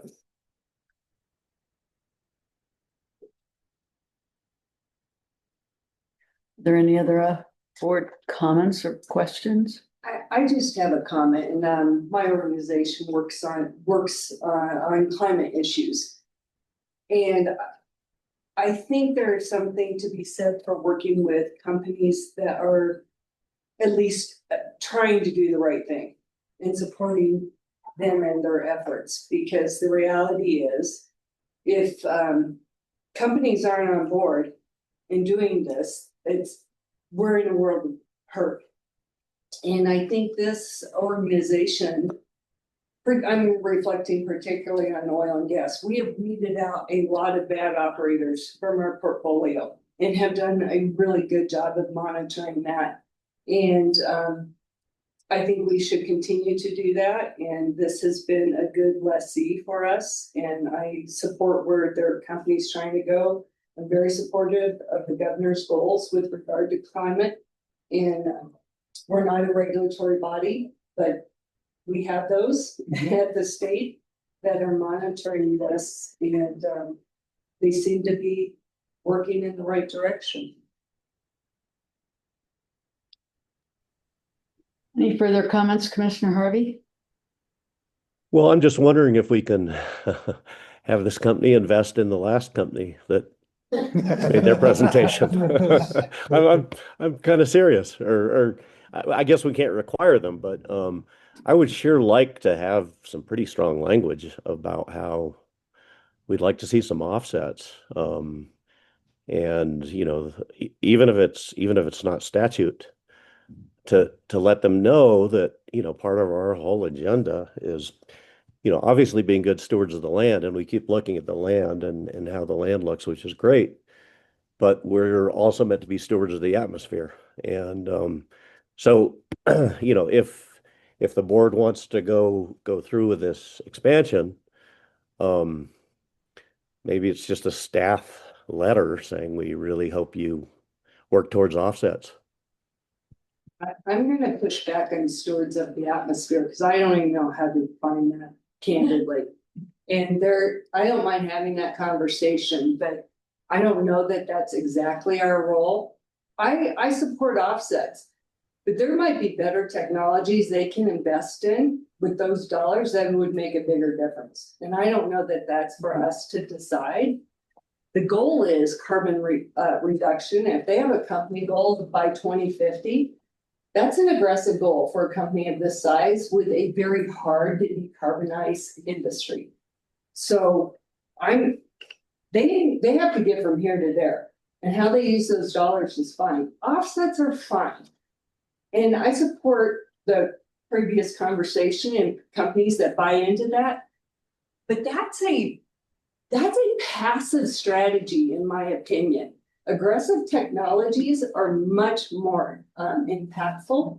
And I want to see those kinds of dollars used. It has been my experience in our work. That's what makes a difference. And I support carbon storage and other kinds of things far ahead of offset investments. Not that I mind them, because we're making money, Mindy is all great. Yeah. Right. No, I tend to agree with you on that, and getting dollars where even offsets require definition, and is it real? And I mean, there's just so many questions about that on the buy side. I guess when I look at this, to your point, Commissioner Harvey, I think you raise a question that should maybe be framed as, we're collecting a lot of revenue from this and from oil and gas. So should this organization, should the school trust be deducting some amount of money for offsets or whatever strategy we see?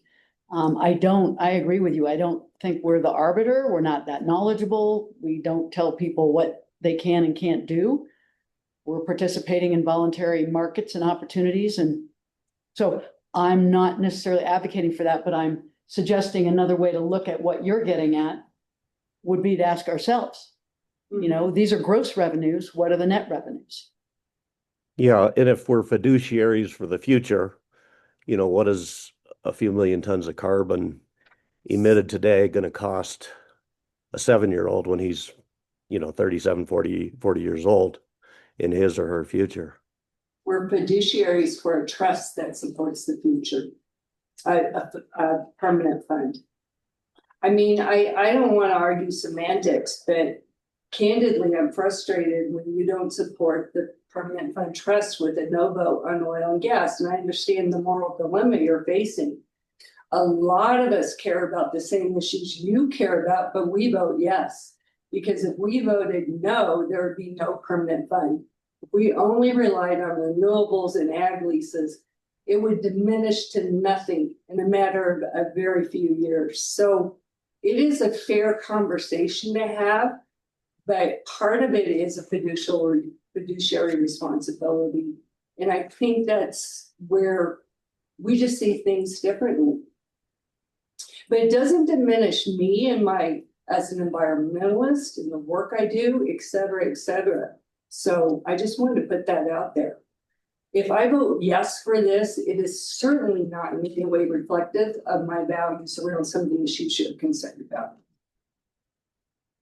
Would it be something that would be appropriate that we might send a letter to the company, tell them that we are interested in this and would like to hear progress from them about what they are doing as a part of this coalition and just.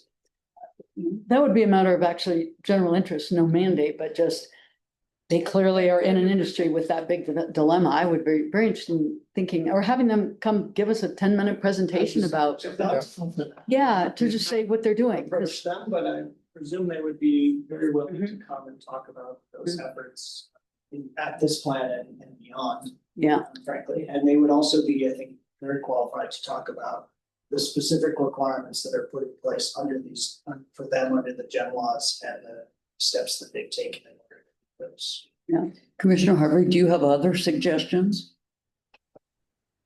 No, I mean, I hear what Commissioner Scanlon is saying. And I'm certainly not accusing her of, not being a good conservationist. I just, the contrast between our efforts to sequester carbon and our efforts to, earn leasing fees on something that is carbon intensive. I think it should be in the back of our mind. And again, I disagree with the thing about the fiduciary stuff, because there's fiduciary cash, and then there's the fiduciary costs down the road to the very school children we're trying to support, whether it's drought, wildfire, just any climate change stuff. And even if I can't put an exact monetary value on that, it's something that they're going to have to face. So to me, that's just as real as cash right now. And you're absolutely right. At a sort of meta level, everything we all do individually and everything the organization does and our partners do all feeds into that dilemma, right? I guess perhaps maybe because of that being so broad, the interpretation of our mandate, we can't create the right climate and environment for all the people of Colorado. We can, in fact, affect and influence the quality of education delivered to a specifically defined set of beneficiaries. While we have had conversations recently about broadening that to the quality of life, or more specifically, the quality of education, teacher housing, etc., I think forecasting out into our role to protect or enhance the climate that school children today inherit just feels way overwhelming and out of bounds for what I see my fiduciary role here today. Well, I respect that. I do feel like it would be worth noting for this company and others our interest in this, and I am interested in their involvement on a corporate level about what they're doing about reduction. And, it might not be a presentation, it just might be a report back that we could look at. Well, and from the state and how they're looking at these, against the governor's goals, how they are working and looking at these industries that are hard to decarbonize and how they're working with them. Because it's a little bit the same issue. They're collecting sales tax, they're collecting employee taxes, the state generates revenue from the activities of all players in the state, including these players. And even the beef industry. Well, we could go way down into that. Assistant Director Smith. I think I was going to say, as an organization, we all know that it's hard to balance our two different fiduciary duties. And the oil and gas mineral production kind of side of the house last year made over 82% of the money, or over about $215 million.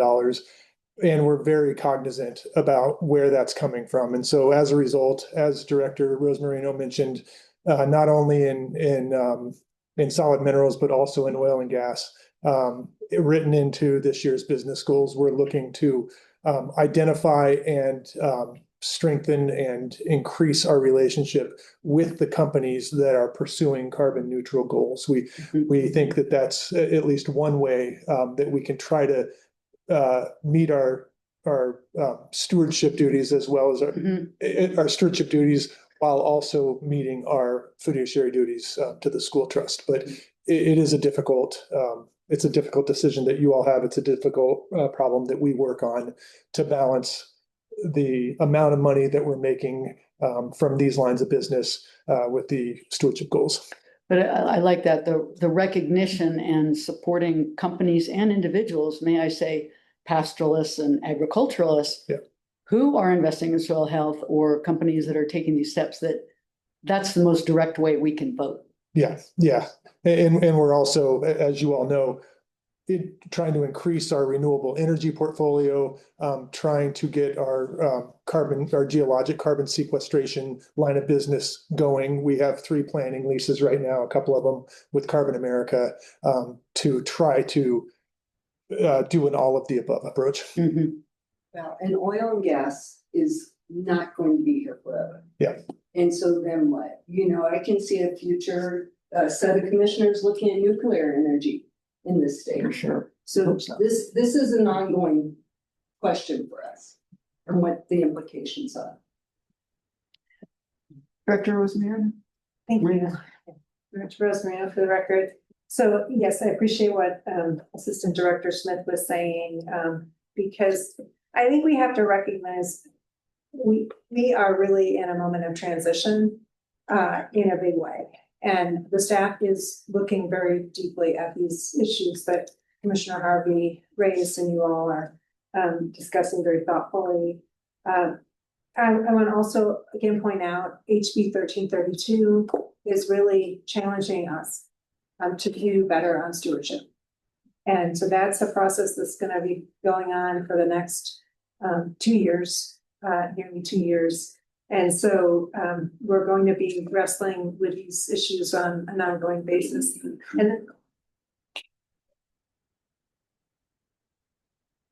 And then I also wanted to mention that you'll hear about in a little bit on the agenda.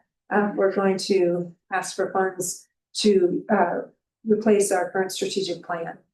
And that central to that conversation will be not only the conservation issues being brought up, but also just financial issues. We absolutely know that we can't have all of our eggs in one basket, which we currently have 82% of our eggs in the oil and gas basket. And so there are a lot of different ways we're approaching that. But I just wanted to mention that these conversations are front and center among the staff every day. We're not going to solve this problem today, but we very much recognize it is an issue that we're going to grapple with. And so I think the suggestion of contacting GCC to ask more about how they're addressing GHG issues is totally reasonable.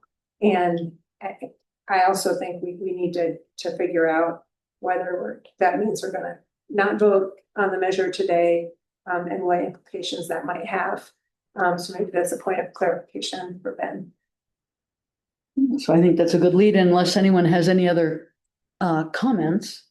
Well, I just want to thank Commissioner Humphrey for raising this because I think it's part of a philosophical conversation as we prepare to do our strategic plan.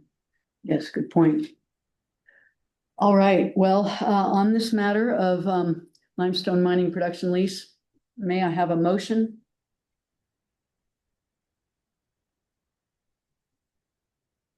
I move that we support minerals production lease 10-281. This is the correct one, as presented and discussed at our board meeting today. May I have a second?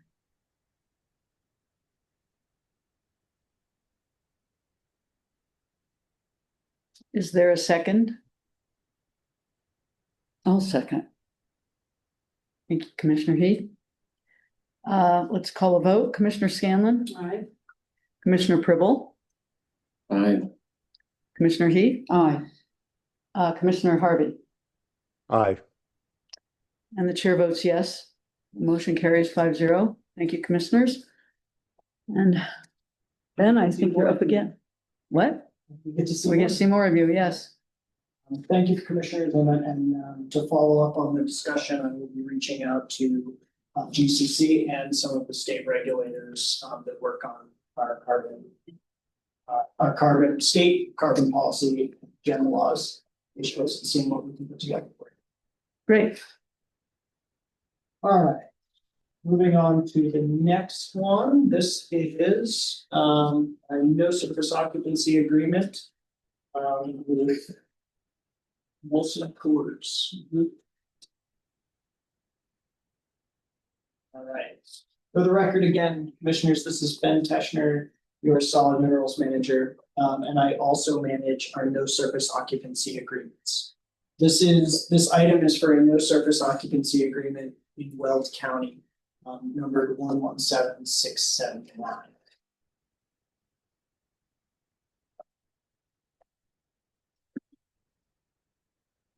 50 times 7.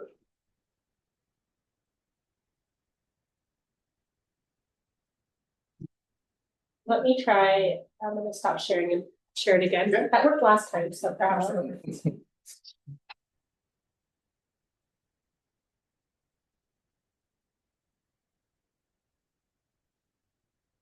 ahead, try that.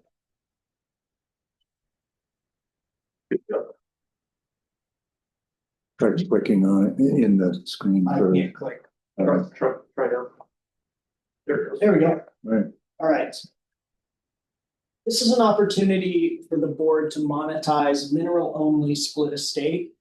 And we will be, in this, the photo on your screen is a picture of a solar project, which I can't remember where this one is.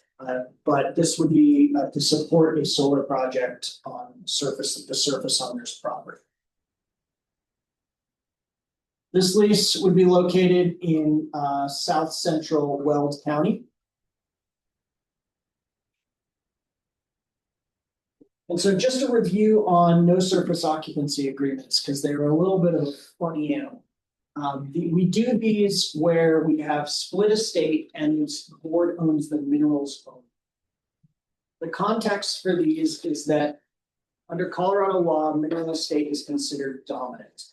And therefore, the surface owner must make reasonable accommodations to the surface owner to develop their minerals. In order to address this, when the surface owner does not want that to occur, they may enter a no surface occupancy agreement where the mineral owner agrees not to occupy the surface under the rights of their mineral estate. And the surface owner compensates the mineral owner for that, for foregoing that right. This particular property, this particular NSO would cover a little less than the north half of a section 36, as you can see here. In many of my maps, you will see blue properties, and those blue properties are where we own the surface and usually the minerals underneath them. In this map, you can see that it is only gray. And so on our map server, you will see that some of these gray parcels is where someone else owns the surface and we own the minerals. This is a property that was we had a mining lease on in the 80s, and the Coors Brewery is this who owns the surface of this property to this day, mined coal from this property to help supply power to the brewery facility in Golden, Colorado. So what would be happening here is by entering into this no surface occupancy agreement, the surface owner will be entering into a lease with a company called NG North America, and they will be developing a solar project that includes this property and some neighbors. So one of the questions when we enter these types of agreements is what minerals are we stranding? And that is the driving factor for how we price these agreements.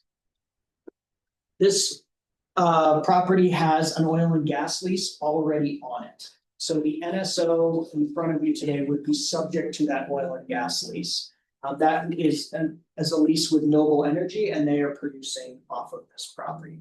So should the surface owner wish to restrict that development, they would need to enter a separate agreement with Noble Energy.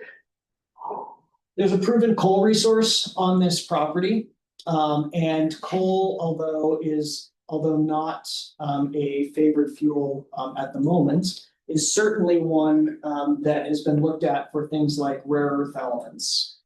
And there's a substantial work going on at the USGS particularly about how to extract rare earth elements from coal. So we are potentially stranding something here that could be of value for a different type of resource than we would traditionally think about as coal.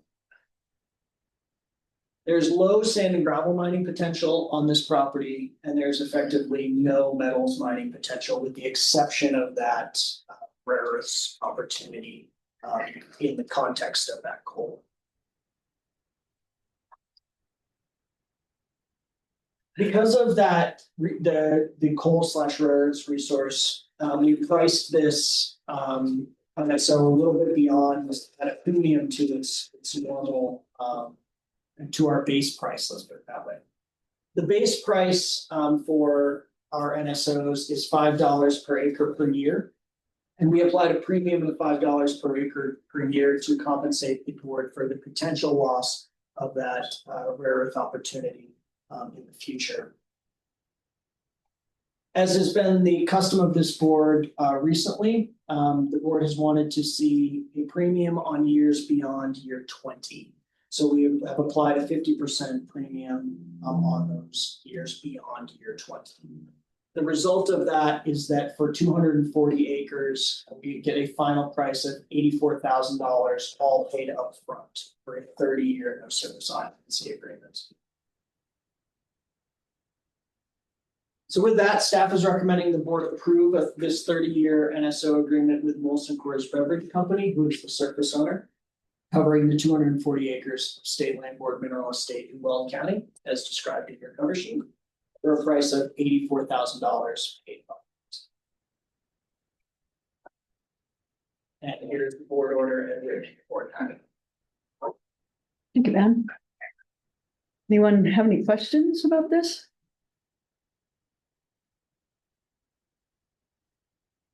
Commissioner Harvey, anything from you?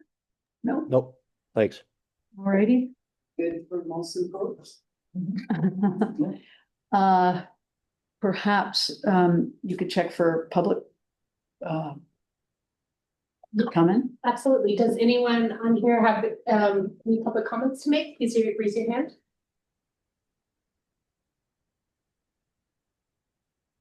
I am not seeing any hands raised. Okey-dokey. All right, then may I have a motion on this matter? Madam Chair, I move the board support adoption of the no service occupancy 117679 as contained in the board put forward. Second. Got a motion and a second, Commissioner Hanlon? Commissioner. I knew your timeout. Scanlon, aye. Commissioner Pruitt. Aye. Mr. Heath. Aye. Commissioner Harvey. Aye. And the chair votes yes. Motion carries 5-0. Thank you, Ben. Thank you, commissioners. Over to Director Ruth Marino. Thank you. Director Rosemarino, for the record, and I already fused this one up a little bit. But the staff is recommending or requesting an investment and development fund allocation of up to $85,000 so that we can conduct a strategic plan. As I'm sure you all know, our strategic plan is set to run until the end of this fiscal year. And we have been able to get a wonderful scope of work from Government Performance Solutions for a roughly 6-month process. I think that's flexible in order to convene all of the staff, all of the board, external stakeholders to dig into our work. Our current strategic plan is, in my view, excellent, but we'd really like to open it up to what we could be doing better. We talked about the conservation issues. We talked about the financial issues. We'd be looking at all of those, as well as the internal operations that are required to deliver results for our beneficiaries. So that is, in a nutshell, why we're seeking these funds, and we're hoping for the board's support. Thank you for that. I think you well documented that A, we've used used facilitators before for this process, and B, we have sufficient funds in the INU fund. Question? Yes. Nicole, I don't dispute the need for a consultant, but how do you arrive at the figure of 85,000, compared to any other number? Can you solicit bids?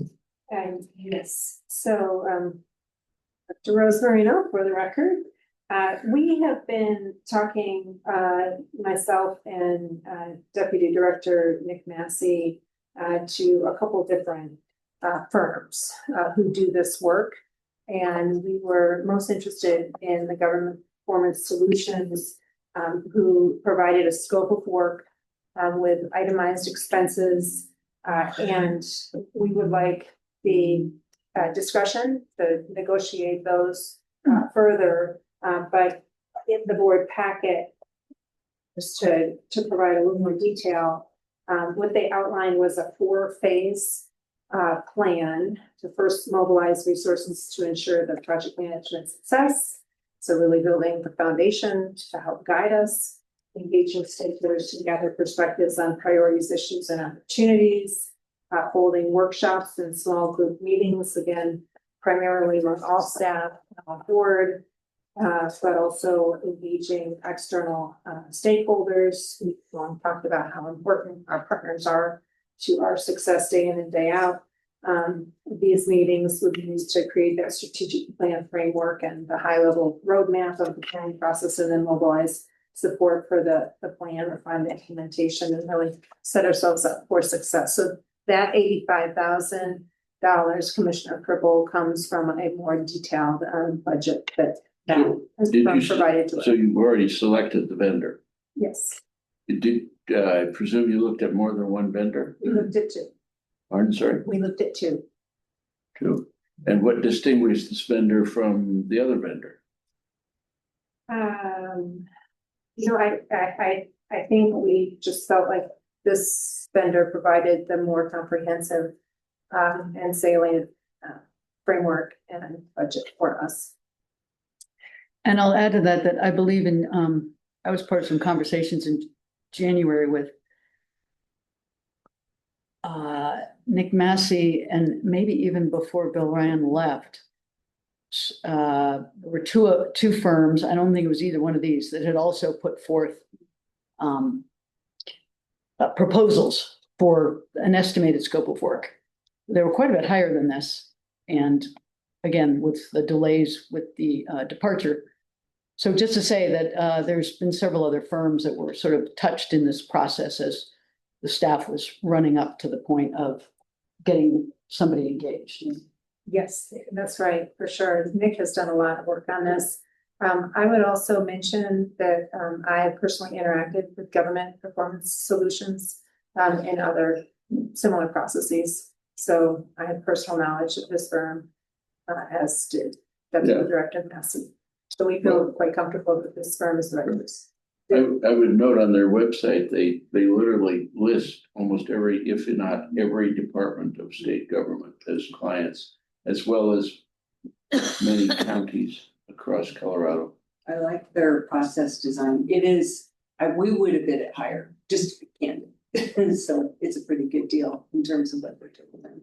So let me ask, does it include drafting a document after conversation with us that we would then react to, or?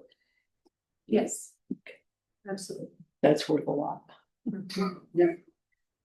All right, Commissioner Harvey, any questions? Only because I No. can't see you. I just want to Right, make no. sure I'm not ignoring No you. questions. No All right, questions. so can I have a motion on this, please? Do you have a board order? Yes, there's a board order in our packet.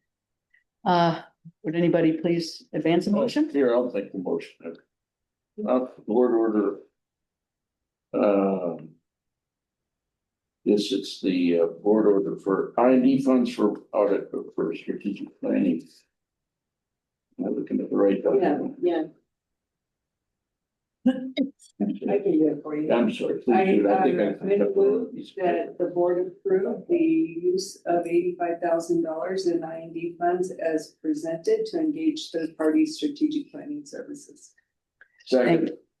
Motion is second. Commissioner Scanlon, how do you vote? Aye. Commissioner Cribble? Aye. Commissioner Heath? Commissioner Harvey? Aye.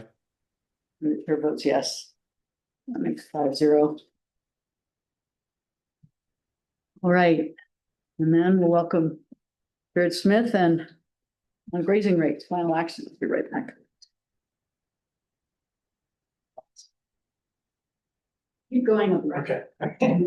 Here with the black remote. Okay, so.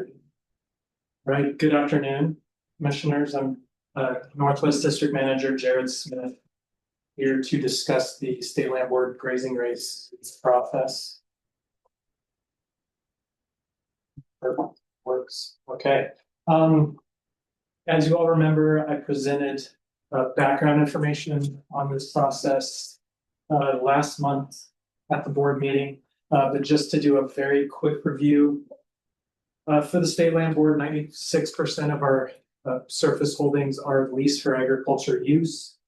91% of that land does have just direct grazing use leases. The other 5% are ag uses, crop use, crop leases, dryland crop.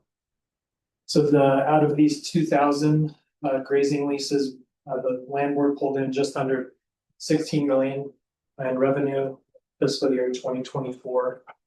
And our grazing lease rates are set by board policy 300-004. The current process that we utilize to set grazing lease rates was implemented in 1996. It was set up in conjunction with third-party stakeholders, including Colorado Cattlemen's Association, where the land board hires a third party to conduct a private lease rate survey from across the state. The survey would occur every 3 years, and these results would be utilized by the State Land Board to adjust our grazing lease rates across the state. So following the last adjustment in 2023, the board did direct staff to review how we set our grazing lease rates, that process. So following that directive, staff set up a grazing rates roundtable in the fall of 2023. This roundtable included 2 State Land Board staff members as well as 9 stakeholders. This includes representatives from Colorado Cattlemen's Association, Colorado Farm Bureau, the Nature Conservancy. We have a number of lessees on the roundtable, and one of the roundtable members is here in the back of the room, Lewis Martin. He's also a State Land Board lessee, and he's been working on his own formula for years and has been encouraging the State Land Board to review that and consider it as well. Okay, so the grazing rates roundtable, after meeting for almost 2 years and reviewing the process, looking at other options, we are recommending going from a survey-based adjustment to a formula-based adjustment for grazing lease rates. So the formula would pull in publicly available data, numbers published on cattle and corn commodity prices. The roundtable also recommends using a rolling 3-year average versus annual data, and this helps reduce volatility in prices as we're looking at making adjustments. The roundtable also is recommending a statewide rate, so we would eliminate the 5,000 homes, and we would also have modifications to our tier approach. So currently we have 4 different grazing rate tiers, and we're looking at eliminating 2 of those to again simplify just how we have grazing rate set across the state. So as a reminder, this is a form that is on our website for all of our ag lease users to review. This is how we set our lease rates, and so highlighted on the screen is how we set our grazing lease rates, which is utilizing a private market survey. We then make adjustments based on the tier that a grazing lease would fall into, and that gives us the price that we charge per AUM, or the rate per animal. When comparing that to our dryland crop and irrigated crop processes, both of our crop lease, both of the crop leases are adjusted with a market-based or commodity-based approach, and so the new grazing process would kind of fall in line with how we set rates for other ag leases. So when we're talking about the formula inputs, the beef prices, this would include 4 separate categories that are averaged out. And that would be the categories of fed steers, utility cows, 550 pound steers, and 750 pound steers. These are all normal categories that people buy cattle or beef in. And so to try and capture across, all of our operators have very diverse operations on how they sell. They might be yearlings, they may be cow calf. And so we want to capture the prices across the industry. That's why we have these 4 average categories into the beef price. It is included, and I'm sorry, if there are any questions while I'm going through this, please raise your hand. The beef prices are included in the formula as $ per hundredweight. The corn prices that we're looking at, these are national corn prices. There is a difference between the Colorado corn market as well as the national prices. It was the roundtable discussed which one to use and settled on the national prices just because that's it has a lot more data behind it. And these prices are recorded by dollars per bushel into the formula. The final input would be a lease demand modifier. This would be a percentage that's set by the board or by staff. And this is a number that tries to capture the demand that we see for certain leases or certain areas of the state. It also tries to capture real estate value, which is hard to bring into this formula. And so this is something that we can kind of determine looking backwards using the formula and with all the data that we've had from the past 20 years, we can compare what the formula output is to what the grazing rates were set at through the private lease rate survey. And that gives us an idea of a number that can be applied to the corn price, beef price ratio that gets us close to what the private lease rates that we saw through the survey gets us in that area.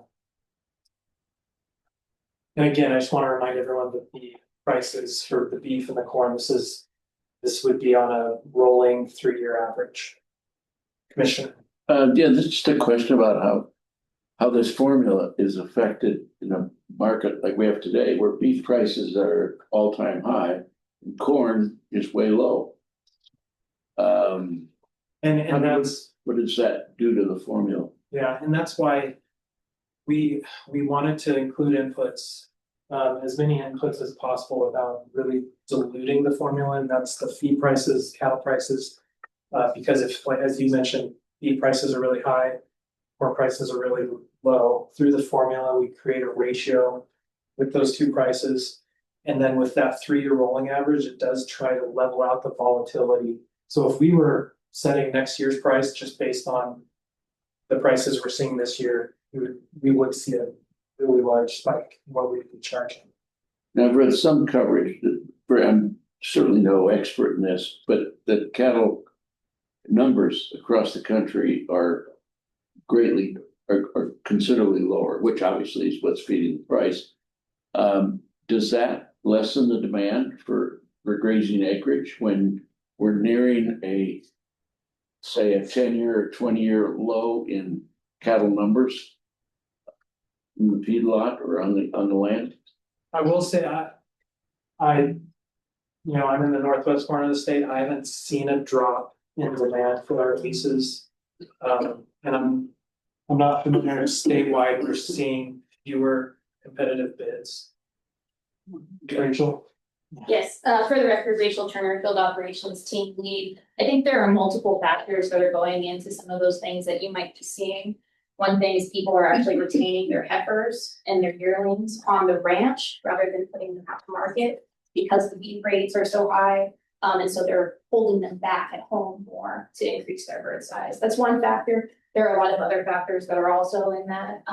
But statewide, I don't believe there's been any indication that there's lesser need for grazing acres. Quite the opposite, there's an indication there's more. And as Jared mentioned, this formula tries to kind of even out some of those changes that you see within the markets. Thank you. Justice, where in this do we incent stewardship? Is that any part of the grazing? Can I actually, this is about the grazing rates, and next month, I think it's next month, the grazing policy is coming forward. And I was gonna make some statements about what I'm hoping to see when we have that discussion, which encapsulates the non-monetary aspects of the policy. Thank you. So here's the formula up on the screen. As mentioned, it looks a little confusing, but we do have our inputs as the BP is the beef prices, CP as the annual corn prices. The LDM is the least demand modifier, and then the output would be the statewide grazing lease rate. And I don't think I've mentioned, I know this was covered last month, but the annual adjustments, again, when we're looking at really volatile periods of time, we don't want to have our either the market really high and our lease rate is too far behind, or opposite, where our lease rate is really high and the market is dropped considerably. That 15% cap in an annual change is there to try and level out volatility, and anything additional over the 15% cap. So if there's a 17% adjustment that we would be recommended from the formula, we carry that 2% forward to the next year and apply that to whatever the output is from that formula. And that's just really to help the volatility, so we're not seeing huge spikes or huge dips with our pricing. Jared, it looks like Commissioner Harvey has a question. Yes, Commissioner. Yeah, Jared, I'm still curious where you get the LDM number. I mean, the beef prices and the corn prices you get off the commodity indices, but how do you establish that LDM number? Yeah, so the short answer is the board has the option to set that number, and we have a recommendation on that number just based on, so when we took the formula and went back 20 years and applied, because the data that we have has been published, it's easily accessible. We input the data into the formula over the past 20 years, compared what the output was without the least demand modifier as a part of the equation. So we looked at the output as compared to what the state land board grazing lease rates were year to year. And then if you include the least demand modifier, so it's a percentage, so say it was 10%, if you applied that 10% to the output of the formula, that's how we determined, that's how we would get the output to kind of match what the grazing lease rates were in the past. And that gives us an idea of where that least demand modifier should be. Is that clear? Clear as mud? Commissioner Harvey, I'm just wondering, it seemed to me you did some reverse engineering to try and get to what this was based on the past. Am I right in understanding that really that least demand modifier is kind of insurance? It's something, it's a dampener, it's a board, based on information from our district staff, whatever, you're allowing for flexibility that these things may get adjusted if they're proving to be out of sync. Because actually, if you look back in time, our rates have lagged, so this is really sort of an architectural process that really the fun's gonna start now as you try to put this into place, and this gives us some wiggle room. Well said. Commissioner Harvey, does that make sense to you? It does, yes and no. I guess I played with the numbers myself, just using, Mhm. you know, basic beef prices, basic corn prices these days. And so you get a fixed number based on commodity prices. But if the LDM number is decided by human beings, it's almost like you're still deciding the whole lease pricing based on human beings. I don't know what the average was the last 5 years. Is it $18 a animal unit month or something? So say you take your corn prices, your beef prices, you run it through your equation there.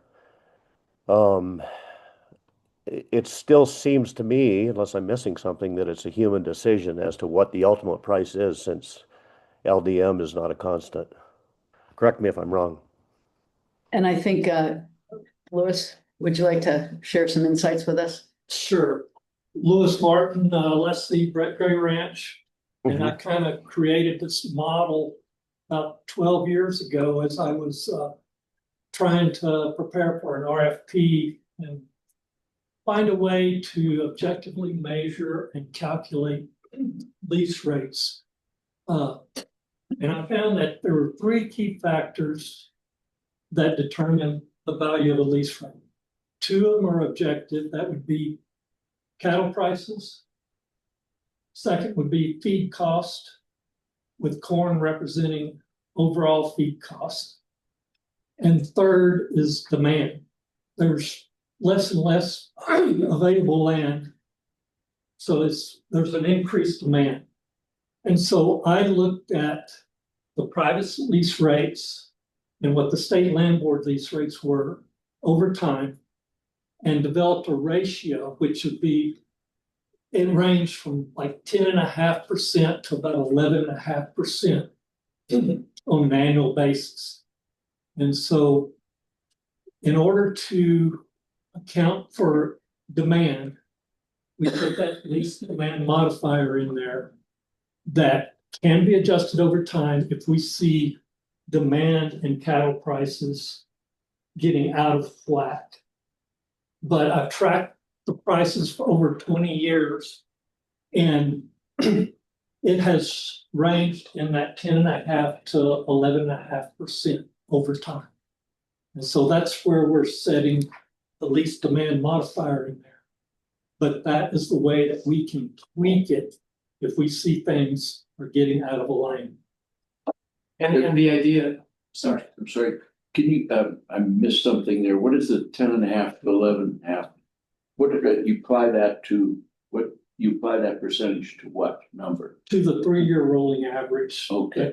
Of the cattle prices And prices. it therefore represents where SLB rates ought to be as compared to the market, or what? Well, it evaluates the difference in the land board rates versus public rates. So are you saying that the public rates are 10-11% higher or 10-11% lower? No, it's just kind of a ratio. We've always calculated lease rates and determined them as a percentage of the public lease rates or private lease rates. And typically, like with the tier system, for landowner or lessee owned assets, it's about 20% discount over private lease rates. And then tier 1 would be a 10% discount for landlord owned assets.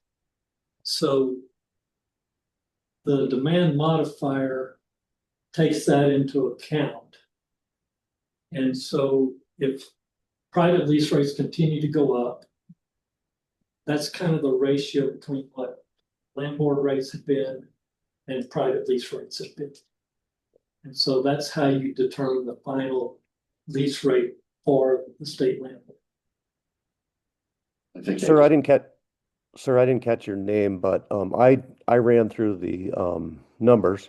I picked a number of $300 per hundredweight for cattle, and I picked $5 for bushel of corn.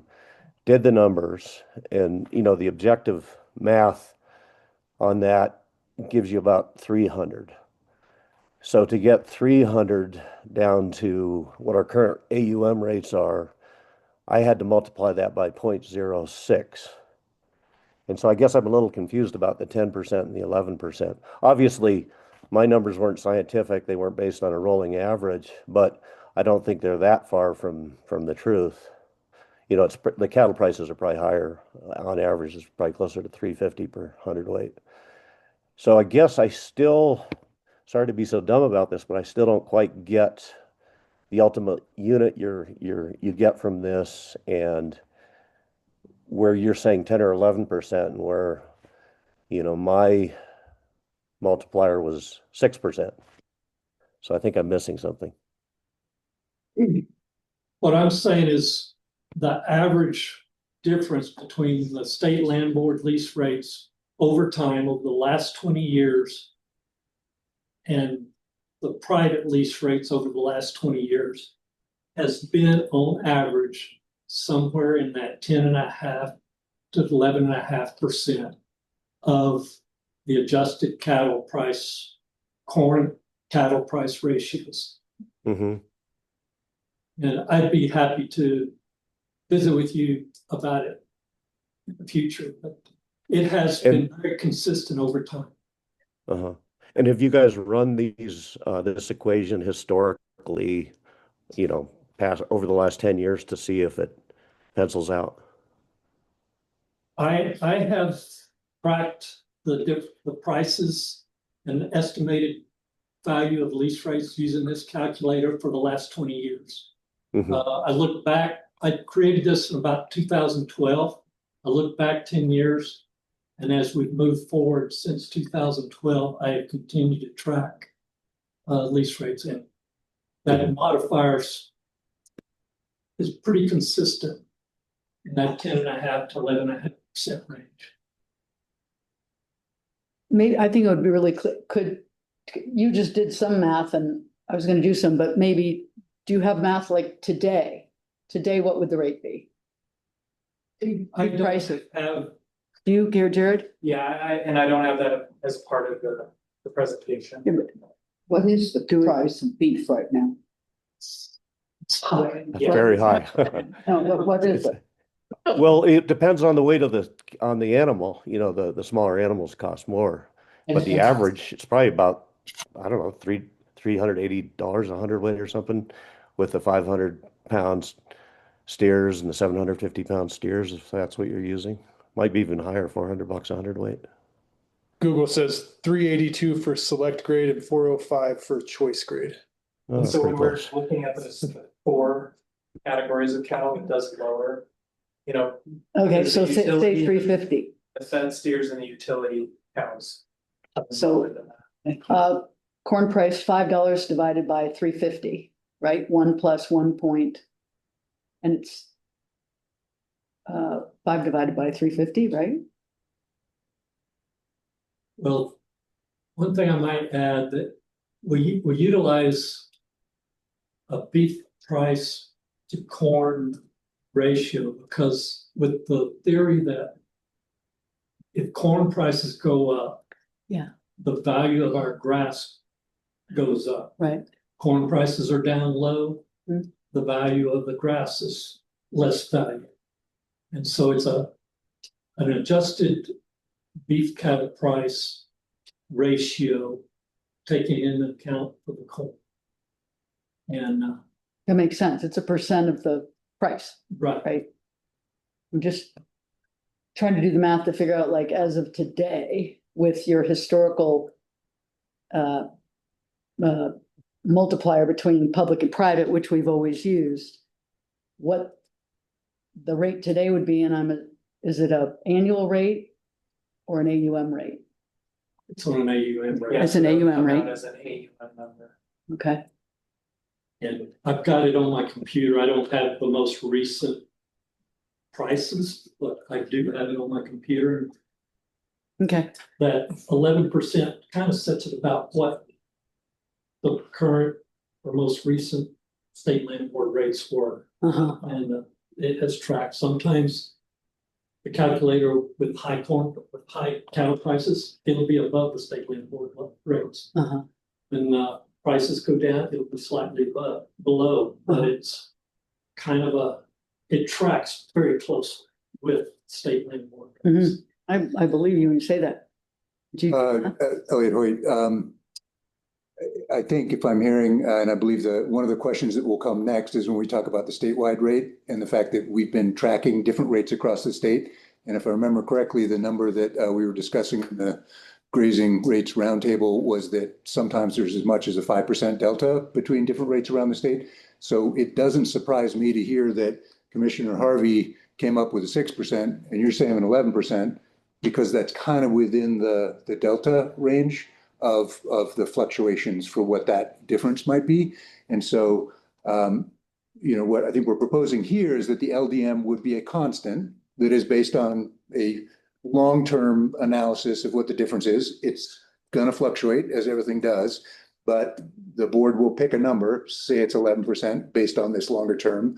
And then the board has the opportunity to update that number in the future. And one of the ways that we've talked about it would be updated is by, right now we've been doing surveys every 3 years.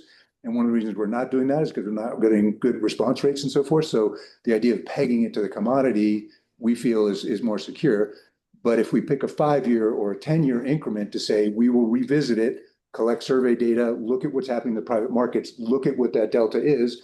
And if 11% isn't tracking properly, then we correct what is a constant for that period, but has the ability to be subjectively adjusted based on what the market is showing. So I think actually what you're finding, Commissioner Harvey, does not contrast with what the analysis has been that the roundtable has had, and that there's a little bit of an adjustment in there, but that's actually spot in where we've been talking about. Okay, so here's my problem with the whole thing. I just punched in those numbers you guys mentioned. $380 hundredweight per hundredweight on cattle, $5 for bushel of corn. Ran it through the math there. You get a number that's 387. Okay, so to get that 387 down to $18 per month per animal unit, you got to, the LDM has to be 0.05. And so I guess I still don't understand the 10%, 11%, and why by my math do you multiply it by 0.05? Madam Chair, I might be able to offer some insight here. Yeah, Christopher Smith. Commissioner Harvey, I just ran the numbers using, say, 200 per 100 pounds.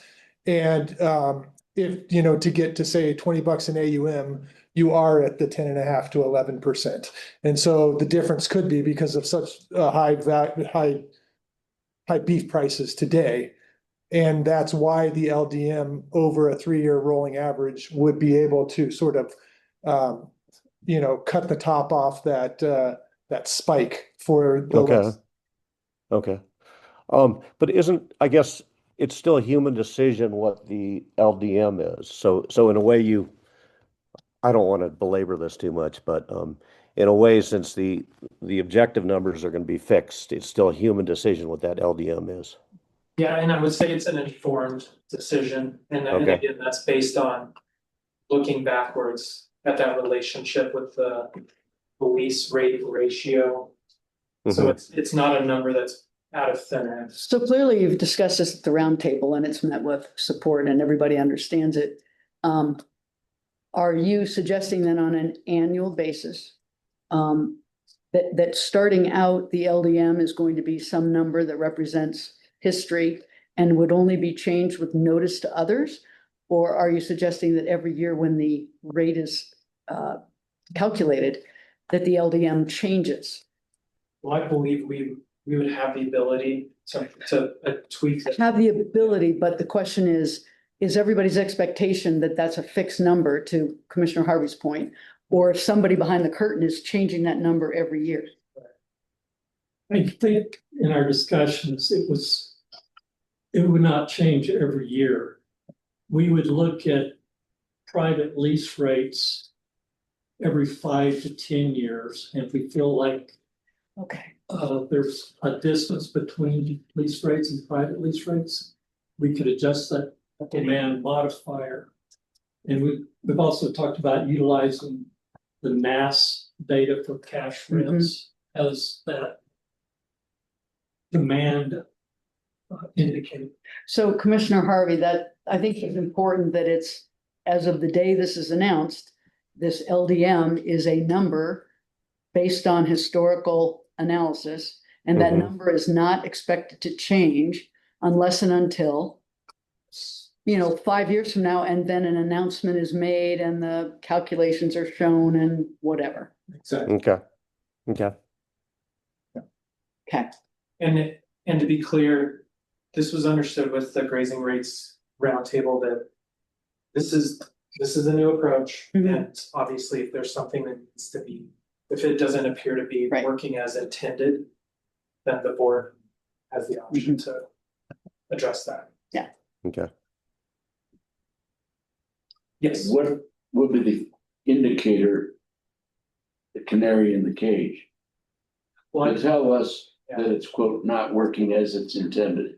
How do we know? We have internal indicators where when we have competitive bids, when we have multiple parties interested in one lease, we have a general idea in the field staff of what prices are for areas. And in the past, we've always, when we're looking at the private lease rate survey, staff always collects 10 private lease rates from their area just to gauge and make sure that we're in the same ballpark.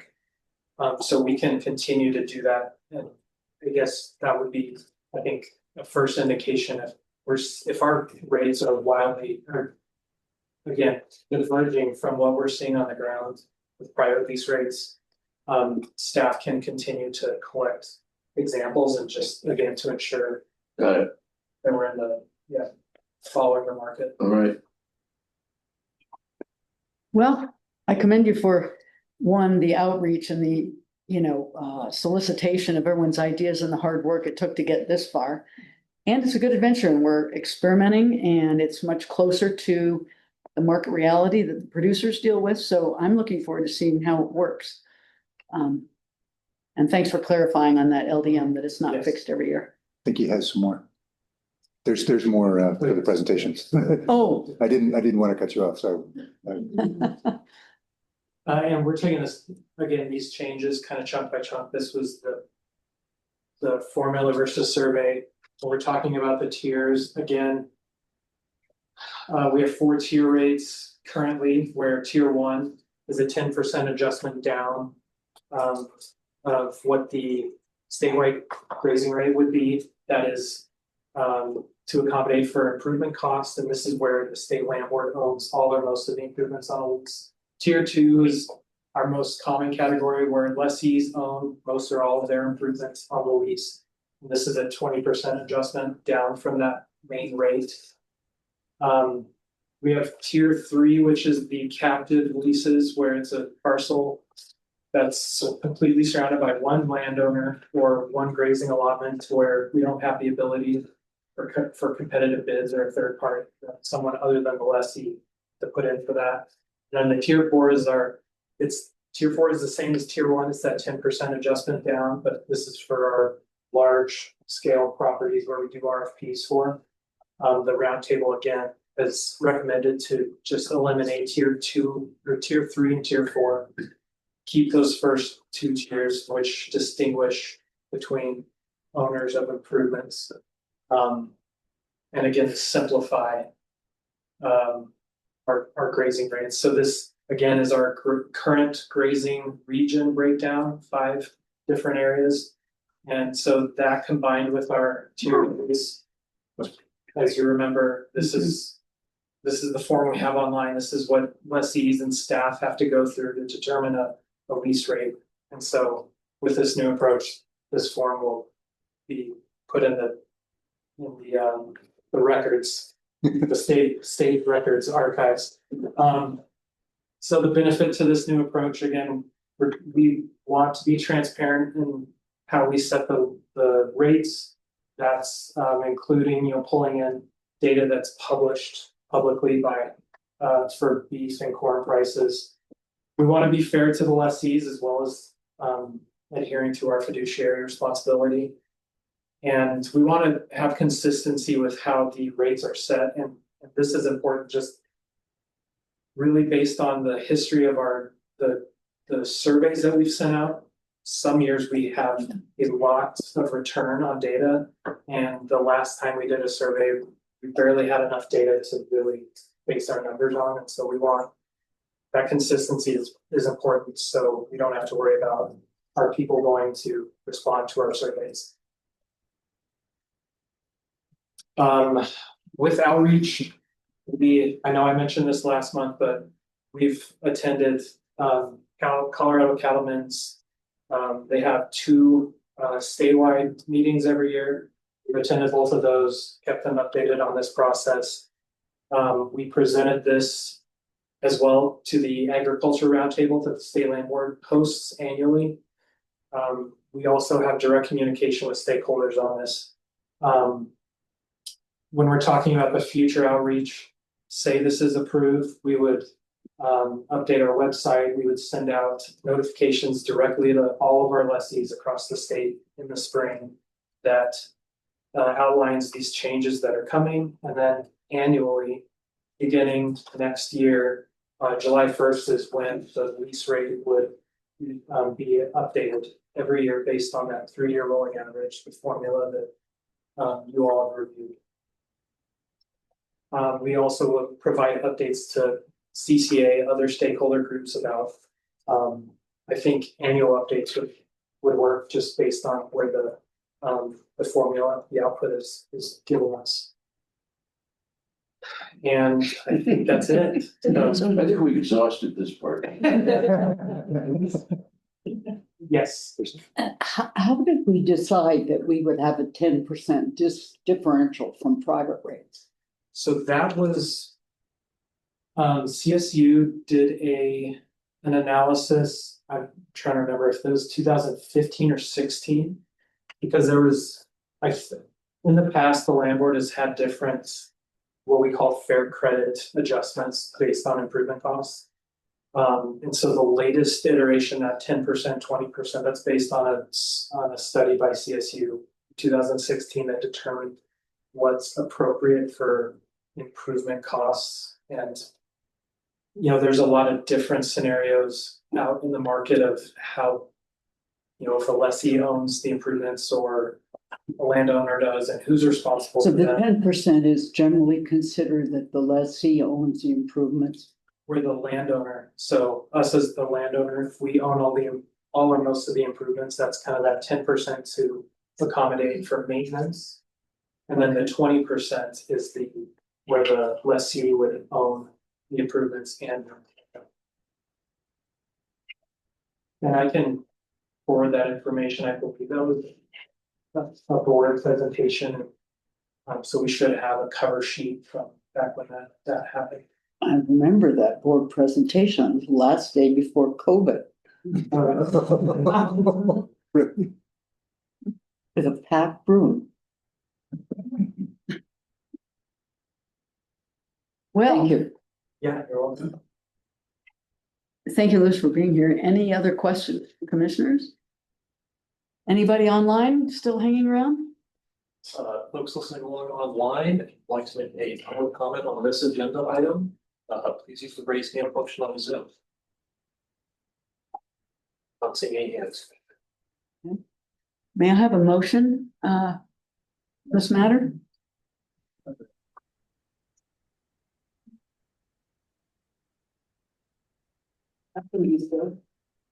I move based on the information provided and discussed at our meeting today, that the board approves the following: discontinue the 5 grazing region breakdowns for grazing rates and establish one statewide grazing rate. Discontinue conducting private market survey approaching utilize the commodity based formula to just to one statewide grazing rate. use a 15% cap for annual increase decrease of grazing rate within the amount over the 15% amount carried forward and applied to the following year's adjustment. For statewide grazing rate to be adjusted annually on July 1 based on formula results with lessees notified that spring of the expected adjustment. Thank you, Commissioner Scanlon. And delegating the authority. And delegate the authority to the director to take appropriate action. I thought we had too much to just say as presented. How about a second? Second. All right, how about a vote? Commissioner Scanlon. Aye. Commissioner Pribble. Aye. Commissioner Heath. Aye. Commissioner Harvey. Aye. And the chair votes yes, so the motion carries 5-0. Thank you.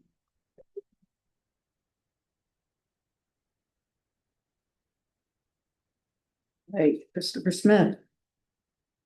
Yes, good afternoon, Commissioners. I'm Christopher Smith, the Assistant Director for Energy Innovation. And I'm cognizant of the fact that I and Andy, I believe, are the only things that's here at this point. I do have a PowerPoint presentation, but it doesn't have any really cool California park pictures in it. So I'll begin where it gets up there. I'm in front of the board today to request that the board approve up to $250,000 in investment and development funds for continued royalty auditing for our oil and gas for our oil and gas line of business. There we go. Oh, wait. There we go. As you all know, this line of business is 82% of our annual revenue, so approving this would strengthen the accuracy of this annual revenue. About 20 months ago, the board approved the first round of $250,000 out of I&D funds to further our auditing efforts. After they approved that, we hired a company called Martindale. Martindale has, we engaged them to do 4 audits so far. 3 of them are currently in progress. 1 is complete, and that audit has shown $1.2 million in errors and omissions identified. We're at a point with the company now to go through each of those errors. So it's not certain that we would collect. So don't spend it yet. So yeah, exactly. But there was a large amount identified. Yeah. This is a table that's in your packet. As you can see here, this was the Crestone Peak well here. We spent $46,000 on that, and we found 1.2 million in errors and omissions. These are the other 3 audits. Yeah. What's in our favor? Yes. These are the other 3 that are in progress, and we have we have encumbered almost the entire 250,000. We have about 150,000 of it left, but as I mentioned, it's encumbered, and these are ongoing audits. So Martindale has shown material results today, and by approving this today, we can continue audits. We can have them working on more audits, so it provides a steady flow of audits for us. As part of this, Martindale will help with the collection of this money, and they're providing staff training to our on-staff auditors. So with that, staff recommends that the board approve up to $250,000 in I&D funds for the cost of auditing services. And do you believe after this next exercise that state land board should be set up to generally audit for errors and omissions like this? Yes, the state land board's FTE for auditing has fluctuated over the last 6 or 7 years. Currently, we have 1 FTE for auditing. And so, but I do believe that large amounts like this will become less and less. This is sort of a catch up. Yeah, going deeper. These audits are very complex and time consuming. But yes, I think the training will help us get there. While it's nice to find a lot of money, that we're hoping that doesn't continue. Right. That's our goal. Yeah, and as I understand, it was a result of really a lot of mergers and consolidation in the industry that, you can understand, and things fall through the cracks. So let's go out and catch that. Yeah. So, great. Any other questions? No. May I have I'll make a a, motion, I'll move that the board approve the expenditure of up to 250,000 of investment development funds for third-party royalty auditing resources. great, may I have a second? Well, weren't we gonna listen to see if there was public comment? I guess we can. I don't think there's, go ahead. Folks listening along online, if you'd like to make a public comment on this agenda item, please use the raise hand function on Zoom. Can't imagine who is, but just. Yeah, no, good protocol. Second. Okay. Commissioner Scanlon? Aye. Commissioner Privel? Aye. Commissioner Heath? Aye. Commissioner Harvey? Aye. Chair votes yes, motion carries 5-0. Thank you. Thank you. Keep us posted on how much ends up in our pocket for us. Shouldn't have to. Hi, Andy. Good afternoon, the interest of transactions record services team. We present the September leasing agenda. This month we have one agriculture with the two new leases, one agriculture and one right of way, and 3 extensions. I note that historically we do not see extensions frequently on the board leasing agenda. Over the past years, as policy reviews, especially pertaining to planning leases, there has been sort of a couple of opportunities for staff to approve extensions, but then it comes back to the board for review or approval. So there are 2 recommendations for planning lease extensions here, one for ecosystem services and one for solar. And then a third road access permit extension being recommended. With that, happy to take any questions on these items, and staff does recommend approval of the September 2025 board leasing agenda. I actually don't have any questions this month. Doesn't appear that anyone else does. Folks listening along online, if you'd like to make a public comment on this agenda item, use the raise hand function on Zoom. If I see no hands raised. Okay. I have a motion. Madam Chair, I move the adoption of the board leasing agenda as provided in our packet and authorize the director to follow through on the recommendation. Finding that. Excellent. Second. Have a second. All right, let's have a vote. Commissioner Harvey? Aye. Commissioner Heath? Aye. Commissioner Scanlon? Aye. And the chair votes yes, so that's 4 out of 5 and we'll consider it approved. Thanks. I had one quick change to the minutes for August. All righty. I was there for final action items, not there at the beginning, just to explain why we had 5-0 votes at the end. Or five commissioners voting and not at. And I have one also on page 307. On the voting record, its motion was made by Commissioner Harvey. It was not seconded by a commissioner, and it passed 4-0. I'm sorry, which page? 307 of the board meeting summary minutes. It says, motion made by Commissioner Harvey, not seconded by a commissioner, motion passed 4-0. Assuming that's an error somehow.